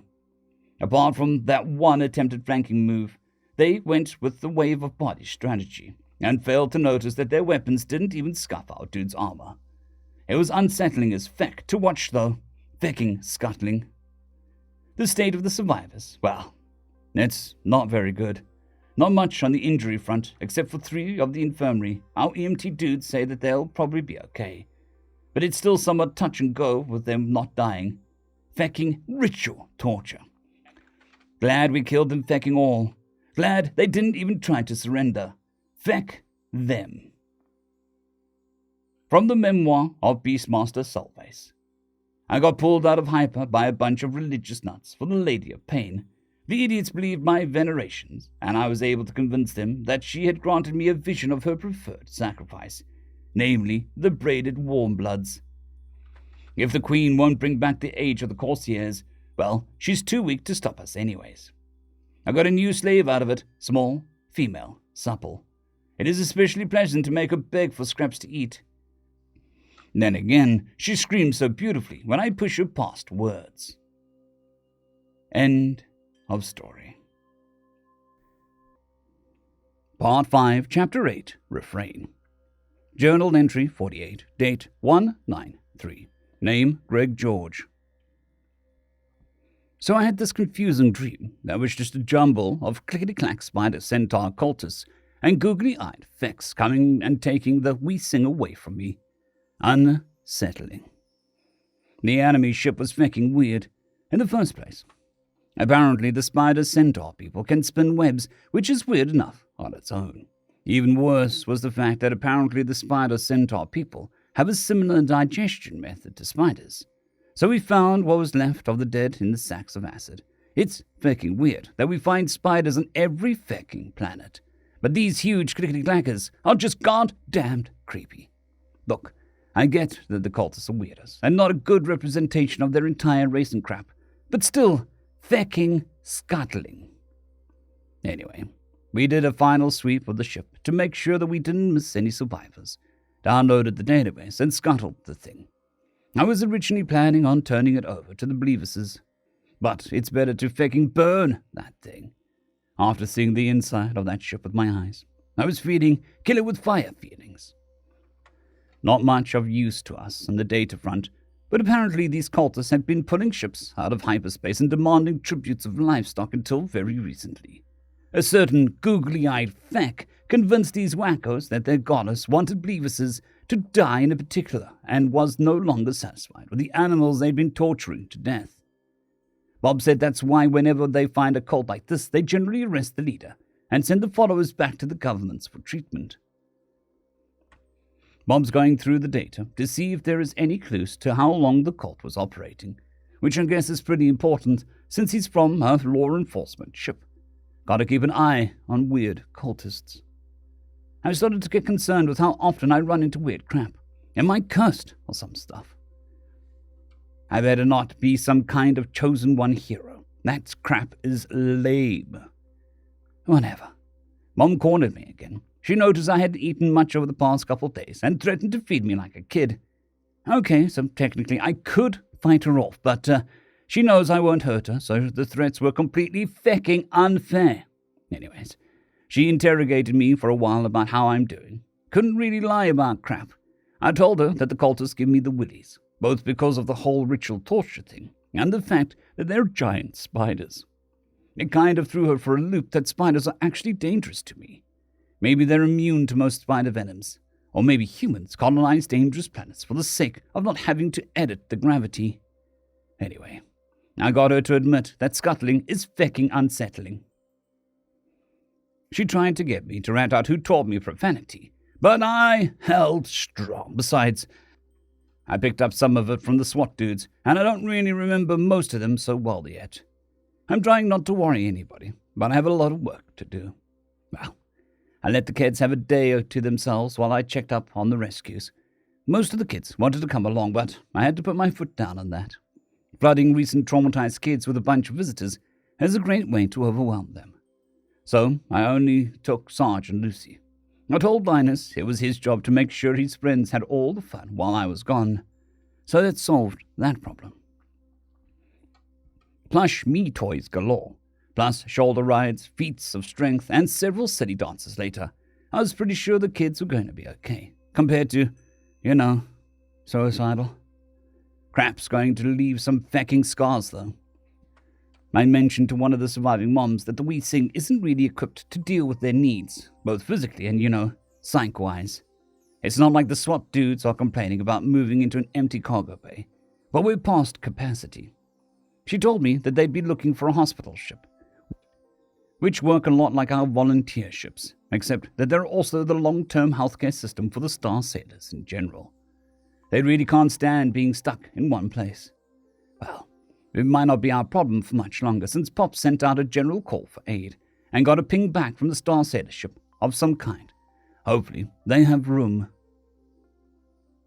Dear Diary, I think that we have the plushie line down pretty well, but next I'm working on what Greg calls the dress blues, or the close enough dress blues. Greg's always got this weird self-deprecating way of talking about his ability to model things he'd like made. It's sort of like a halfway joke. I'm not sure if I like it. So, but if you're not good at art, he's really good at other things. I guess it's okay so long as he's not down on himself over it. What isn't okay is how hard it is to make that fancy outfit even smaller. The little gold trim piping details keep going all weird. Then there's the collar. I can't get any of the material to stand up right, and I refuse to sell them with floppy collars. Which was important today because we had more rescued kids on board. I wanted to give them something special, something that only they could have. I just added the heraldry of the Joy to Joy on the back of the jumpsuits on the normal ones. I'm glad I did.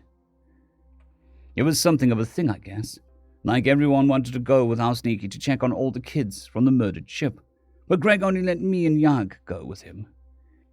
He told Yoiv that he had a very important job to do, to make sure all of the other kids had fun while we went to check on the hurt kids.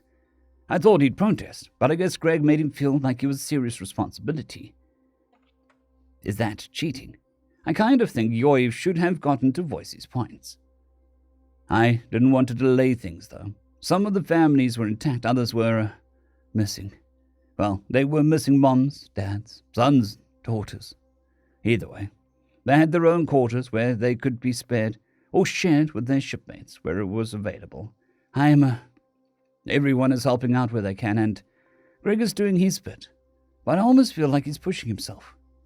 We made the rounds, then he did his best. In some of the cabins, he just talked to the kids through how he found them. He convinced them that they weren't dreaming, and that this wasn't a trick. He even went so far as to let one little girl poop his nose to prove that he was there for real. Other kids just wanted to see what he could do physically, which I admit is amusing to watch, or experience in the case of the rides, which I kind of wanted to try. In every case, though, there was a quiet moment where he admitted that he knows how much it hurts to see loved ones die. He let them see the pain when he talked about his planet. He told them that he still has nightmares all this time later. Then he smiles and says it's okay because he can still make friends. After that, I went and hugged every last shipmate. Log 6,001.1.15. Personal, Captain Yormdrill. I killed a ship today. Her name was the Thorn That Pricks. I ordered our defensive laser cannons to bombard her lifeless hull until she broke up and was consigned to the void. I killed a ship today. A ship cannot be evil, but the evil done inside her hull could never be washed away. The ritual, torture, and murder of innocent people could not be redeemed. I had to do it. I killed a ship today. The wives and mothers are out in force, keeping us men away from the tea, keeping our bellies from gnawing at our hearts, making sure that none of us are left alone with our dark thoughts for too long. Gregory felt the full force of my wonderful wife for perhaps the first time since she made him sit still for a bath with pure matronly will. I hear she threatened to spoon-feed him, which I admit conjures a very funny image of him in his full battle armor in a high chair being fed against his will. I intend on sharing the thought with him later, as I'm confident it'll make him laugh. In any case, I'm more than a little glad another operation went well. I sent out a call for aid, and a patrol boat gave me a ping back. I've ordered that we set an intercept course since their location was on the way to our destination. It seems that they have enough room for our guests, and they're interested in the data we downloaded from the Thorn That Pricks. It's likely they were in pursuit of the cult already, but had failed to catch them before they turned murderous. Anybody who actively venerates anything they call a great old one has got to be insane in the first place. Who in the void actually wants the favor of a horrible bug lady who lives in a lake of poison? Madness. I killed a ship today. Dear Loggery, today Sneaky gave me a job to do by myself. I had to make sure the other kids had fun while he was checking on the hurt kids. I did my best, but I was worried. I do not like the pain lady. She sounds mean. End of chapter. Just a quick note, I stream every day on the main channel at 9 a.m. GMT+1. If you're interested in that sort of thing, I would love to see you there. Anyways, on to the story. Part 5, Chapter 9, Ship to Ship. Log 6,001.1.16. Personal, Captain Yormdrill. Our medtechs were more than glad to hand over the injured children to the Reeve-class ship. They had full surgery aboard and were therefore much better equipped to treat their severe injuries. The Sire Reeve was more than happy to get the data from us. I wanted to know why they were able to take one of our ships, and she bitterly explained that they had lost their trail a few weeks ago and were playing catch-up ever since. I then realized that she blamed herself for the murder of the Let Us Sail from Joy to Joy. So I had to say something. I told her that I killed the ship the murderers tainted. She seemed to shake herself and said, "It had to be done. and you were there to do it. I'm sorry. I only regret that the cultists didn't ambush us instead, with our guest aboard. I doubt they would have found sacrifices for their idol. Stars knows that your master at arms would have something to say about it, she said with a knowing smile. That he would, and me too. Then again, he'd likely have ordered me to defend the bridge. This is what mine would have ordered as well. To command is to trust our subordinates. I trust my crew. The We Sing has good people. She went quiet again and said, It will be. Honor has been satisfied, and none could have done more in our circumstances than we. I noticed the let the call for aid be answered has 6 star marks for valorous crew aboard, 2 for combat actions and 3 for hazardous evacuations. My condolences. She barked a laugh and said, So you know what those really do. I thought I was speaking to a civilian. My first job was a rescue engineer. Tug or excavator? Tug.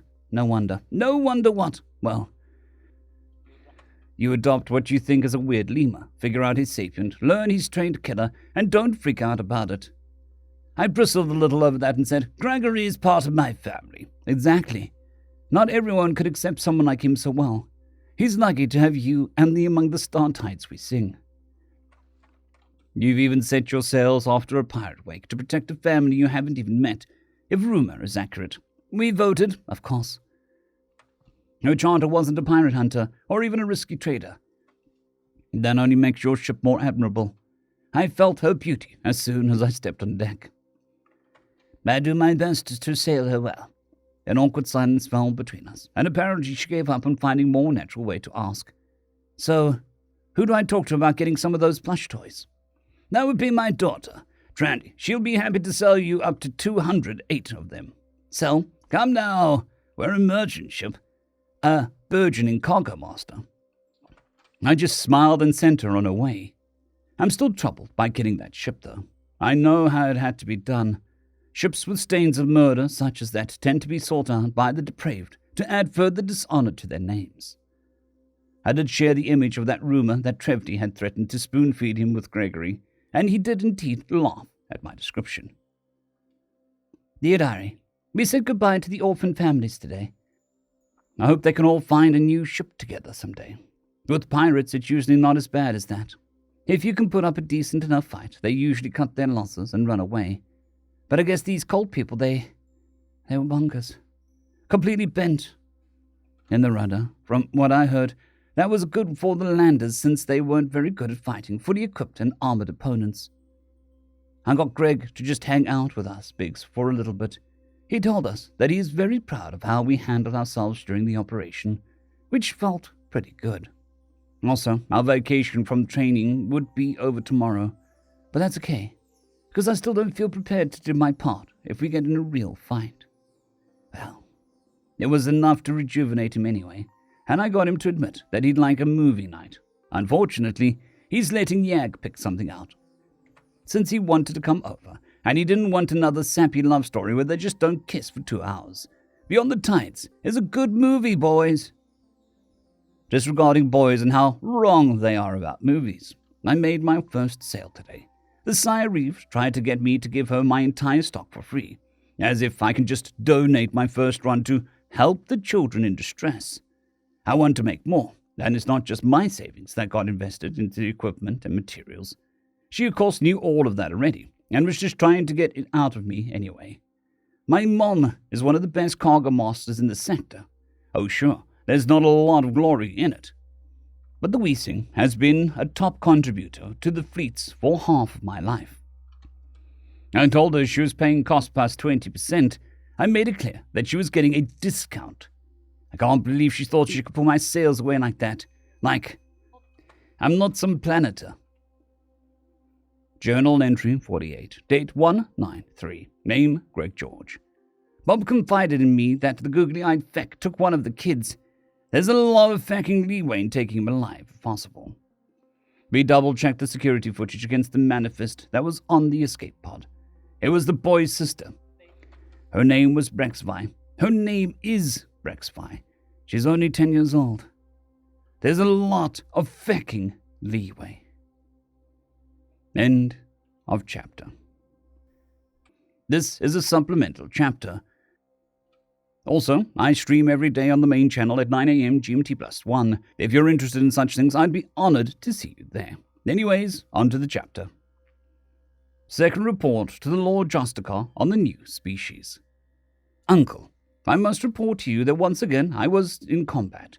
I still will not transfer away, so perhaps you need to recommend some of your lieutenants for major soon. The combat was, well, it was different. Usually, we can expect a surrender at some point. It was a massacre. I've never been more grateful that our ship is a Justicar and not a Reeve or a Circuit. These guys have to deal with the scorching garbage far too often. There are advantages to only ever fighting against large pirate groups or competent criminal organizations, such as non-obliging suicide cults. As I mentioned before, the toddler-sized biped does know what he's about as an officer, even though to me he seems to have the soul of a non-commissioned officer. There was a sense of wanting to do it myself over the TACnet. The interior of the Turantai ship was covered in webbing, which you might scoff at, as they tend to only spin a small web in their living quarters, but not so. Additionally, there were carcasses of animals encased in sacks of webbing throughout the corridors, and some with the remains of well, let's just say they had definite ideas on what to do with their sacrifices once they were dead. It was more or less routine. We waited for the defenders to cut down the initial boarding force and moved through the docking tube to their airlock and tossed flashes before making entry. Unsurprisingly, the cultists did have armor, but Greg, or Sneaky as he's more often called, insisted that we go with both plasma and kinetic loadouts. I am unsure if this is a personal preference for redundancy, or a more general racial paranoia of the odd, tailless, scarcely furred lemur people. I suspect the latter because he said something about being better safe than sorry, which had the cadence of an old saying, even if it had been translated in the mind first. The other interesting thing is that I did not have to explain how to set up a tactical network. Only the actual use of our user interface, and only then at the points where I could see some ambiguity for a new user. He effortlessly set up an officer's channel for himself, a command channel for the three of us, and directed us to set up our squads with team channels for the junior non-commissioned officers. Importantly, he gave himself permission to break into any of the channels below his, which we used to inform team leaders of details like extra enemy hiding in a room, what looked like a possible explosive device, and signs of life in a victims in need of medical attention. It's clear that he's very used to picking details out of a big picture, and it saved more than one of our men. Umvia was an example of his physical combat ability, to be sure, but he was also in command of an ad hoc militia force. We are professionals, and so is he. When I tried to compare charts with him over how a military man operates, he was frustrated by his inability to translate some concepts into our language, and swore by what I think to be a deity that he would learn a civilian language as soon as he was able to finally be able to explain things properly, such as his closest animal relative not being lemurs, apparently. I find this unlikely, but perhaps his world has a wider variety of certain animal types than the rest of the galaxy, not uncommon for heavy worlds. The survivors were mostly intact. It seems that the cultists were working through them one at a time, so the longer it took to ritualistic torture someone to death, the longer it would take to get to the next victim. The stomach-churning thing is that they worked through the families in order to maximize suffering of their sacrifices, a logical outgrowth of their worship of the idol of pain, but still disgusting. Speaking of disgusting, our quarry met these cultists, and he's the one who convinced these wackos to go from torturing animals to torturing people and murdering ships. Specifically, our people. Specifically, our ships. I know we're meant to take him in alive if possible, but I might kill him on sight. Worse, he took a child, the sister of one of the orphaned survivors, as a slave. I told Sneaky about it, and he became so angry that the pale pink skin on his face flushed so darkly that it was almost purple. If this reaction is to slavery, or child abuse is common amongst these people, I think they'll make fine allies indeed. He didn't think his duty was done once the civilians were rescued, however. He went and visited every last family with 2 of the children from the ships to ensure that they knew that they were in a place of safety once again. I had the immense privileges of witnessing one such interaction. A child of 7 and another 2 years younger. The younger of the two was entertained and uplifted with his presence alone. Yet he still obliged her with shoulder rides and many, many spins, while the older one was much more closed off. The tiny lemur things sat with him and told him a story of how he and his big brother used to love to go for walks under the trees of their home planet and sing many, many songs. But one day the consumptives came down. He lost his brother when an adult infected with one of those parasites stumbled across them and drove its host to consume. Can't even imagine going through something like that. But the child let down his guard and told about how his friend had been killed in the initial raid. The adorable little officer seemed to be able to tell the boy the right things about his experience. Or maybe it was just the pain that they shared in having lost someone important to violence. I highly recommend more of these tiny, not lemurs, if men like sneaking are even somewhat rare amongst them. Getting access to at least some of them would make our jobs not only far safer from how effective his command is, but the work to be done afterwards would see great benefits. I hope he's considered ugly amongst these people, as if it is so, then they only get more adorable. Regards, Jawman. End of chapter. Part 5, Chapter 10, Port. Dear Diary, movie night was a success, and Yeg picked out something tolerable, and The Stars Call Again is pretty good, and has the advantage of not being played over and over because Daddy loves it way too much. It seemed like Greg had to restrain himself from commenting on the action scenes, but now that I know a little more, I'm pretty sure he's annoyed at inaccurate depictions of how guns work, and after being trained for the dart wars, the bad guys are stupid in their tactics. They're supposed to be a pirate fleet, not a bunch of inexperienced gangers. Oh well, the character work is still good, and there were no complaints there. Journal entry 49, date 194, name Greg George. Had a dream where I was a general. Crap was fecked. It's not like anything fecky happened in the dream. It was just the fact that I was a fecking general. Feck that crap. Anyways, things are going back to normal for the kids. We're running various scenarios for defense and attack, since according to the representative from the spaceport city, the colony is still working on a station. They want to do something a bit more fair, namely giving both teams a chance to attack, defend, or achieve an objective. I suggested the concept of catch with the flag, but the rep wants to run it by the other parents first. Apparently, they're running a tournament to try and ensure they don't humiliate themselves like the stationer kids have. On the adult front, they're finally acceptable. Not just my defense squad. Everyone is up to standard. Hell yeah. My pigs are ready to start firing on the moving targets and still want to get them armor, even though they'll outgrow it. It's whatever. Mine's pretty ad hoc and MacGyvered as it is, but you put up with what you have and try not to pine for what you've had. Log 6,001.1.17. Personal, Captain Yomdril. Ah, the joys of a watch where nothing happens. Ah, the joy of a whole day of watches where nothing happens. Trevdy did talk things over with me. It was well to tell her that I was disturbed by killing the thorn that pricks, and she understood. You and I shall carry her name in our hearts, and lament for what she could have been, what she could have done, shall be part of the song we sing. When I drew out the charter for the Among the Stars Tides we sing, my sorrow is a place of safety, a place of joy. I never expected to bring her safety, her joy, to those in peril. I had hoped that her weapons would be mainly used on the odd rogue scrap heaps of asteroid, but to actually kill. Even when we thought the stars had been safely charted, the White Seas found us, and the Leviathan of evil reached out and touched our very hearts.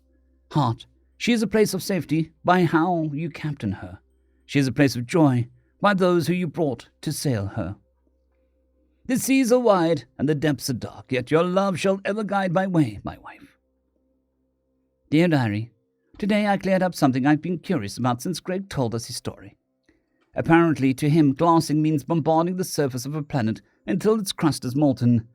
That's That's one way to get rid of the consumptives. And he has a point about the planet being useless for resources with them on it. It's just a planet, and everything on it burned away so that the grubs won't wriggle their way into any of it. Log 6,000,1.1.20. Personal, Captain Yomdrel. Oh, stars. I just found out that Gregory's fleets are capable of melting the crusts of entire planets. Well, I can see the logic in the kill it with fire. It is a massive commitment of resources in terms of ships and power to accomplish. The depths to which Gregory's people can hate is frightening. This also indicates that either their ships are immensely powerful, or they have a great many of them, or perhaps both. Either possibility would shake the current balance of powers, but I know who I and mine shall align with. Hopefully, the rest of the ships and fleets will see Gregory's good qualities as representative, and not be daunted by the sheer power of a new empire. Journal Entry 52, date 197, name Greg George. I had to explain that glassing does not mean demolishing settlements from orbit. Maybe they thought I was being hyperbolic. The facking grubs have to be facking exterminated, and from what my new family tells me, the job isn't done as we thought. Journal Entry 61, date 1/11/2, name Greg George. Well, now it's down to scheduling a match between us and the winner's planet side, which is a little up in the air due to the spaceport needing to clear out a parking spot for us, and of course the long-ass time it'll take us to sit down. On the upside, I'll get to walk around in natural gravity for a little, and according to Uncle, this world has something close to a normal gravity. Well, my normal, anyway. Hell yeah. There's a distinct flavor to the almost competence I get from listening in on Uncle trying to get the local authorities to do their fecking jobs that I recognize. A bureaucracy staffed by cousins and nephews, or whatever the Xeno equivalent is. I had my suspicions confirmed when he complained vehemently about exactly that. You don't have to know what the hell they're saying to get the gist of it. Anyway, I just asked if anyone could find out if there was a place capable of implanting a translator for me. As much as I like my dudes, I don't want to tie anyone up to be my translator who could be doing something otherwise useful. Mostly, I'm looking forward to the Dart War. If these colonists can put up even a halfway decent fight for my kids, it'll give their egos a needed deflation.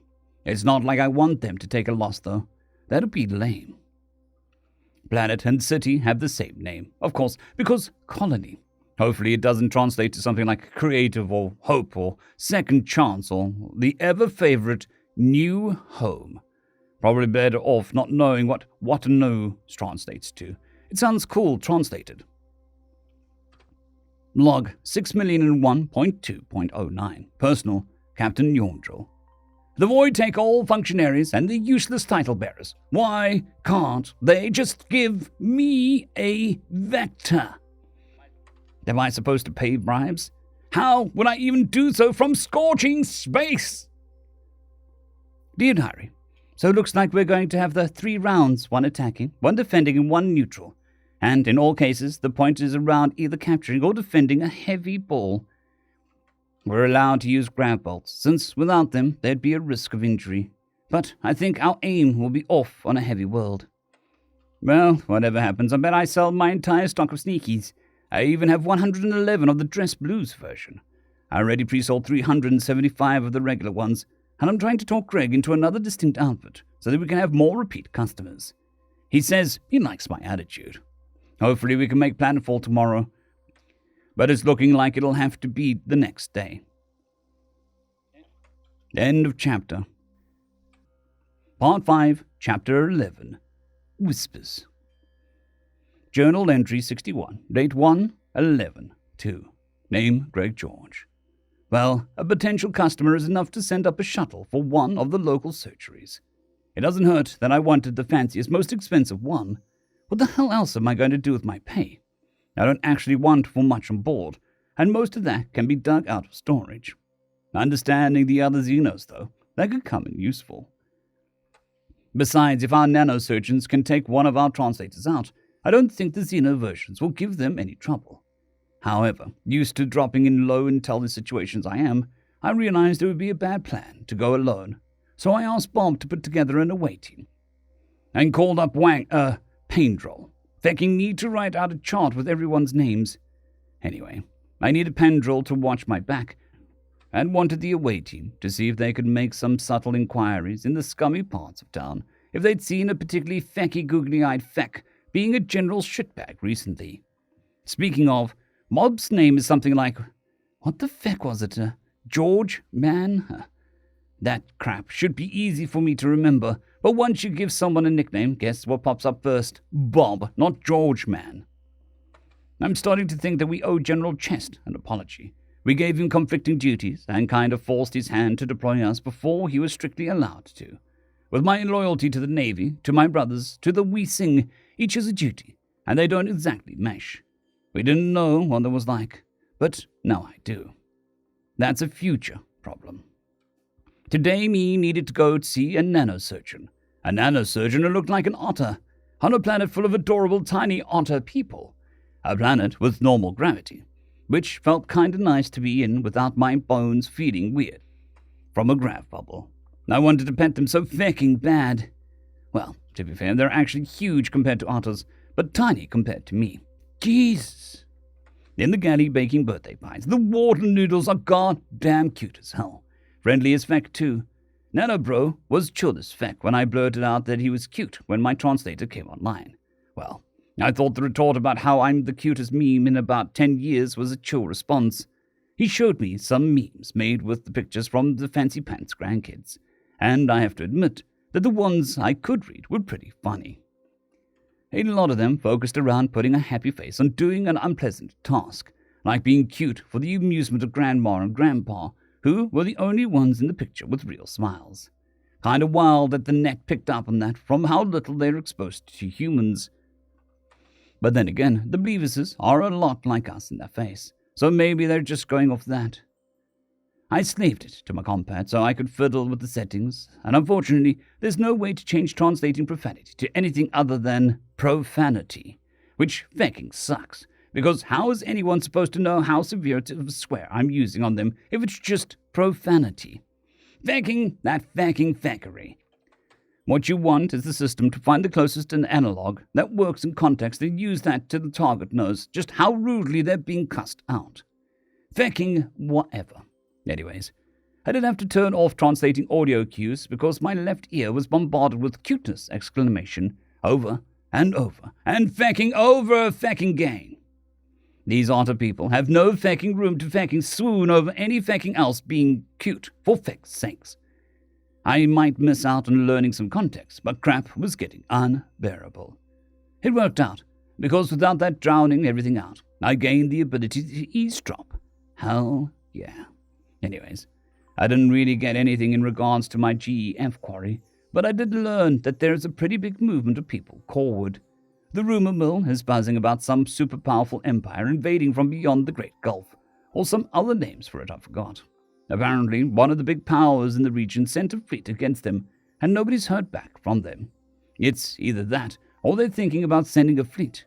Or maybe the Great Old Ones are real after all, and they're out eating planets. One guy swears that his sister's boyfriend's cousin's roommate's brother actually saw the quarantine planet completely destroyed, but nobody believed him. Okay, so I have my suspicions, but securing Sanctuary takes priority. Can't go herring off after rumors. Feck.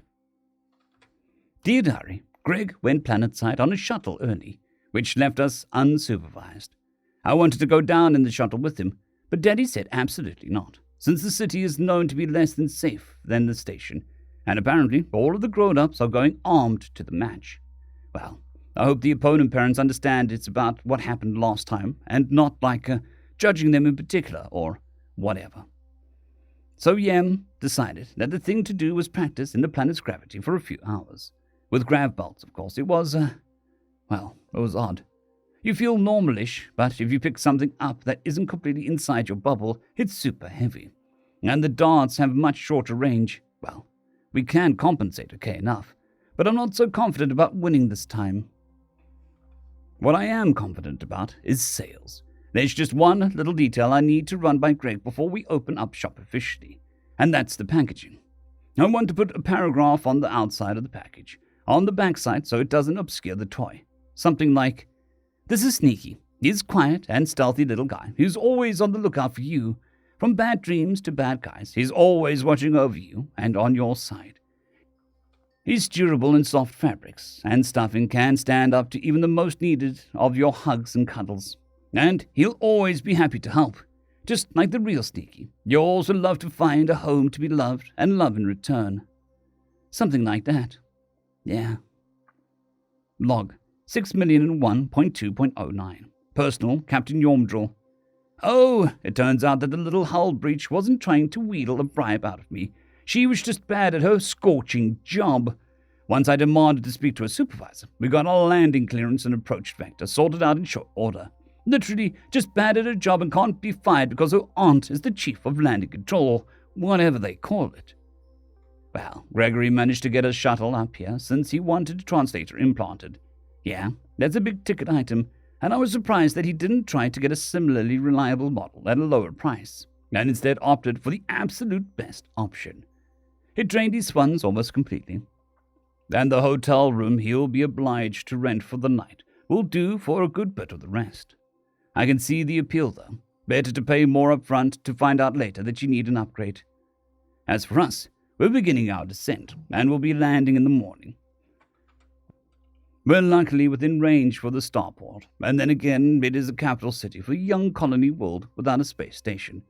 They have need for freighters landing regularly, which was part of the delay, but that would have only had us waiting an extra hour before we could begin our approach.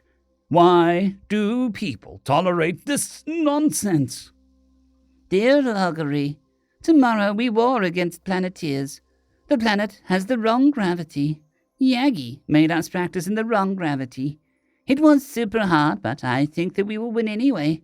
Sneaky believes in us. End of chapter. Part 5, Chapter 12, Breadcrumb. Dear Diary, that was a lot harder than the other two battles. Luckily, we had banned jumping in the water, since that would wash off the wounds a lot easier.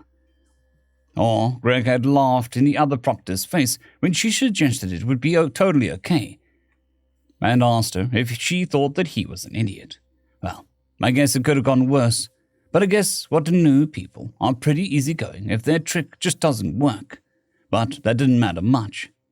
Even after practicing in the same gravity, there was no way to simulate the random drafts of going every which way, or the light of the star blinding us while we're trying to flank the enemy. We barely got the ball away from them, and we did that by marking every last one of them. I kind of feel like we should have been able to put pressure on one side to distract them and send a smaller group in to take the ball out from under them, but I guess we're just too far outside our element. Then, when it was our turn to defend, the Latreille were hard to hit and super fast, which I guess is natural advantage and stuff, but it was still annoying. They didn't just charge us like a bunch of dimwits. No, they actually had a plan to try and get us to chase them down by fake retreating, which we didn't get out of cover and fall for because we're not dumb either. Still though, they had an actual plan. Their second plan was to try and use their small size to sneak through some of the tunnels in the playground thingies. When we both started from a neutral position, we got stomped hard. The Watanu kids, mostly Latreille, got to where the ball was first and set up an ambush and basically killed all of us in less than half a minute. That sucked. What didn't suck was that Greg liked my paragraph. So the packaging for the rest of the sneakies that I hadn't sold yet got used. I don't know if it helped sales or not, since I was pretty sure that we'd sold out either way.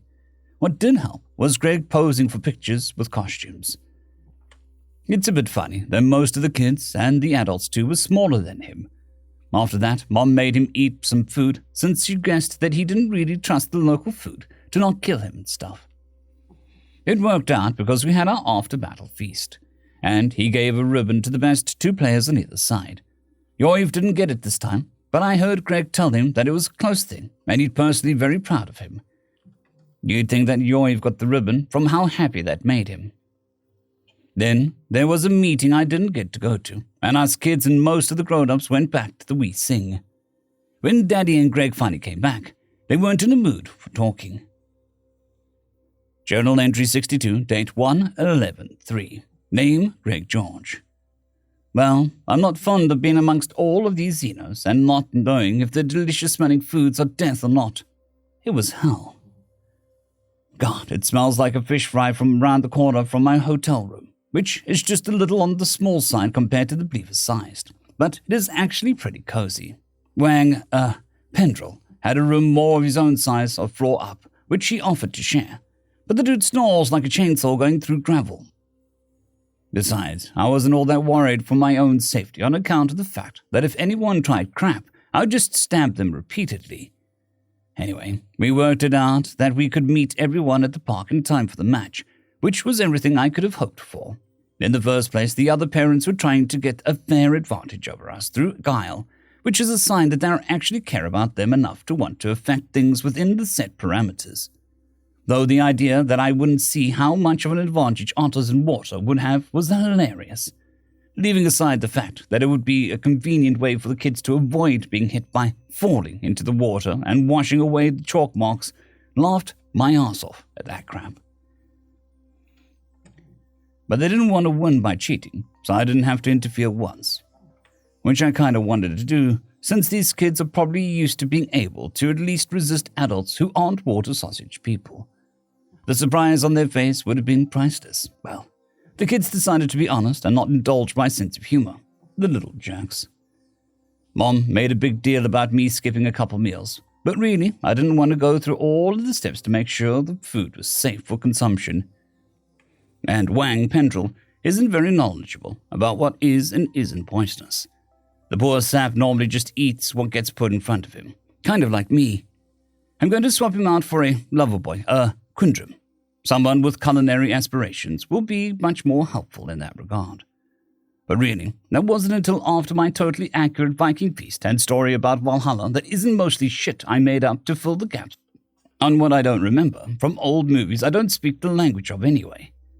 Linus was kind of disappointed that he didn't get another ribbon.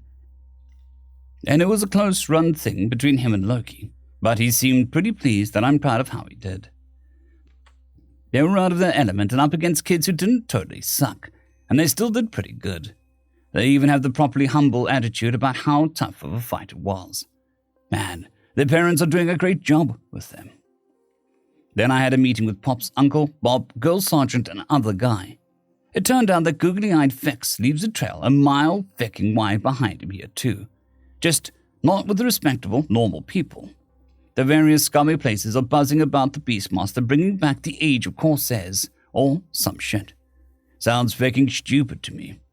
Especially since the fecker is going to get his ship pushed in once I get my hands on him. Which reminds me, I need to find out what kinds of permanent marks are considered shameful for the googly-eyed lizard people. I'm planning on using all of the fecking leeway I have. Mostly because I had a run-in with some feckers from his fecking crew, or maybe a crew affiliated with him somehow. I don't give a feck how they are connected. They are not anymore. What blows my mind is the feckers thought that they could actually take me sober and alert. Too stupid to live for feck's sake. Log 6,001.2.09. Personal Captain Yormdraw. Today, I spectated my children participating in a military drill and cheered. I realized that it's really a game, and a true drill would have a much greater level of intensity. Yet still, it carries a distinct militant flavor, which before Yormdraw's kidnapping I might have recoiled at. Such as it is, I've concluded that the best protection I can give my children is competence in dangerous situations. That isn't to say that I'll be any less vigilant about keeping danger as far away from them as I can manage. But the seas are vast and full of peril. Besides, I quite enjoy watching them win. The other thing I witnessed was, Gregory and I were ambushed as we walked back to the ship after discussing the findings of the Landers investigation team. Now my plans to make some inquiries amongst the almost illegal marketeers. Or rather, my wife's plans. Those types are sometimes a good source of information. Anyway, Major Koo stepped in our path, and 3 more stepped into the path behind us, and brandished knives and shock clubs in our general direction. "Come with us, if you don't want anyone to get hurt," the leader hissed. Gregory signed to me. "Too many people around. They might have guns." While he said aloud, "I'll follow." I stayed silent as the gangers led us down an alley away from the more trafficked areas. I'm curious, Greg began. What makes you think that this is a good idea? The leader obliged him. If we return you to the pit, we'll be rich. No, I mean, knowing how dangerous I am, what makes you think it's a good plan to try and threaten me? You're unarmed, in an open, and do not have combat drugs in your system, plus you forgot your grav belt. You're harmless. Gregory began to chant, Hey-oh, lucky lad, oh, look while you can, lad. Ken as you can, lad, for ye see a Republican scout, oh. Hey-oh, luck's gone, oh, can't look now, lad. You didn't ken, lad, for you cannot see a Republican scout, oh. Hey-oh, we dropped in, oh, right under your nose, lad. You missed the pot, lad, for we are the Republican scouts, oh. Hey-oh, I'm behind lines, oh. I'm looking at you, lad. You never heard a report, lad, for it was aimed by a Republican scout, oh. Hey-oh, the pods are dropping, oh. They're landing on your heads, lad. The infantry is coming, lad, for their way is shown by the Republican scout, oh. Hey-oh, lucky lad, oh. We're pretty on parade, lad, so look while you can, lad. For downrange you can't see a Republican scout, oh. By the time his chant was finished, the gangers were on edge, and when one turned to say something, he found Greg's knife buried in his throat. And he was already caving in his skull of one of the cronies while I drew my sidearm and shot one of the remaining two. The last fled, but before I could take aim, the blood-stained knife was spinning through the air and caught the final ganger in the back. I can't believe you thought that I'd be less dangerous sober. End of chapter. Part 5, Chapter 13. A Fine Day. Log 6,001.2.10. Personal, Captain Yomdril. Well, I shouldn't have worried about Gregory's finances. I also should have expected the plushies to sell out immediately. Really, it's amazing how quickly his gruff refusal to act cute melts away, like fog, in the sunshine the moment there's a little expectation from a child. Again, perhaps I should have seen it coming, but I had the notion that he was simply comfortable with our children on the ship. However, it's more general. That isn't to say that he wasn't taking advantage, and Trandy as well, as they should when selling a product. But it was a pleasant surprise that Gregory didn't balk at helping sell another run of plushies almost as they were finished being manufactured by posing for photos in the same jumpsuit used for the first model Trandy had come up with. She told me she wasn't making any more dress blue versions because they took longer to make, and she couldn't keep up with demand as it was. When I asked Greg why he wasn't out looking for more information, he said, "The landers have some leads, and I'm more of an observer than an investigator. Besides, we're not looking for the locations of critical targets on a planet. We're trying to pick up a trail across space, which I'm not very good at.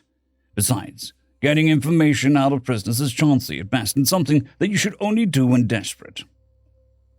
I hadn't considered the possibility that Gregory was also close to breaking when Yovdril was kidnapped.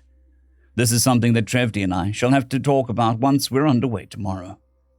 Although there was a Latrine man lurking about today, Gregory somehow managed to slip away and speak with him.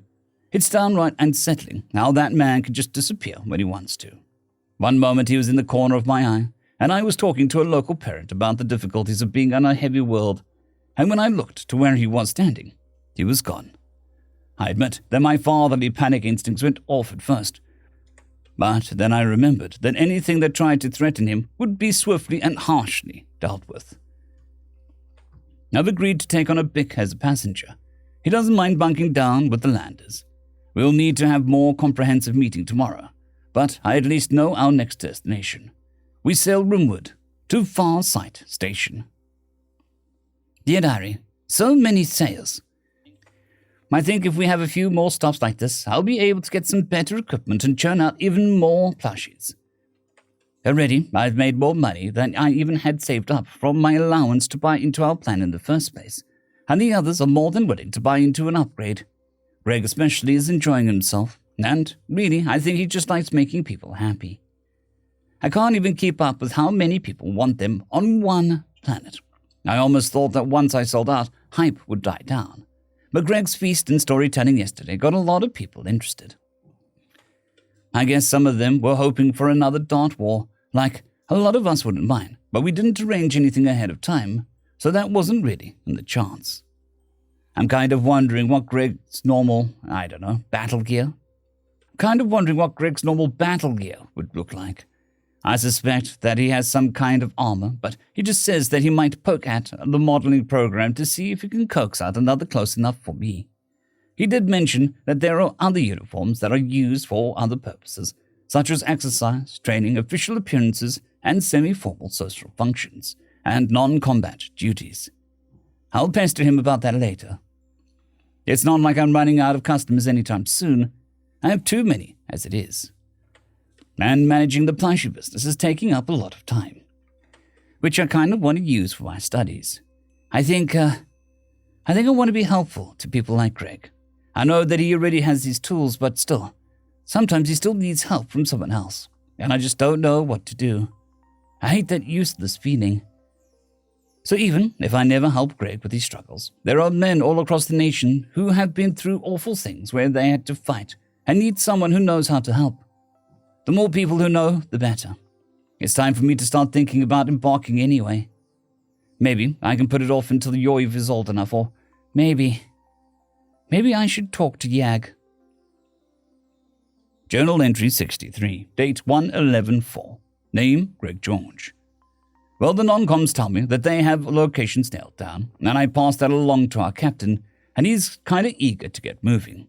These guys really hate sitting still. Anyway, we made a crap ton of money from the plushies, so much for trying to spend my pay. It's whatever. Lucy is already talking about upgrading the machines, and I'm all in. These Xeno kids love the crap out of her plushies. So much that I barely care that I'm a meme fodder in the sales session. I haven't felt this human in a long while. Honestly, it's kind of nice to only be memed. There's a difference between, hey, you're the guy from the meme, and, oh my god, you're the reporter, oh my god, oh my god, oh my god. Kind of like it. The otter dude was lurking around, being all shifty and shit, so I slipped away to have a little chat. Well, he wasn't up to any shady crap. He was trying to figure out how to talk to me without a giant crowd around. Well, he got what he wanted on multiple fronts. I kind of scared him a little, which in retrospect he didn't have coming. But I was on edge from yesterday. Apparently, he had some info on a certain googly-eyed feck and wanted to trade the info for passage off planet. Well, I got what he knows, which wasn't much. Otter Dude has a vendetta against googly-eyed feck for some feckery. Imagine my shock. Anyway, Sausage said that Fecko was making noise about getting another terror beast, which I guess is me, and that meant going to a station on the border of explored space. There's some kind of hyperspace crap past a certain point that they called the Gulf or whatever. I wasn't really paying attention, and Sausage was crap at explaining it. It all lines up with what non-coms told me, but I asked Pops if we could take Sausage on anyway, and he said fine. I told Sausage that he's going to have to make himself useful aboard. I'll have him doing PT and scrubbing bulkheads if he can't figure something out on his own. I don't care if the robots clean better. Idle hands and all that crap. God fucking damn it. I'm really a fucking officer. Nah, I'll have to get Pops for this. Jerk. From the memoir of Beastmaster Salbase. I cunningly left some crew behind on Wetanu in case of the primitive is left unattended on that planet. Sessin and his crew should be enough to take one lemur thing away from the braids. Speaking of braids, my slave has finally started thanking me for her beatings. Progress. Even if I can't get my beast back, I know where to get another one, even if there are those impossible egg-breaking ships in the area. The Great Egg only knows what made them. But they probably don't care about some privateers in their territory. Even if they do, I can probably talk my way out of any trouble. They're bound to be civilized, scaled folk. End of chapter. Part 5, Chapter 14. Underway. Dear Diary, we have a guest aboard. Well, not like a guest, more like a passenger. But he doesn't have any money, so he's working in the engine room. which is going pretty okay, I guess. Maybe he'll come sailing with us permanently as another trainee engineer, or maybe with someone else. He says he wants to see the beast taker, or whatever he called himself, get what is coming to him. But it's hard to imagine someone going back to living stuck on a planet once you start sailing. I think we have that exercise uniform down. It's pretty simple, just shorts and a t-shirt with shoes. But Greg couldn't get any of the shirt logos right, according to him, so I just put our heraldry on it. He's working on the semi-formal and duty uniforms next, but I have the idea for the future. I'm holding back one of every 50 plushies for now as a separate stock, and I'm looking into adding logos to the back and chest pockets of these jumpsuits after the fact. Hopefully, I can do it without getting a whole new machine. I'm also holding back another 1 in 50 and putting the heraldry for the hospital ship on them. I can donate some. I couldn't donate my first run, though. That was just crazy. I wouldn't have been able to afford the materials for the next run if I had, but you can't really blame someone for just asking. So, that's going well. What's not going well are the combat drills. I just can't hit target type 4. Journal entry 66, date 1/11/7, name Greg George. Oh boy, chart time. Captain, Yorm Drill Drildy, Pops. Exo, Yam Drill Drilga, Uncle. Navigator Brulzy Ronzi, Sextant. Communications Officer, Nightran, Chit Chat. Tactical Officer, Runji Draggy, Pink. Pilot, Saudran Ronzi, Flyboy. Cargo Master, Trevdi Drildi, Mom. Head Cook, Braxton Yonra, Chef. Undercook, Quindrum, Loverboy. Undercook, Pearl Duo, Vox Duo, Hooters. First Engineer, Wexlin, Greasy. Second Engineer, Vivdra, Yonra. Sprocket. Third Engineer, Rocksdal, Static Frizzle. Trainee Engineer, Rydioak, Intern. Trainee Engineer, Bick, Sausage. Ship's EMT, Nandran Dranlai, Scrubs 1. Ship's EMT, Noivdram, Dranba. Scrubs 2. Ship's Teacher, Mrs. Howitz, Teddy Tutor. Ship's Advanced Math Teacher, Mr. Howitz, Professor Teddy. Hydroponics Technician, Brendua, Thirsty. Quartermaster, Bexvian, Cupcakes. Hand, Brenton, Bren. Hand, Pavdril, Pav. Hand, Pendril, Wang. Hand, Circa, Tease. Hand, Boindrag, Draggy, Scruffy. Hand, Maugga, Drilga, Auntie. Hand, Brox, Vox, Vox Duo, Brax. Hand, Krillia, Dranlea, Knockers. Hand, Remba, Drango, Tig Ol. Sergeant, Field Promoted Gunny, Jorman, Bob. Sergeant, Trandower, Girl Sergeant. Sergeant, Yorm Drev, Other Guy. Nobody seems bothered by the nicknames, but I'm going to make an effort to at least avoid using boob-related ones. While I think they're hilarious, they're not very professional. Probably. Fecking hate officer mode. I'm trying to keep names in official settings, but I keep calling Jorman, not George Man, Bob by accident, and it doesn't help that he's such a fecking good sport over it. Girl Sergeant gets mad at me, which would be helpful if she didn't have a chip on her shoulder, a fecking mile fecking wide. I think she's mad at me for making Bob the gunny and not her. But tough crap lady, he's obviously the most competent out of the three of you, so handle your crap. Family names seem to only be important in formal settings, so the single people didn't even bother giving me theirs, probably since they change when they get married or some crap. It seems kind of neat, but I don't really have time to look into the ins and outs of their naming conventions, since I'm busy getting the landers to integrate, which they're actually doing. Keeping up the crew's readiness and training up my bigs. They're picking up on how to lead targets surprisingly quickly, but with recent events, I think they're taking the drill more seriously than kids otherwise would. Crap is pretty harrowing. I did finally get a meeting with Pop's uncle and the sergeant scheduled. It seems that anyone who had even a little contact with the planet's barely competent bureaucracy was so fecking exhausted that they could barely grunt a reply. Fecking nepotism. But Pop says we're making all speed towards Farsight Station, which is in the same nation.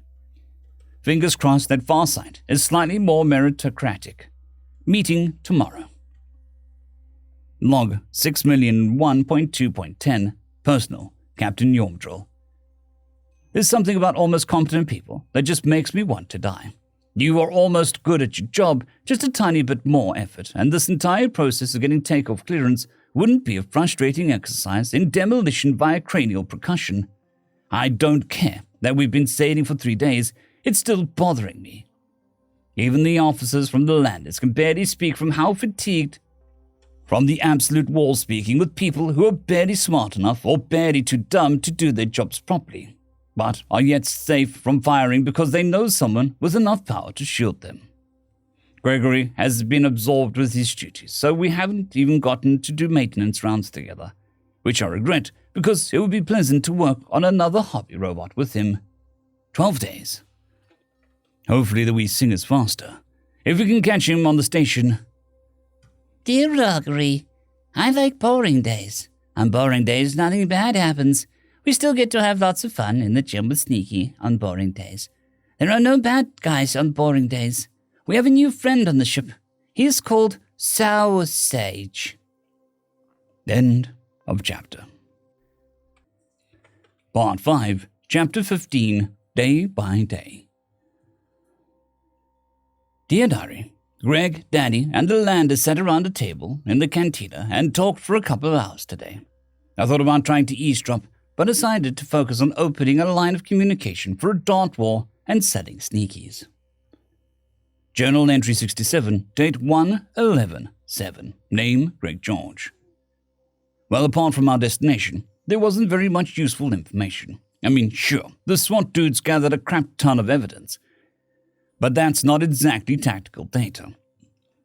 So far as I'm concerned, a conviction is a foregone conclusion, but their job is to make sure that that doesn't get fecked up, so I'm not complaining.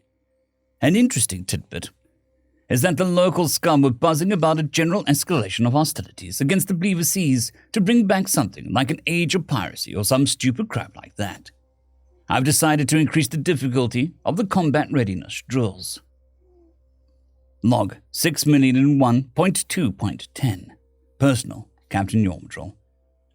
Listening to the reports that I can do literally nothing with is soul-crushing.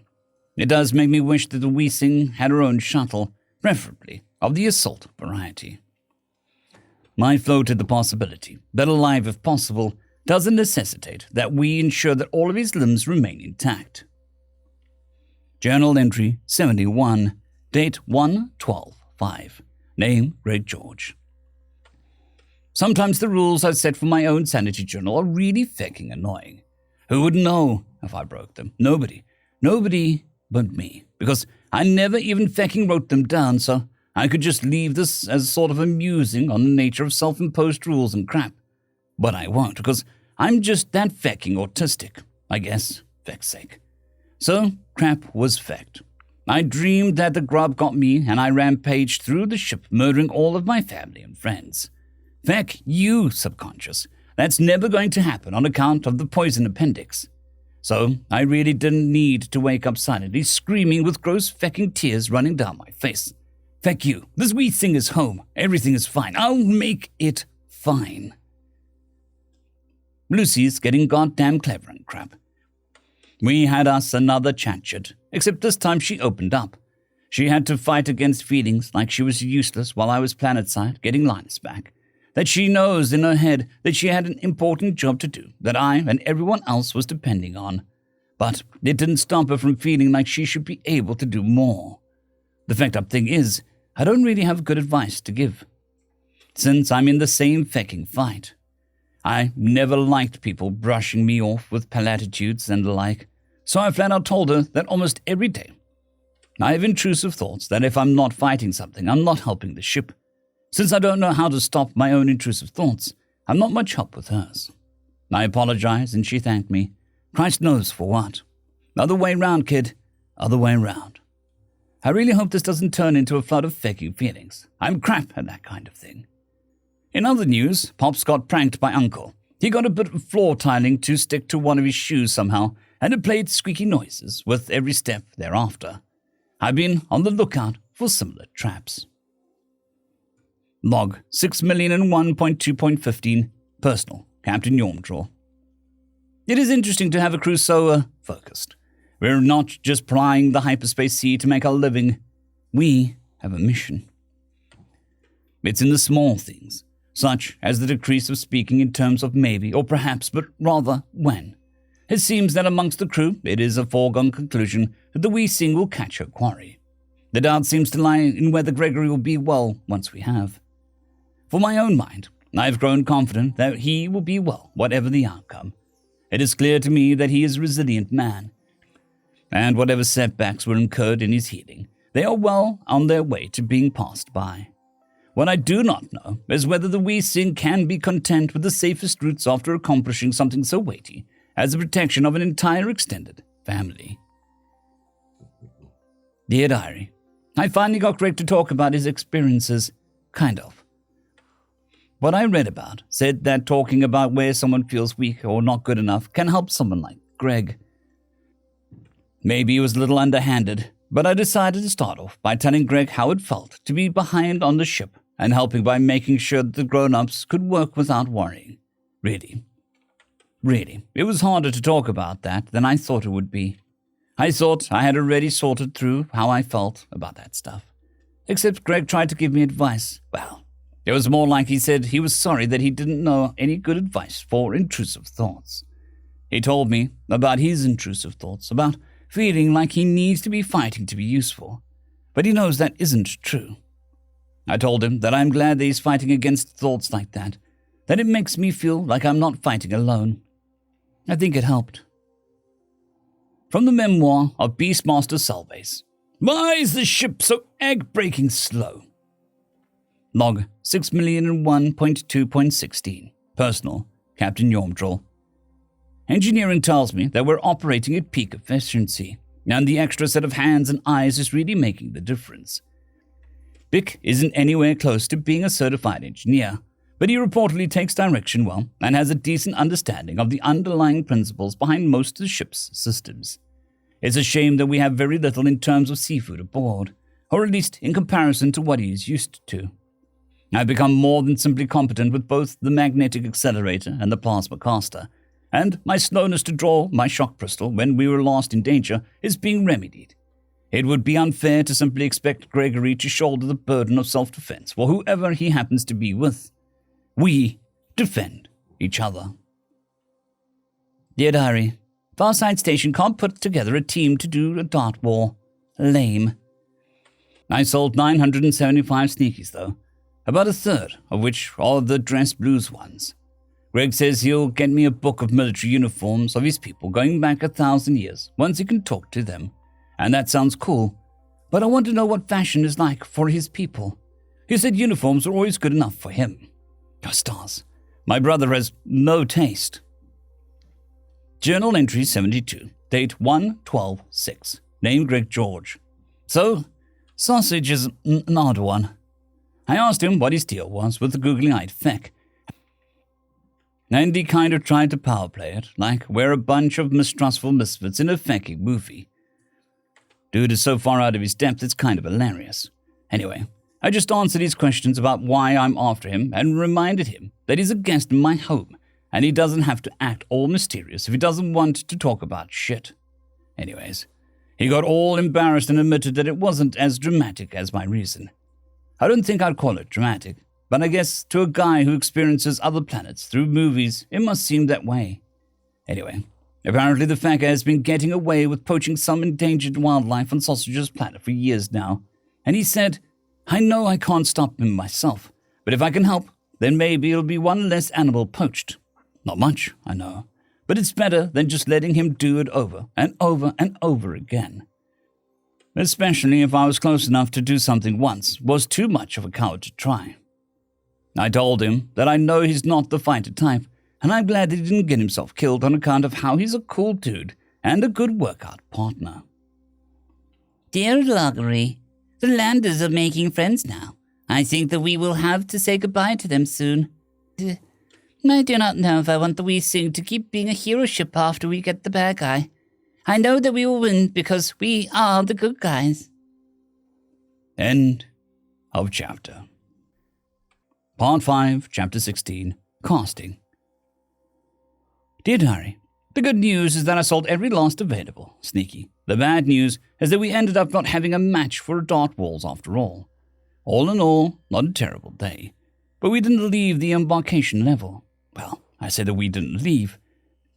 But really, I mean that none of the kids left the embarkation level. Well, us and some of the moms. Most of the moms. Actually, come to think of it, anyone who isn't on Greg's defense team stuck to the embarkation level. Except Sausage, for some reason. Well, I guess that makes sense. Farsight Station has a kind of rough feeling to it. The bad news is nobody could get more materials at any kind of price that makes any sense. More of that rough feeling to this place. I think if I had the right contacts, I could get a fairer price. But as it is, they see an unfamiliar face and lash on a stranger upcharge. Greg said that that's a feature of places like this. That's the higher prices for strangers helps protect the locals from the fraudsters sailing in and passing off fake chits on them. Since if they do get tricked, they at least still have some stock to try and recoup with. I think it's depressing.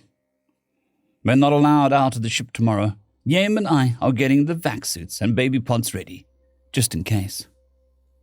Log 6,001.2.20. Personal, Captain Yomdril. 2 days early.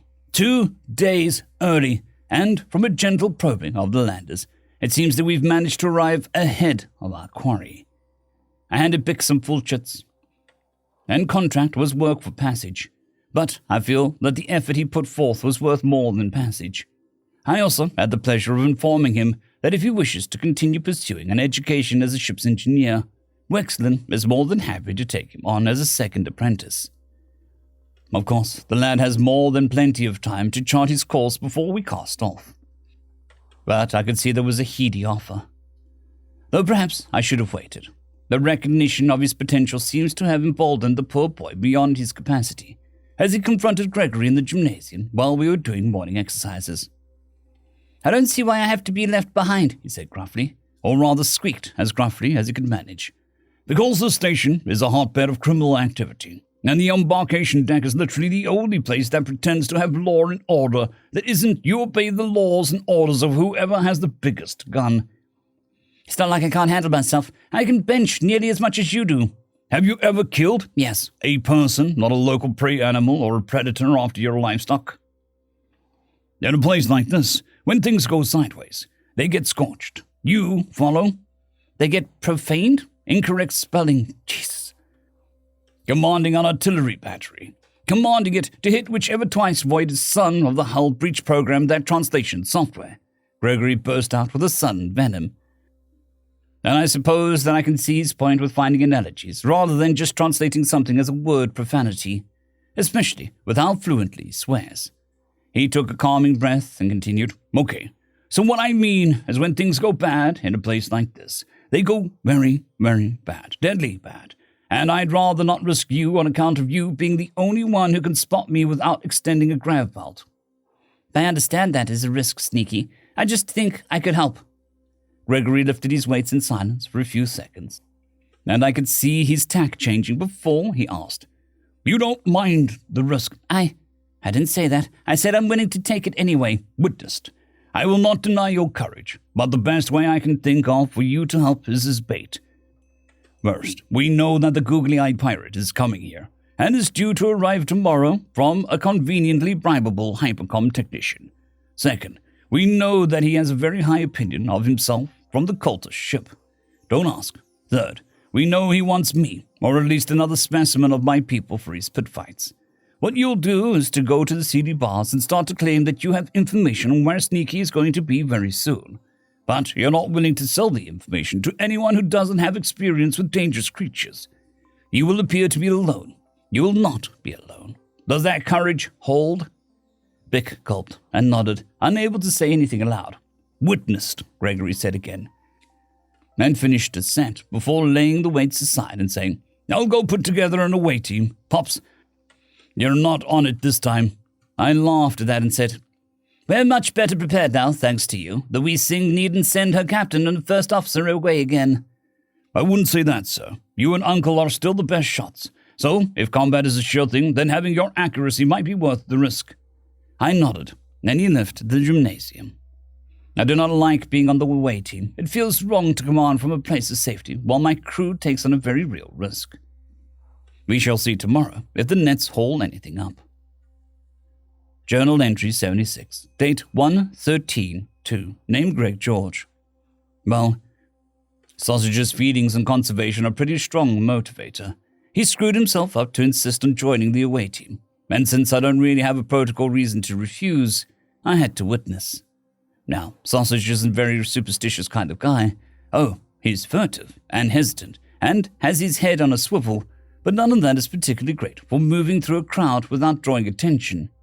He looked like exactly what he was, a civvy who's far, far out of his depth, which was perfect. I flagged no less than a dozen would-be muggers for SWAT dudes to nab before they got a chance to shake down my little buddy.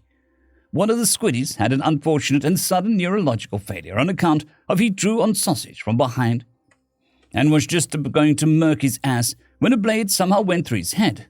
Funny thing that, it fit exactly into my mysteriously empty sheath, and the assaulted scum started studiously avoiding making anything that might be construed as a threatening move towards Sausage. By the third bar, he was nervously broaching this possibility of selling some information on the internet sensation Sneaky and his future whereabouts. They stopped just blowing him off and started offering to get him in touch with Beastmaster Salvace for free. Now, Sausage thinks it was down to his macho aura that folks started taking him seriously. I don't have the heart to tell him that the repeated and sometimes fatal interventions between him and the local scum did more to convince them he was a big deal. The weird fecking thing is I feel on mission, but also kind of not. What the hell? Anyway, we got him home, and the SWAT dudes had a crap ton of independently confirmed intel that not only the googly-eyed feck docking tomorrow, but the word about Sausage has gotten around amongst the local shady dudes and scum. Everyone's pretty sure that someone has sent the fecker some hints. From the memoir, Beastmaster Salvace. Despite the bosun flagging the worthless engineers, we made rotten bad time for Farsight. Such terrible time that a waterworm made it there ahead of us, and is apparently looking for me. For who else might have the expertise to capture and care for savage beasts than myself? The fool took official passage and is staying at the above-board dock. Well, that's one way for a new player to keep knives out of his back. If he is a fool, I think I'll invite him down to the real docks. End of chapter. Part 5, Chapter 17, Hauling. Dear Diary, keep your stars fixed, Daddy. Keep your stars fixed, Sneaky. Keep your stars fixed, Uncle Yeem. Keep your stars fixed, Quinn. Keep your stars fixed, Raid. Keep your stars fixed, Pendril. Fair winds and tide speed you safely back aboard. The rest of the page is occupied by a sketch of the named individuals in a small bubble of calm amidst the suggestion of a stormy sea. Mission Log 1. Date 1/13/3. Name Gregory George. Mission Docking Ambush. Mission Objectives: Capture GEF if possible. Capture successful. GEF is breathing and capable of speech. Eliminate or neutralize all hostiles. 57 hostiles eliminated. 89 hostiles eliminated. Capture GEF ship. Ship captured. Rescue Brexvi and any other prisoners. Brexvi is covered in welts and lacerations. Immediate level for medical attention required. Evidential exam required. Displays signs of prolonged abuse. Adolescent male googly-eyed lizard person rescued. Immediate level 6 medical attention required. Evidential exam required. Displays signs of prolonged sustained abuse. Adolescent fluffy teddy person rescued. Immediate level 3 medical attention required. Evidential exam required. Displays signs of recent severe abuse. Assess conditions of animals and arrange for their care if possible. GEF voided animal pen bays upon ship being boarded. Mission parameters: minimize collateral casualties. GEF crew injured 6 stationers in our initial ambush.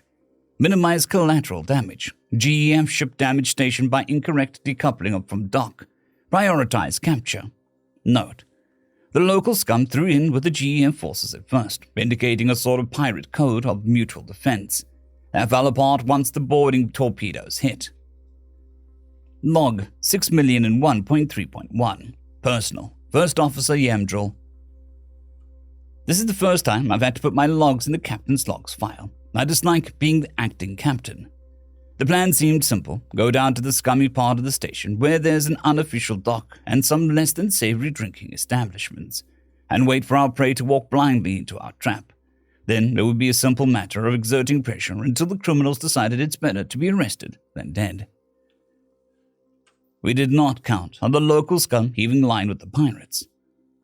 While the landers prepared to take on the crew, we prepared to take this beast taker, or whatever he called himself, at the meeting place where he thought he would buy information from Sausage.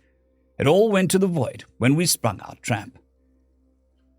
The barman drew a weapon and fired it at Gregory, and my brother valiantly shoved him out of the way. We gunned down everything that even looked like it was holding a weapon, but the beast taker flaked before we could establish stability. Worse, my brother was less an arm, and Sneaky had taken a belt off the corpse to make the tourniquet with. Then all scorching void broke loose. A voice came over every last speaker, including our tactical network, saying, "Attention, unidentified station and ships. Power down any weapon systems or shields and prepare to be boarded. Lay down any arms and comply with the orders, and you will not be harmed. I repeat. Attention, unidentified station and ships. Power down any weapons and systems for shields and prepare to be boarded. Lay down any arms and comply with any orders, and you will not be harmed." Sneaky's response was startling to say the least. His hands covered in blood, he lifted his head up and brayed out a call 3 times. I think it must have been a single word, or maybe 2 words, since the 2 syllables were the same repeated over and over. The man's lungs were rather powerful, and the language is well suited to shouting. Then the voice that was repeating the notion broke into our channel and said something in a harsh, clipped and short language, which Sneaky responded to in kind. It had the sort of rhythm of a rote response, so it might have been either an authorization or identification code followed by a situation report. Not 10 seconds after, the most terrifying thing happened. Now, I didn't disbelieve Sneaky stories about boarding torpedoes, but believing and seeing are 2 separate things. The station hull slagged mere paces away from us, and instead of vacuum tearing the atmosphere away from the unfortunate compartment, there was an escape pod welded to it. A Sneaky bounded out of it, though this one was significantly larger than Sneaky himself, and wearing armor with red crosses on the shoulders and the sides of the helmet. I asked what was going on, and the voice in my helmet said, "Apologies, sir. We don't often do joint operations. I'll keep some processing devoted to your TACnet so I can translate for you. You and your ship have been moved from potential hostiles to friendlies, so you can keep your weapons and we won't be boarding your ship." Processing? Are you an artificial? The voice cut off of my terrified question before I could finish. So that's a very rude slur to us. I am a digitan, spelled phonetically, and yes, I'm a sapient set of computing processors. No, I'm not here to kill all organics. Yes, I work with my organic crewmates. You can call me Sally. Thank you, Sally? Good. Now don't worry. Our combat medics are really good at helping folks not die. And it seems like your biology is largely compatible with our drugs. Just way less tolerant of, well, any of them. Huh. But we only have a field scan of 1 man, so that may be premature. Then Sneaky leapt into the welded escape pod, snapped something, and a steel plug was welded into the station hull, and I heard a distinct sound of an explosive charge going off behind it. "Sally, where did Sneaky go?" "You called him Sneaky? Oh, that's rich. I've been calling all of your people Sneakies in my head." The artificial digitan laughed. "Oh, now that's going to cause all kinds of hilarity. But to answer your question, Private George slapped the emergency recall button on that boarding torpedo. He's coming back to our ship, probably to climb into a fresh one to go after that ship, trying to get to a minimum distance to make it a hyperspace jump." After that, we simply waited for more Sneakies to come by in the bulky power armor, leaping about with a deadly grace that's something that Heavy simply shouldn't be capable of.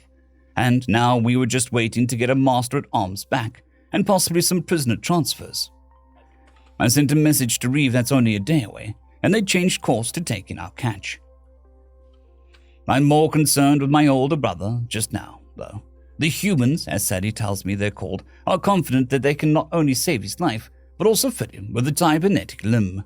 It boggles the mind that they could have such confidence with medical procedure that fails more than 70% of the time. Stars guide their surgeons. After action report, emergency station assault. Name, Warrant Officer Sally. Date, January 7th, 1763 PC. So here's the thing. PFC Gregory George's mission report sucks ass. Therefore, I'm insisting that this after-action report goes into any official documentation for first contacts. So as you know, we were going to a station detected on long scans into unexplored space in the general direction of the hyperspace wake detected after PFC Gregory George disappeared off Sanctuary. And wouldn't you know it, a hunk of junk that matches the thing mistaken for a rogue asteroid by both mass and energy signature just happened to be docked there. So I boarded the station. Their computer systems were frankly pathetic. I've never felt so fat in my life, not even crammed into a humanoid frame. Don't worry, I won't bore you with how god-awful their programming architecture is, or how substandard their hardware is. Just suffice to say that I had to delete a few automation algorithms and replace them with some light VIs to make room for my main translator, Matrix. I kind of need that, since I don't actually speak Xenos. Anyway, I picked the most common language and broadcasted a standard "prepare to be boarded, don't fight if you don't want to get dead." The usual, but in Xenoese. But something unusual happened. I detected "medic, medic, medic" being shouted in RBC. There he was, PFC Gregory George doing his level best to hold the vital fluids on the inside of a big blue four-armed Xenos. Well, it was supposed to have 4 arms, but the poor guy had suffered some damage recently. It was kind of grainy in the bar's security camera, but I found that he was on a TACNAC by doing a basic comms check in the area. 0.000347 seconds later, I was in their TACNAC, or at least a comms subroutine of mine was. I had him rattle off his identification number just to follow the rules, because protocol. Then he gave me a sitrep. 1 ballistic amputation, severe blood loss, shock, and the fucker who caused all of this mess is on the run. Well, that was enough to divert a medic boarding torpedo to his location. While he was waiting, I added his companionship and law enforcement personnel to the friendlies category. None of the FF incidents were my fault, except for when I used a cleaning robot to set off a flashbang in the enlisted mess 2 months ago, and I still don't think that should count. Physical butthurt aside, once the medic landed, she immediately got a scan and got the portal cloner going for his blood, cleaned the wound, and sprayed it down with autoseal before synthesizing some kind of shock treatment drug and painkillers. I'm constantly amazed at how effective the medics are at biorepairs. I'd mess it up for sure. On the right side, it's a chance for a biological to get an upgrade, unless the cloners get to him before the engineers.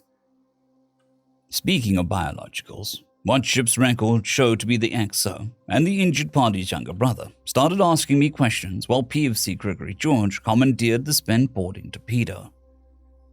I had a little chat about not using the A-slur with Digitans, and also how to not get shot with the XO dude while PFC Gregory George started giving me orders. Get me a shipwright loadout, ready by the time I get back, and a firing trajectory on the Great Catch. It's the hunk of junk that calls the station's quake. You can't give me orders, Private, I gently reminded him. The fuck I can't. I am master at arms of a friendly vessel under action. Shut the fuck up and get me my fucking kit, Warrant Officer. 1 records query later, and I was obeying orders and offering, should I put together a fire team? You don't have a platoon in reserve? Well, shipwrights or cross-trained? Affirmative, sir. Get them assembled and briefed with the materials from the SWAT dude's briefing. Stress the fact that they have at least 1 adolescent prisoner the leader is keeping as a slave. I want chemical propellant boarding shotguns and EMP grenades. Enemy relies heavily on energy weapons, HP slugs only. Anything else, sir? Get me some fucking coffee. 1 extremely truncated welcome home, 1 change of armor and loadout, and 1 travel mug of coffee later, and he was at the head of the formation of boarding torpedo, given a lecture on how to say, get on the ground with your hands on your head in Xenoese. I know a constructor language when I hear one, even if it's had some centuries to evolve. I wonder why they made a language that makes it stupidly difficult to shout on purpose. Well, the volume control and external speakers solves that problem just fine. The enemy was burning hard for minimum jump distance, but the Here's Johnny and her gunners had something to say about that. 2 shots, 1 ball of iron massing 10 grams, moving at 84.56% C, followed by a 1.814 kilogram ball of tungsten at the same speed. The iron collapsed their shields, and the tungsten tore off most of their thrusters. "That was a hell of a shot. Tell the gunner he has my compliments," PFC, but somehow also Lieutenant Gregory George, said. I relayed the message, and VSC Harry Sheffield fainted at the compliment on accuracy from the report. A few minutes later, see, I can just give generalities, Kevin. The torpedoes hit amidships. I was peeking in at their helmet cams for completely official reasons, and not because I get a vicarious thrill out of watching organics stomp on some criminal scum. Our boys are such pros, and the PFC, but somehow also Lieutenant Gregory George, was right about the EMP grenades. They did balk some of the enemy ship systems, but since the Here's Johnny was close by, it wasn't going to be a problem. The enemy tried to void a large compartment to get rid of our boys, but they brought their own O2, so it wouldn't work. Moron. Anyone just looking at standard boarding SA armor can see that they're sealed systems. He was on the way to having a no atmo for himself before he decided to close the airlocks again. Moron. PFC, but somehow also Lieutenant Gregory George, hasn't lost any of his edge.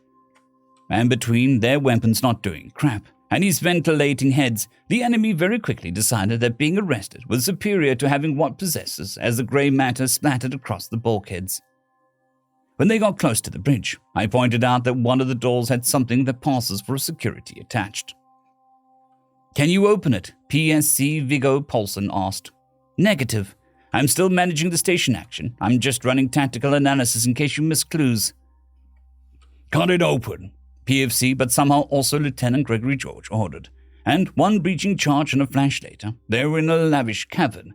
A lavish cavern with 3 small crates along one wall with what were obviously panicking adolescent sapiens, struggling to find any way to move. "Humans, go transparent on your faceplates. The rest of you, I don't know how the Xenos would react." I noticed from the other feeds that they did as they were told, and PFC, but somehow also Lieutenant Gregory George, tore the cage door off of the one with the believers, as he calls them, girl, and started speaking softly in Xenoese. Hey, you're gonna be okay again." At first she flinched away from his touch, but once she'd blinked away the flashbang enough to see his face, she sprung herself at him, crying. After a few seconds, the others followed his lead with the other 2 kids, just without speaking Xenoese. Eventually the girl calmed down enough to ask, "Why did their guy from the Dart Wars and memes come for me?" "We found your brother's escape pod, Brexby, and he asked me for help. He asked me to find you, so I did." The girl broke down crying and managed to get out They told me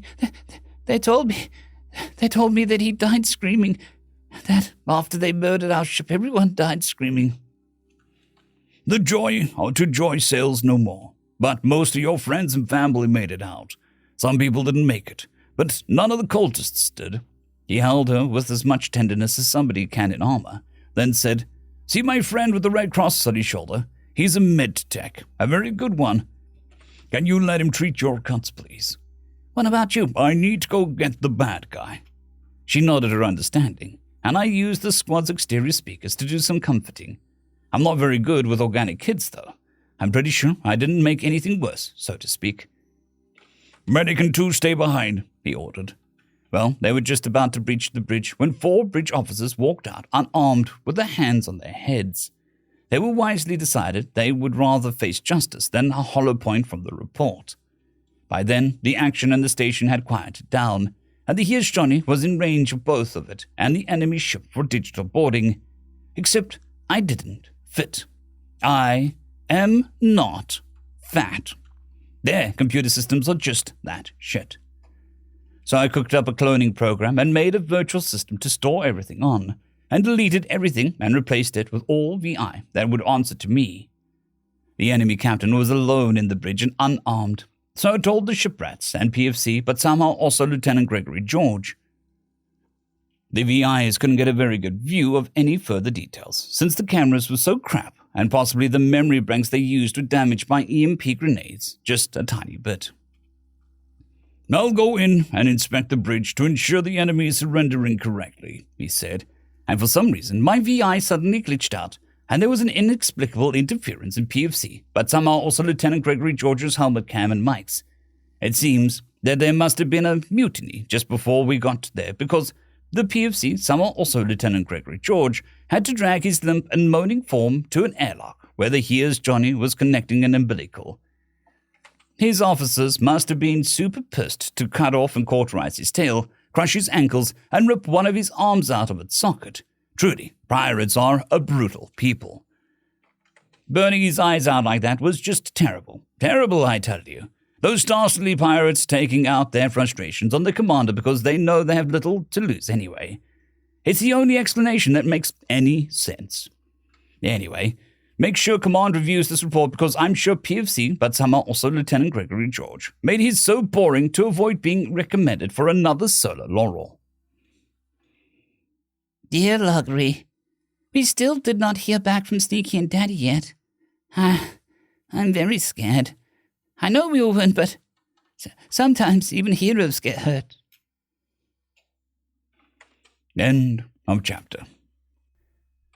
Part 5, Chapter 18, Family, Meet My Family. Date 1/3/4. Name, Greg George. Feck. Feckity feck. Feck, feck, feck, feck, feck, feck, feck, well, feck. That was going so fecking well, too. But now I might get busted for running a field calibration instead of a full calibration on a suit of armor I hadn't operated before. If it comes to it, I think a JAG officer can justify me since I was pretty fecking hard up for time. Still though, it is generally not allowed to feck up a surrendering combatant. Then again, the fecker was a slaver, and I knew that, so maybe they'll just reprimand me for corner cutting. The weird fecking thing is everyone's acting like we're letting crap slide. Like just because Sally didn't directly watch through my camera feeds, the fight didn't happen. Fair enough. I kind of see the appeal of pretending I went in like a badass and fecked the fecker up on purpose. What happened is just fecking embarrassing. He came at me with a melee weapon that's just a red-hot length of metal attached to a handle. A fecking stupid weapon wielded by a fecking moron with a fecking crap plan. He was so fecking weak that my battle screens didn't even activate. And, even goddamn worse, the heat rod thingy bounced off my noggin and the fecker managed to poke out one of his eyes out with it. Then I fecked up.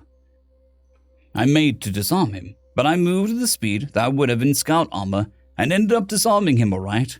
Then he started flailing around and fecking panic and tripped over his own arm, and some fecking how managed to land on the heat rod thingy so it poked out of his other eye. At this point, it was like Jesus himself was beating the fecker up. But I kind of wanted him alive and capable of speech, since there was some fecking important questions he needs to answer. So I reached down to put him away from the fecking thing by his knees, right? But I gripped too fecking tightly and crushed them. I had to drag his sorry ass all the way to the airlock. I didn't cauterize his tail stump, though. Apparently, it's a permanent mark of cowardice to his countrymen, which I think fecking fits. But yeah, that fight was a crap show. Maybe everyone just expected me to take vengeance and looked the other way, but my helmet cam caught most of it anyway.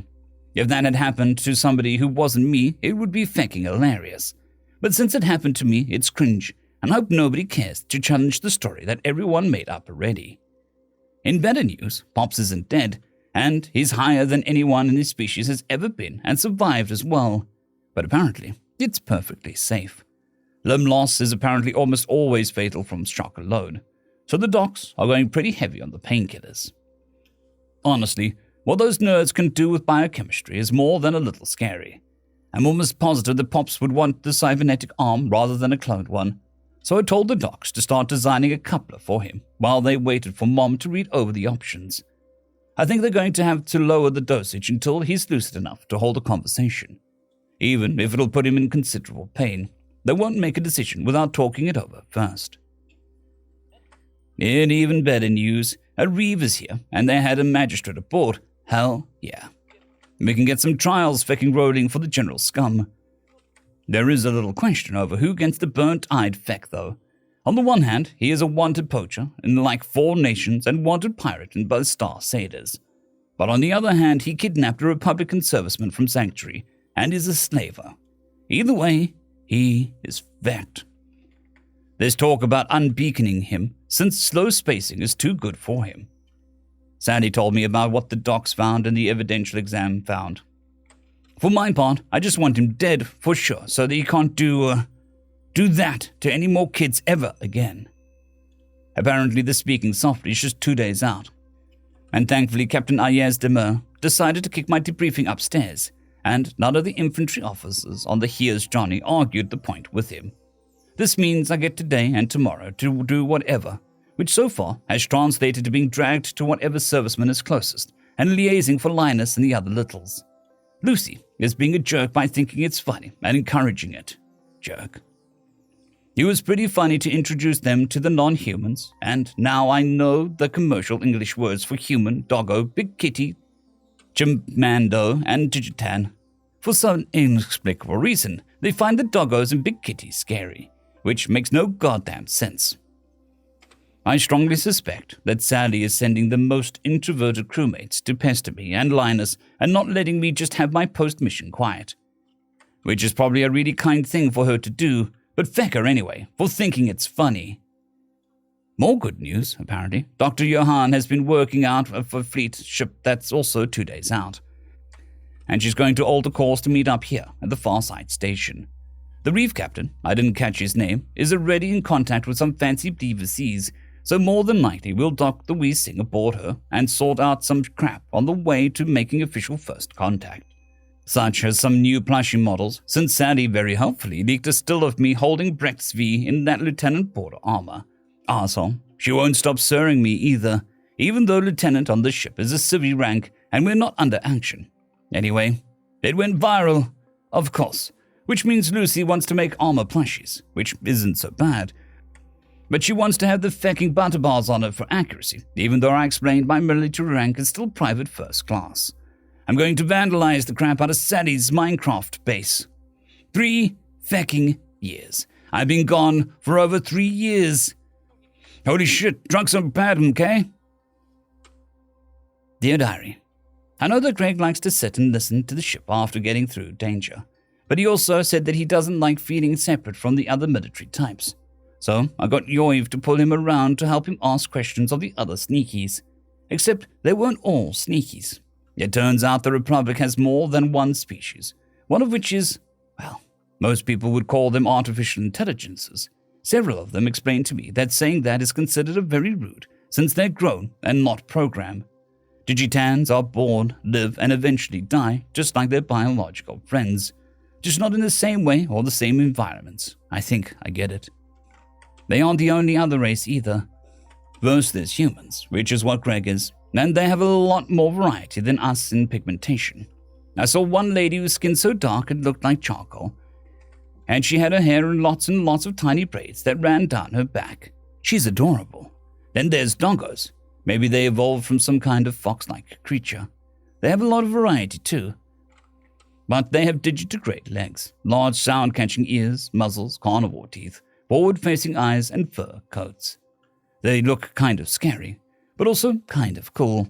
Not to be confused with big kitties, who look a lot like the doggos, but move different and have higher voices. They're also scarier.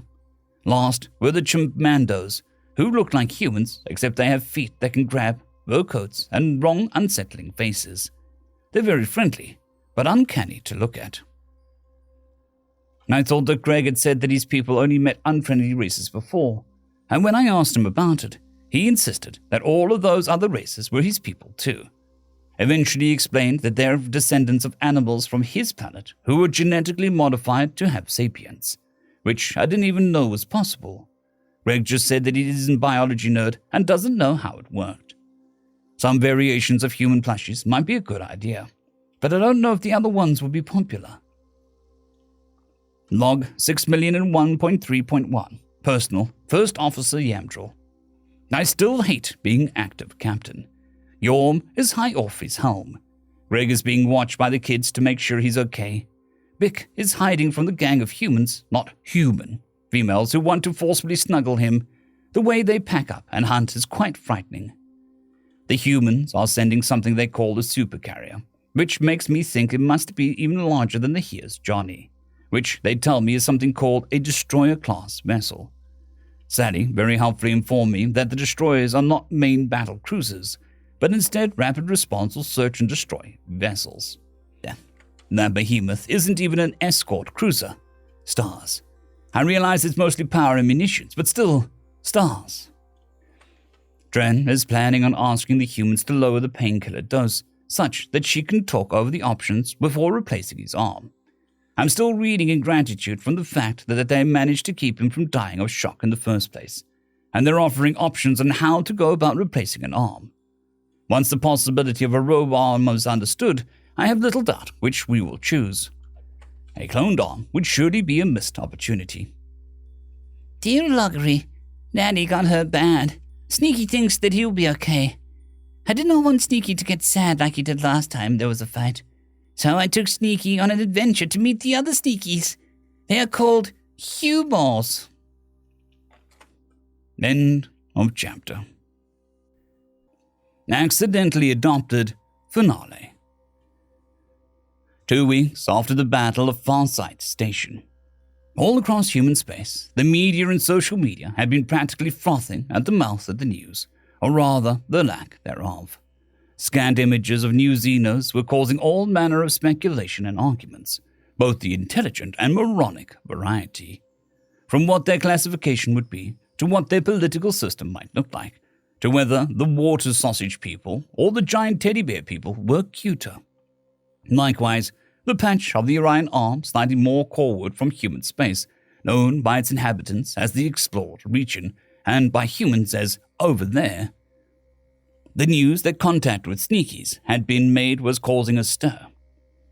There may or may not have been a small riot or two when local governments failed to furnish demanding constituents with data on the location of the sneaky nation they simply didn't have. It was only some minor property damage, and nobody except one aged and unhealthy security officer died, and that of a heart attack from the fright of being shouted at. Therefore, they couldn't really be called riots except for the most pedantic of people. On the popular independent broadcast, the Tuesday presenter tried to be nonchalant about getting his notes in order as he started the next segment of his morning podcast. His ears twitched and his whiskers quivered nervously, but he could keep everything in frame professional looking. He was having trouble keeping his tail lashing, though. Now on to the next story, the remarkable disappearance and subsequent reappearance of Gregory George, better known as the Report. Records show that he was on mandatory mental health leave on Sanctuary in from the 5th of July of year 1760 until he was reported missing in action on the 22nd of August in the same year, when he failed to check in from the planned wilderness overnight stay. A search of the area where he'd submitted a plan to hike was conducted and turned up a destroyed tent and sleeping bag, and nothing else. A comparison of timing of the disappearance with observation station data revealed that it coincided with two events: the infiltration by a digitant named Entropy Razor, bleat smelling, and the intrusion of a small ship originally mistaken for a rogue asteroid. Entropy Razor managed to cause significant damage to the communication systems, allegedly looking for secret subroutines, allegedly under nobody's direction and for nobody's benefit. The guest for the day, a chimp Mando, bared his fangs and interjected, "Definitely not a CIP agent or anything." Of course not. It's not like a certain sippy cuff politician has been accusing Sanctuary and Respite of being secret super spy research and training facilities. The thing I find to be absolutely boggling is the asteroid ship turned out to be Xenos. Well, at least the idiots didn't start a war with us by kidnapping one of our most famous heroes. The Xenos. These googlies, no, the sippy cups. I see. It turns out that googly ship got supremely lucky. In the short term, well, 3 years later makes a difference. What we know is that PFC Gregory George was taken by these googlies as part of a criminal poaching and pit fighting ring, and that their government in no way condoned it. I find it difficult, to say the least, to believe that a being could get away with running an operation for that long in a civilized nation without some level of state corruption. But more details to come after the diplomats start talking, I suppose. After a period of about 2 3/4 years, the main pit fighting ring was apparently busted up, and somehow PFC Gregory George wound up in the custody of a believous man called Yomdril, the captain of a merchant ship called Among the Star Tides We Sing. We haven't seen very much on the Blue People, but the ship names we've gotten are just lovely. Yes, I do quite like the phrases they use. It gives their ships a sense of aim, I think. And the aim of the ship was clearly to be a place of beauty, which it may well have been for George, seeing that he apparently got officially adopted into the family. You know, it's nice to see the Lost Boys making connections of this nature. From a psychological perspective, it seems like a trauma bonding, but in this case, he managed to find some good people to latch onto. It's not like the last time he bonded with the baddies. No, but they did encourage each other to live a very risky lifestyle. It was all very understandable, and better than what they very well could have happened. But you can't call what the Lost Boys were doing good for them. Did you ever meet him or any of the other Lost Boys during your service? No, but my unit was in the same operation as Gunner Juan. He took out an enemy tank just as it was firing at us from his artillery battery 30 miles out. I don't know if I can handle that kind of stress. It's amazing what you can get used to. Anyway, apparently Gregory learned a Xeno's language and told them his story. Then they decided to hunt down the criminal scum with a complement of Bleaver's SWAT, and coincidentally caught up to him at the same time the Here's Johnny was closing in on a station past the last hive the Navy glassed. From what the Navy can tell, apparently the Xenos were quarantining the grubs until they scanned our expeditionary fleet and ran screaming. Well, we're fixing their mistakes, indeed. That brings us to today, when apparently the Wendy has gone MIA. Now, I never served, but I do have brothers, and if one of them was missing for 3 years, you wouldn't let the reg stop you from going to hug him? Exactly. Yeah, I expect there's something to that assessment. I wouldn't be surprised if we did a record search that we'd find that every surviving Lost Boy is currently AWOL. And I'll be less surprised in a few days when the Wendy turns up requesting to dock with us speaking softly. Meanwhile, aboard an unassuming personal yacht, Amelia Doucette waited patiently for permission to dock in the supercarrier dominating the binary star system, devoid of anything else even mildly interesting. Important things were going to happen very shortly, and worse interesting things as well. She just knew it in her gut. She got her clearance and her directions and began piloting her yacht into the opening hangar bay. She hadn't been worried about being rejected. They knew that she was coming, and she had a perfect right to attend the first diplomatic meeting between her government and the allegedly friendly Xenos. Then her compad pinged, and she saw that she had a reply from Gregory George. Yes, was all it said, and she considered herself that she was likely to get a better quote from him than the last one. It wasn't when she was inexperienced at reporting and just after his home had burned, after all. Meanwhile, aboard the same supercarrier, the speaking softly. The Admiral wiped away the first contact materials and pursed her lips in thought. Warrant Officer Sadie's AA report was probably going to get the Dirt Pounder another solo laurel, or another cross of terror at the very least. His captivity in the pit fighting ring would rate him the broken chain and the red drop as a matter of course. Poor boy doesn't want another fecking medal, he wants his brothers, she thought ruefully to herself. But then a smile curled up her lips as another thought came to her mind. Well, I might as well make that promotion permanent. Lieutenant Gregory George.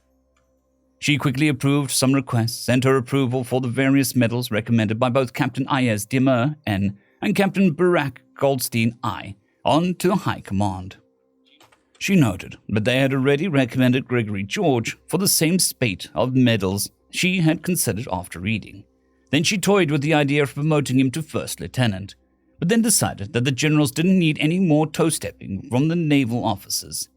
She did send a few of them PMs along the lines of, shouldn't we promote the idiot another rank so he can't just bust himself down? Then she pressed the intercom button on her desk and told her secretary, get me a model of Among the Star Tides We Sing in a bottle to give to a good Captain Yomdril as a gift, and some coffee that he can drink and not die. Then, once the shrink is done breaking the news to Lieutenant George, please inform him that I'd like to speak with him as soon as his duties permit. Aye, ma'am, he replied. Meanwhile, aboard the Wee Sing, currently docked and speaking softly, Captain Yormdrel flexed a muscle that wasn't there and tried to ignore the pain from an arm that also wasn't there, and concentrated on using the soldering iron that popped out of the middle finger of his newly cybernetic lower right arm. Well, newly relative to how long the biological one had been there. He's had a week and a half to get used to it, which has had all sorts of benefits in his workshop. But since he's been docked, the ship's systems have been in need of precious little maintenance. He would have accompanied his adopted son to visit the therapist for moral support, but the humans had such awfully tight corridors and terribly heavy gravity that he mainly found ways to occupy himself aboard his own ship, where he didn't have to wear a grav belt to move normally. He'd learned a lot about Greg's people that hadn't come through in the stories very well. For instance, they were incredibly friendly, and Greg is considered unusually introverted. Captain Yormdrel wasn't sure if that was a good thing or not, but the visitors have all been entertaining and accommodating. Or perhaps they were hosts. He was docked in their ship, after all. "Hart," came his wife's voice from behind. "What's on your mind?" "I'm sorry that after these short months our son will be required to embark. Our time with him, though rich, has been too short in my mind." "I can see the conflict in his face as well. We're the star for him, yet the Navy is another." "I pray that he can chart his course by both stars, and not be made to choose between them, selfishly, though. I hope he'll choose us over the Navy if it comes to it." Trevdy looked at her husband as he hunched over a robot he was modifying to help the children practice for dart walls, and a look of deep worry came across her face. "Hart, I do not believe it's selfish to desire such a thing. I also hope that we are a better and more wholesome place than amongst the service which demands he risk his life." "It is well," he replied, as some tension left his spine. "It shall be well. If he embarks, it does not mean that he is lost to us, merely far. All parents must prepare for such a thing." "Yet we believed that we had years and years and years to sing together. It is well, my husband. It shall be well, my wife." Meanwhile, in the living quarters, a teenage girl tried to avoid thinking about the same possibilities her parents so frankly discussed by focusing on modeling new models of sneaky plushies. New outfits, plus a much wider variety of skin and hair colors that she could have ever imagined. The original face was probably going to be the most popular because of how many viral memes it had produced.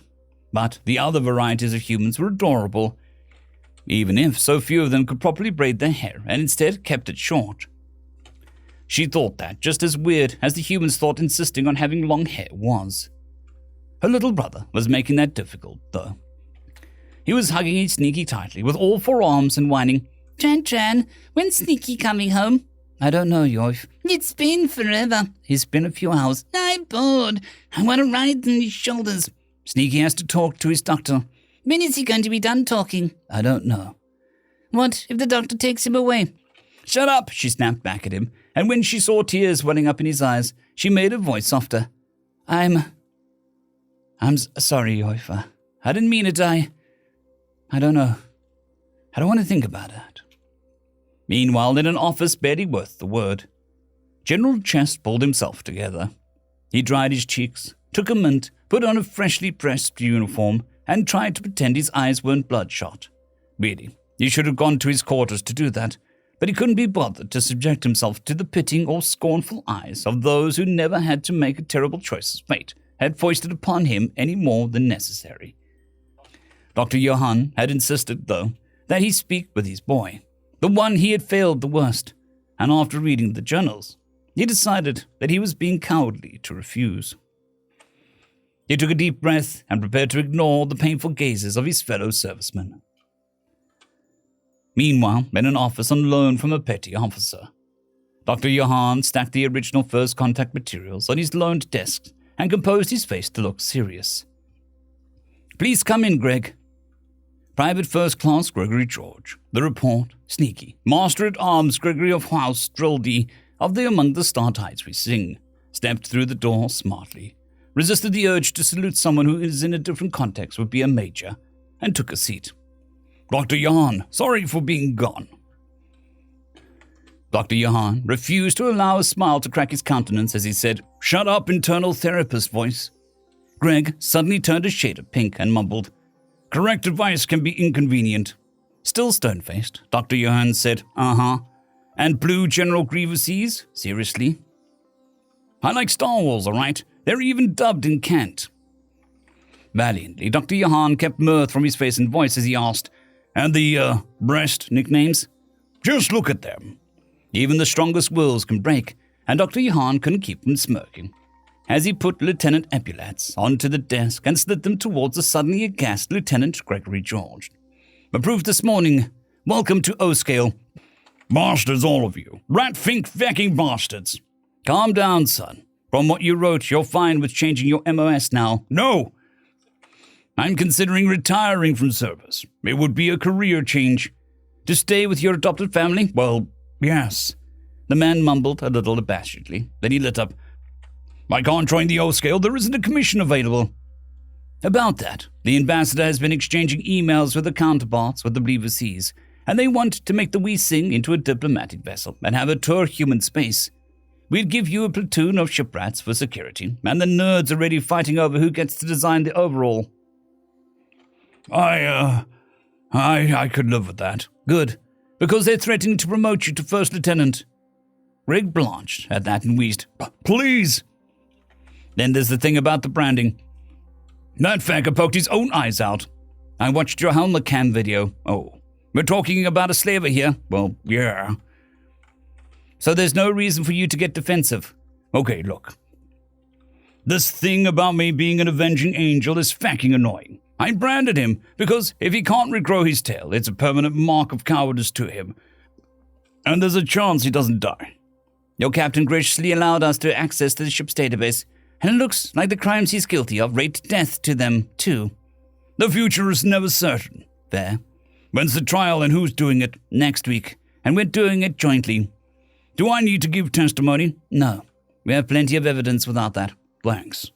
The administrative review cleared you of negligence since there was a known child in danger, and you alone had the knowledge on how to properly rescue her. I thought that was the case, but you knew that already. Your therapeutic journal wouldn't be a matter of official record if you had kept a log. No, shut up. I was more concerned with not going fecking bonkers than preserving a first contact record. Dr. Johann let out a good-natured chuckle, and Greg's false scowl faltered as the older man said, Son, I don't blame you, but the regs say it counts as the official log from our side. The kids' diaries were a nice addition. Lucy probably didn't think us men would have written down the important things, and Linus just wanted to be included. And you finally told your story to someone. Again, Greg flushed slightly and mumbled, Everyone already knows about Ignitia and the Lost Boys. I'd be repeating what you already heard. Did you read those books I sent over? Well, yes, and? Amelia tells it mostly like it happened. Like, as good as it's getting for someone who wasn't there. I feel kind of bad for yelling at her now. The book full of anecdotes of those little brothers I was on Overwatch for was weird. They got all hero worshipy. The one by Juan Carlos de Antigua III was completely shit. Feck that guy. The one by the Roman dude was pretty funny, though. Those guys are still fecking nuts. Does it bother you that these are the narratives that people believe? A little? And to tell your story yourself? I could do it again. I'm going to talk to Amelia later. Good. Good. She's good people, you know. Served with her in the medical corps. All in all, I think I'm doing pretty okay, Doc. Dr. Johann tapped the sanity journal and nodded, and then said, One more bit of news. The Wendy is on her way here. But the regs?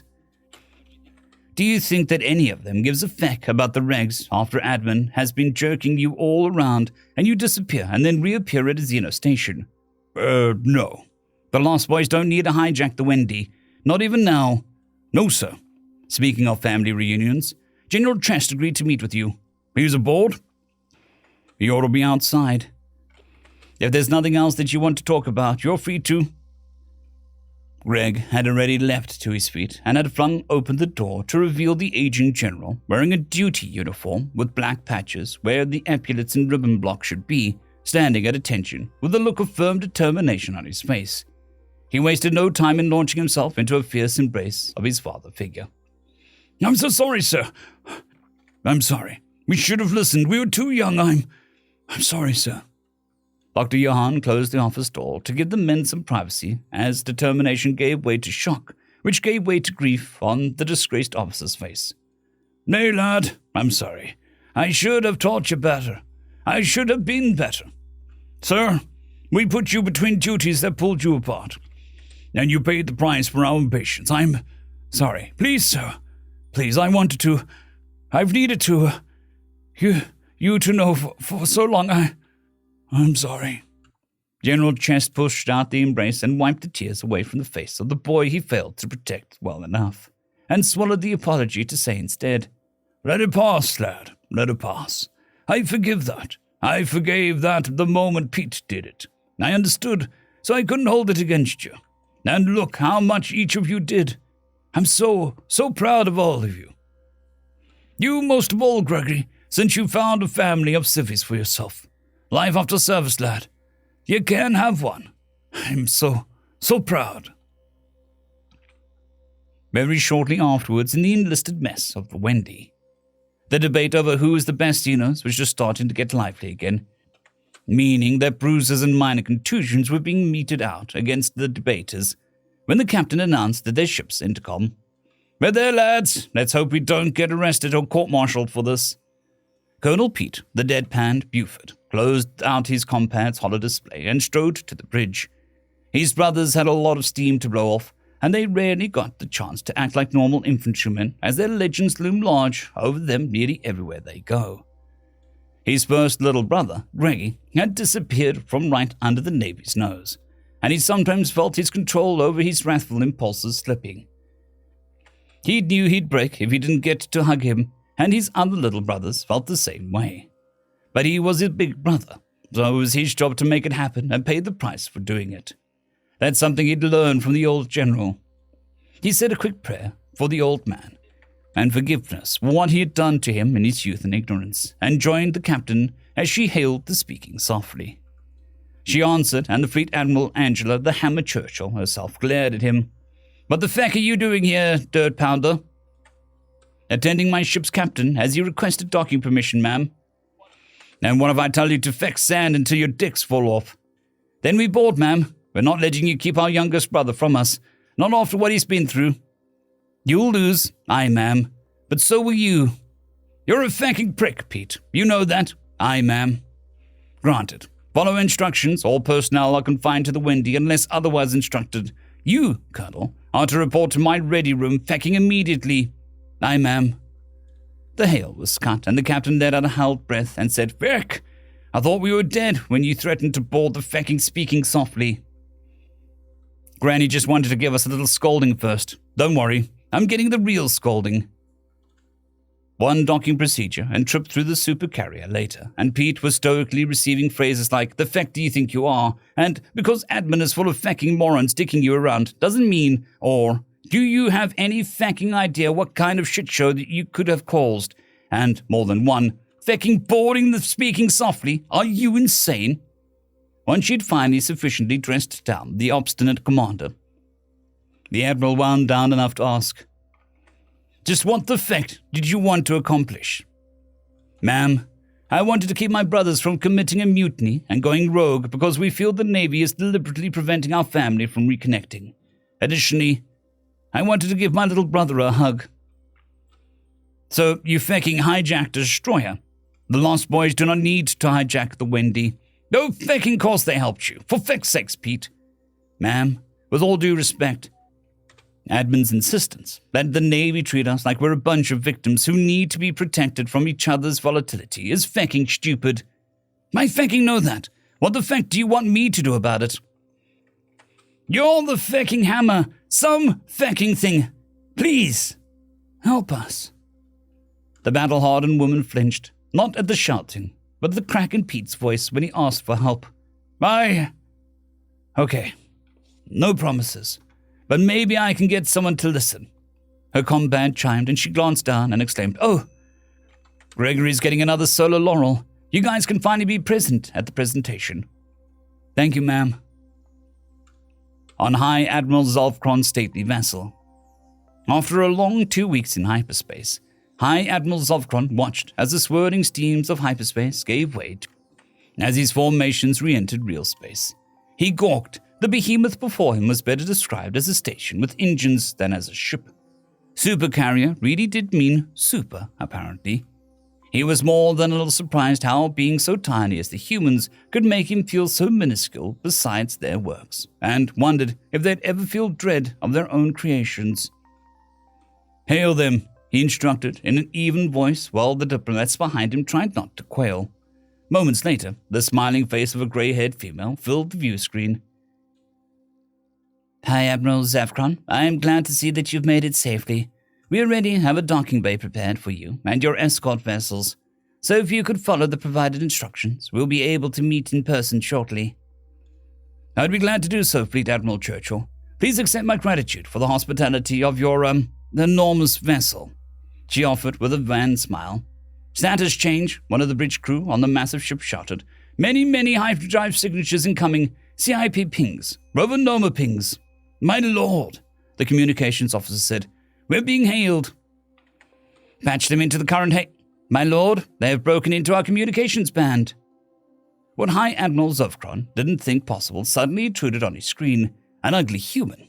He was more spherical than lithe. His black hair was greasy, his black eyes reedy, and his skin had an unpleasant sheen to it, as if it were damp. Even his gaudy coat was offensive to the eyes, with its clashing colors and dozens of medals festooning the entirety of its copious breast. The entire bridge crew of the Let True Friends Be Found and Made recoiled in disgust at his phlegmy voice intruded. "Fear not the fine Xenos, for we true representatives of humanity have arrived to liberate you from the all-conquering Republic and the terror of the foul assassin they have sent to sow fear and doubt amongst you." "Oh, for Christ's sake, John, what the profanity do you think you're doing?" "Making first contact with the first non-hostile species humanity has found, of course." "By accusing us of sending an assassin to terrorize them." "You can't hide that the report is one you sent. I know that he was being trained on Sanctuary just before he conveniently disappeared. I sent an agent to confirm it, and you murdered him." "Thank you for confirming that Entropy Razor was your agent. He still refuses to talk." Which means you are responsible for Beastmaster Selbase kidnapping Gregory George of the House Drildy," High Admiral Zovkron stated coldly. Directly after that, dozens of messages flooded in that the various other ships are not affiliated with the speaker, and yet another human broke into the communications band. "So you caused such a dishonorable fate to befall the Emperor?" The newest human had a gaunt face covered in wrinkles and white thinning hair that it would have been endearing marks of age had it not been for the crazed light behind his grey eyes. "Prepare to feel the wrath of Rome." Suddenly the shouting humans were kicked from the band, and Admiral Churchill said with obvious exasperation, "You might want to get inside before they start shooting at each other." This sounds well." Some hours later, in a ballroom that looked suspiciously like a former cargo bay, Yomdrol tried not to think about the space battle raging just beyond the battle screens of the Speaking Softly, and due to his frustrations at his former robes, was having some success at that. Helpfully, there was a palpable smugness rolling off of his much smaller adopted son, despite the complete blankness on his face and rigidity of posture. Once again, Greg was able to escape formal robes due to the requirement that such a function be attended in dress blues. Real ones. Not the close enough ones that he had asked to be made while stranded far from his people. There was a suggestion of twinkling when he moved, suggesting stars in the fabric, and the golden brass buttons had the device of his service embossed in them. Additionally, his left breast was laden with mind-boggling array of little ribbons and medals, far more than anyone else present. Captain Yomdrol was pleased that he included the Nova amongst his honors, and in pride of place behind what Greg had explained was the highest possible honor for valor awarded by the Republic, the Solar L'Oreal, which he had 3.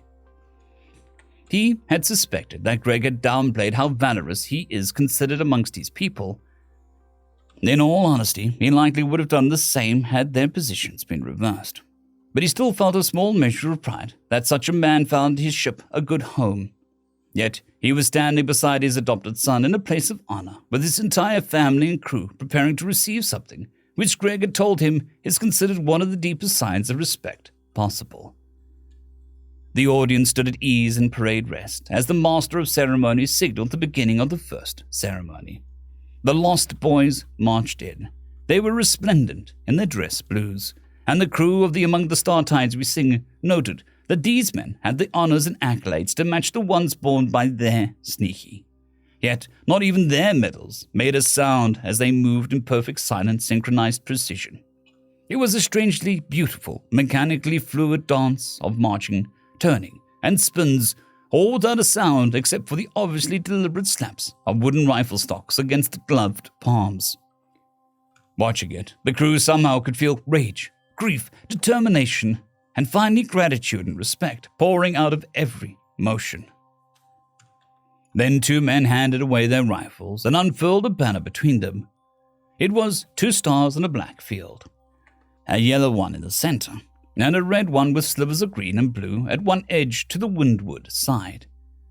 There were raindrops falling at Captain Yomdrill's feet as one by one the Lost Boys shouldered their rifles, marched up to him, snapped off a salute, waited for him to return it, and returned to the formation until only their leader and the banner holders remained.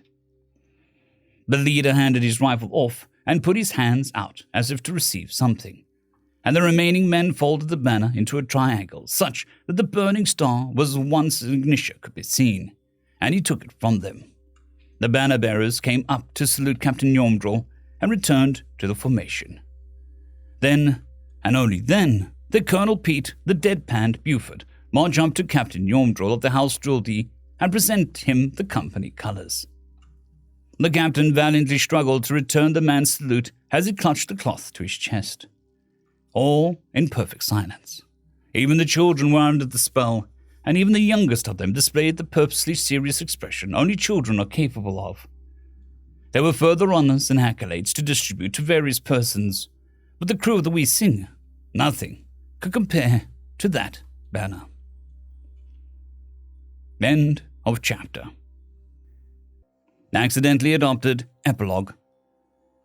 In an office attached to an armory aboard a famous ship, Second Lieutenant Master at Arms of the Among the Star Tides We Sing, 4-time recipient of the Solar Laurel, 2-time recipient of the Nova for Valor, extremely popular meme of both sides of the glassed gulf, Gregory, the report Sneaky George, sat at his desk and took a deep, calming breaths. Across from him, a gold-furred doggo clutched his tail, laid his ears back, and tried to make his eyes look bigger. On the one hand, his infantrymen had stopped treating him like a figure of myth. But on the other hand, they started feeling comfortable pulling this garbage. "If you keep trying to pull that puppy eye crap, I'll have you on KP for your duty station and extra duty for the next month, Sergeant," he said coldly. Sorry, sir," Staff Sergeant Fido McAllister said, as he dropped into a more chagrined expression.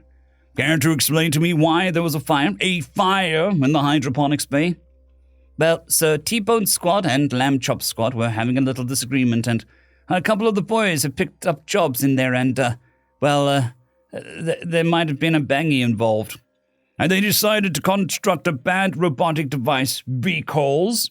"Well, Sergeant, Colhoun said that Linus thought that it would be funny." "And how did my little brother find out about the banned robotic modifications?" "Well, I think Sally told him." "Warrant Officer Sally, I know you're listening. Report." A female voice came over the officer's intercom speakers. "I swear, sir, I did not encourage any of this, especially after my extra duties from when I did it." "Warrant, I'm going to call your brother to figure out what extra duty to give you. Sergeant, this barracks war has officially caused civilian property damage and endangered the ship. Get your men the FAC in order." "Aye, sir," came the despondent chorus. "Dismissed." The chastised sergeant got up, snapped a salute, and scurried away as fast as was possible with the required dignity. "Fracking privates," Greg muttered before he took a deep breath and said, "I said dismissed, Sally." "Go easy on the kid, sir." "He passed his halfway. He's too old for this crap." "Before that, he was too young." "He's too old to be facking up and getting caught doing this crap." "Okay, fair," Sally said. "You want me to tell him to report to your office?" "No. No orders. Just say you heard I'm looking for him. Let him stew a little." "Aye, sir. I'm going to hang out in the galley node." A few hours later, Greg was returning to family quarters. Some people might think it's odd to live with giant blue adoptive parents, but they had gone through a lot of effort to make his cabin comfortable when he was stranded, and nothing beats movie night. He had to admit, since learning commercial English, movies had gotten a lot better. It turns out the RBC dubs were done by third-rate VAs who also happened to be veterans. But that's all besides the point. The point is that Greg liked his quarters, and the family liked having him in the converted closet, so there was no reason to move. First, he checked in on his sister's cabin. Linus did often go to her when he's gotten himself into trouble, probably hoping for an ally or just advice on how to face the inevitable. Usually, though, he would have been hiding from the captain, his father, since most of the rule-breaking Linus got up to wasn't related to the armory. In any case, Trandy was alone in her cabin, well, alone-ish. She was using a holodesk to attend a lecture on the treatment of combat PTSD. He unobtrusively closed the door and checked his brother's cabin. A mix of toys, Dart League ribbons and trophies, robotic parts and tools were haphazardly littered about in a system of organization that the boy insisted actually existed. Otherwise, the cabin was empty. Then he checked his own cabin. Without thinking, Greg said at ease when he saw the boy, who by then stood head and shoulders over him, standing at attention. When Linus went to parade rest, it registered. "You're practicing marching and drill?" Yes, Linus answered as his face darkened. "With the privates?" Yes. "What did I say about the privates?" "That they're all bored, clever, and have damaged common sense, and are best enjoyed from a distance." "But you're goading them to make bad robots, which you aren't supposed to know about, by the way, instead." "I didn't think they would actually make it." "Privates have damaged what?" "Common sense." The teenager sighed. "Come on, tell the orbit." "All I said is that Bangy sounded funny." "And you said this too?" "Private's pretty and bar band." "Well, that explains that. Why are you hanging around with the privates anyway?" "Well," he said as he shuffled his feet, "I've been looking for my stars, and I want to be like you, Sneaky. I want to be a citizen. I want to save people like you did." "Linus, I was just a terrified kid doing what he had to. You don't want to be like that." Linus scowled down at his older adopted brother and said, "Stop saying things like that. There were other scared kids who could have done the same things that you did, but didn't. There were grown-ups who tried to do what you did, but couldn't. Even then, you always did more than just what you had to. You did the best thing that you could think of every time." "You read the book," Greg said with a note of accusation in his voice. "Yes, I am old enough." "Which one?" "The one you and that nice lady were working on after you got the poacher." Gregory just nodded and said, "Every civilian has the right to serve when they come of age. But you have to want it, really want to put other people in front of you. It could cost you your life, kid." "I know. But I still have a lot of time to think about it before I'm old enough to embark." "Trandy is going to be disappointed to leave the wee thing by herself." "No, Jaeger's going with her. He got accepted into the same school's nanosurgery program." "So they're leaving soon?" "Sorry, they haven't told anybody yet. Sandy overheard them." "Gossiping little, well. You're going to apologize to the sergeants for reminding their privates that bad robot is something that can easily be made." "Yes, sir." Greg gave him a hug and sent him on his way. Then he sat and thought, maybe I'll retire this commission after the next tour. Medical won't like giving up the wee thing as the MH-approved ship, but maybe I want to settle down, get married. Maybe I'll go to school to retrain, strike out on my own. Humans should have ships like these. And the ship kept sailing along her way, carrying various ambassadors from various star nations to various stations and planets to discuss all sorts of things with humans. And Trevdy filled the cargo holds with valuable goods to sell at the next stop, while Trandy let Linus and Pendrell take over the bulk of the sneaky plushy business, which continued to be popular on both sides of the Gulf for various reasons. Meanwhile, Pops kept the ship running and looked forward to watching his adopted son drink what should be lethal amounts of alcohol when he told him that he was going to have another little sister. But the galaxy kept on turning, barely aware that it had turned just a little brighter. Somewhere else, another person woke up on a perfectly normal day with no reason to suspect that heroism, or perhaps compassion, or maybe uncanny luck would be needed. And they just needed to be the one to supply it. But that is a story for another time. End of chapter. End of story. If you've made it this far in the story, I highly suggest going back and updating all the chapters, if you're so inclined. I'd like to thank the author for giving me permission to read the story, and I'd like to thank you all for sticking around. It has been my pleasure to narrate this for you. I would just like to thank the T5 supporters: Bushmaster 117, Casper Arnholtz, Draxzoon WRE, Elijah Silvercross, Gray, John Carrington, and Severin Cerberus. Thank you very much.